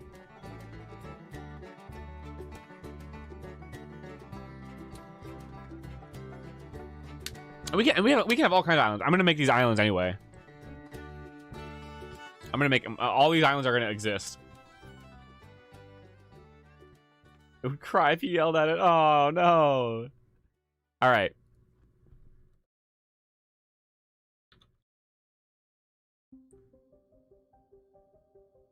Shimmer Scale is the dragon turtle. But there's also Heart's Eye, Stone Peak, and Flat Rock. They're going to be used eventually, but Shimmer Scale Island is the one. Awesome. So I like what we've ended up now, because look, guys, we've got... Oh, we need a name for the forest. What's the name of the pig forest? Hogwood Forest? Hogwood Woods? Yes, the team can adopt the... Whoa, what if there's a baby? Yeah, they just find a bunch of Doritos bags.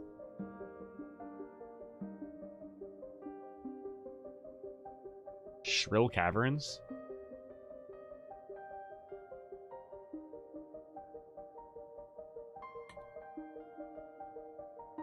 The Shimmering Isles, yeah.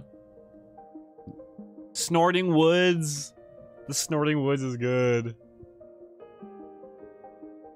CPR, hey, I'm glad you had fun. You're welcome for doing this, and thank you. Thank you for your ideas. Thanks for being here. Yeah, I'm really glad to have had you all here. Hog's Domain. Every day I'm truffling. Swine's Recluse. Oh, man. We'll put this under... We'll put this in the Hogwood area. Truffle Hills? Or Truffles Burrow? The Styes!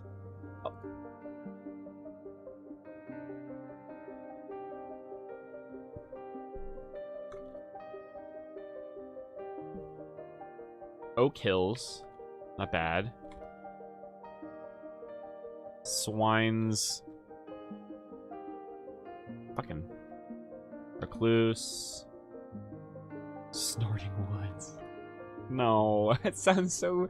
Like, I like it, though. It's actually not that bad. It just sounds funny. I love it. Snuffle Shade!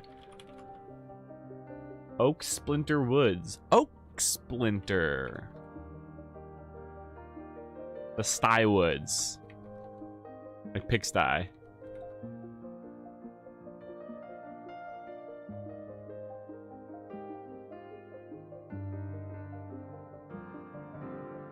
Snoutwort. Snoutwort.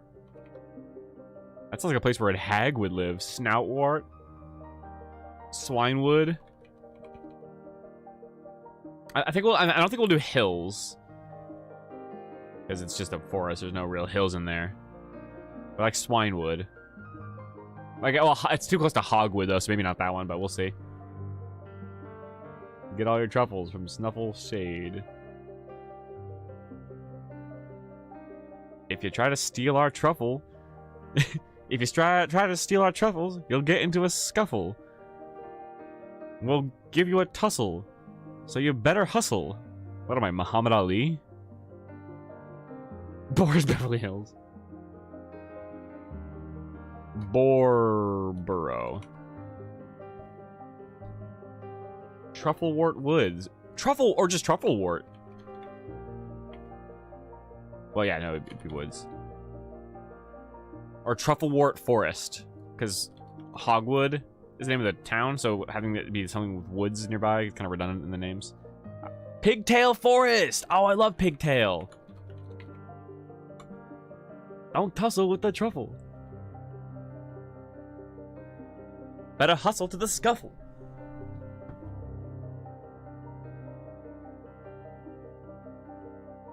I'm gonna put up a poll for the name of the woods.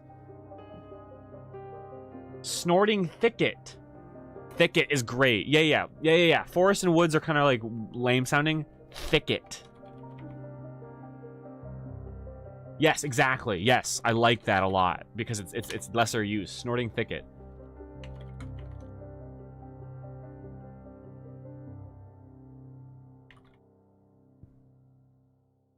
Truffle Thicket.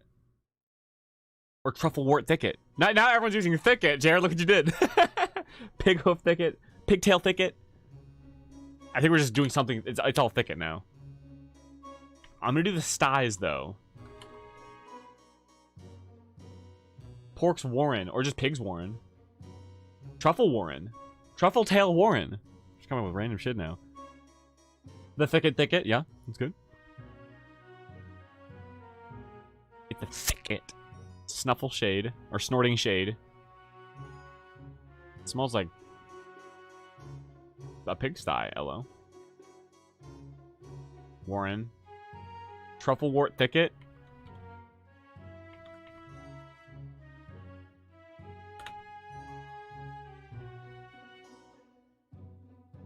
Pig's Warren is just like a, yeah, like a fucking little hive of pigs. Yes, a hive. You heard me.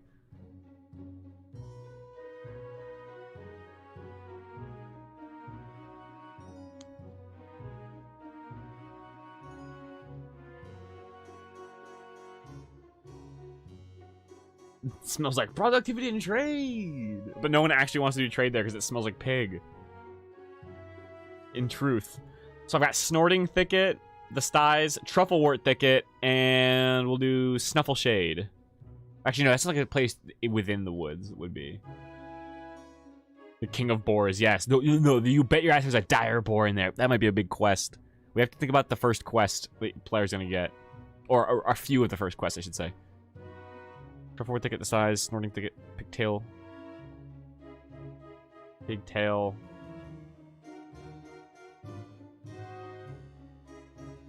Smelling salt. Oh, yeah, I'm sure.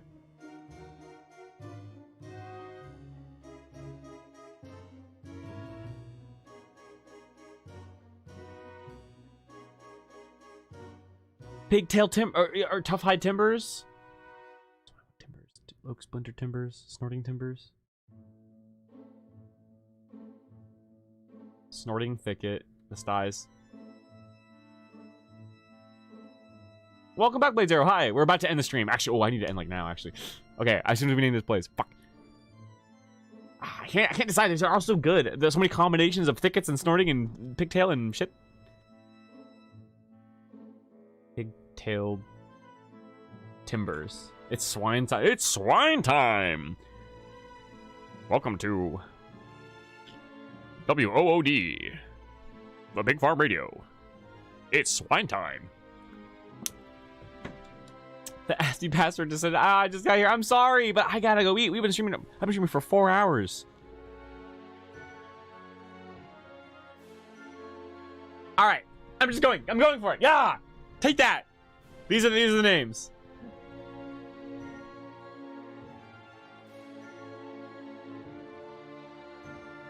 This is the way. I think these are the ones that sound the best, and also I'm losing my sanity. With this damn... Been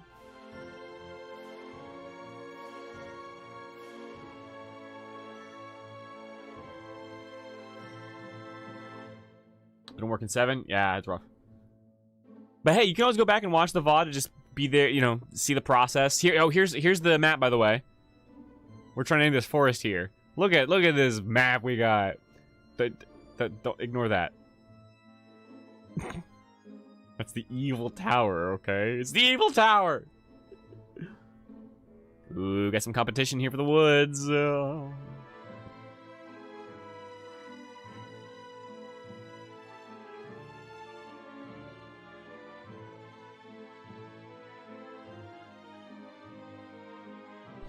Pigtail, pigtail, pigtail. Yeah, it kind of was like a podcast. But I'm glad you're here. Welcome to the stream, even if you're here toward the very end. You can watch back my videos if you haven't already and look at the videos that I've got on the channel. And head to the Discord, Server of Legends, link in the description. We're going to have more campaign planning in the appropriate channel there. The appropriate thread, I should say.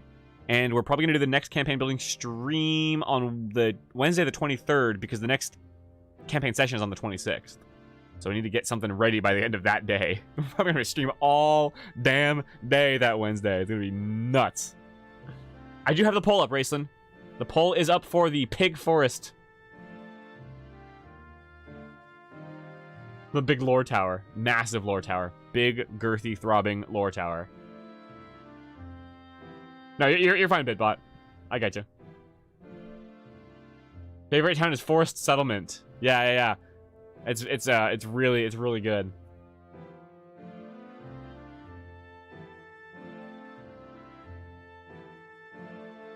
All right, guys, it looks like Snorting Thicket, or the Snorting Thicket. I guess probably makes a little bit more sense to say, unless something changes real quick. I think that's the one, though.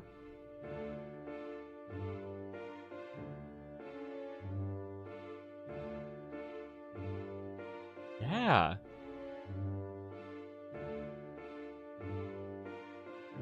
And it just went up more. Snorting Thicket just went up more after I said that. That's it. I vote for Forest Settlement to be named Forest Settlement. No! No! Oh, man. That is just silly. We might have to, though. We'll see. The people demand it. Oh, no, you fools! Hey, maybe it is that. Maybe the people who live there are so pragmatic that they didn't even come up with a name. It's just like the Forest Settlement. It's like, well, what's it called though? Just a forest. It's a forest settlement. It's the forest, and we settled down here. Like, what the fuck do you want? Snorting Jungle. Yep. Damn, guys, look at this. Look what we've done today. We have come up with a rough world map. This whole area is pretty much done. It's all made. I'm gonna edit the rivers a little bit, like I said. We came up with a bunch of names and businesses for Hogwood, which is we're gonna have to build in detail in the next stream. We came up with motivations for the big bad evil guy.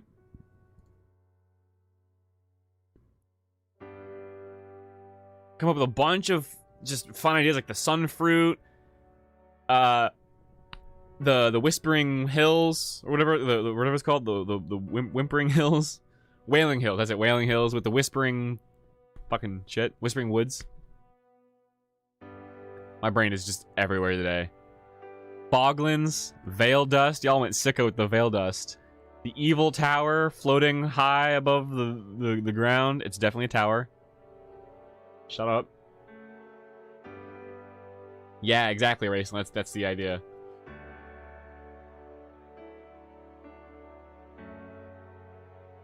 Is the Snorting Thicket next to Cocaine Caverns? Yes. No. Veil Dust. Veil Dust. Small desert. There might not be a desert, but there might be like a dry, like almost savanna-ish area. Just because that's like saying there should be a desert in the middle of England. It's like, or middle of, because it's just like, no, because this is a European temperate climate kind of thing. So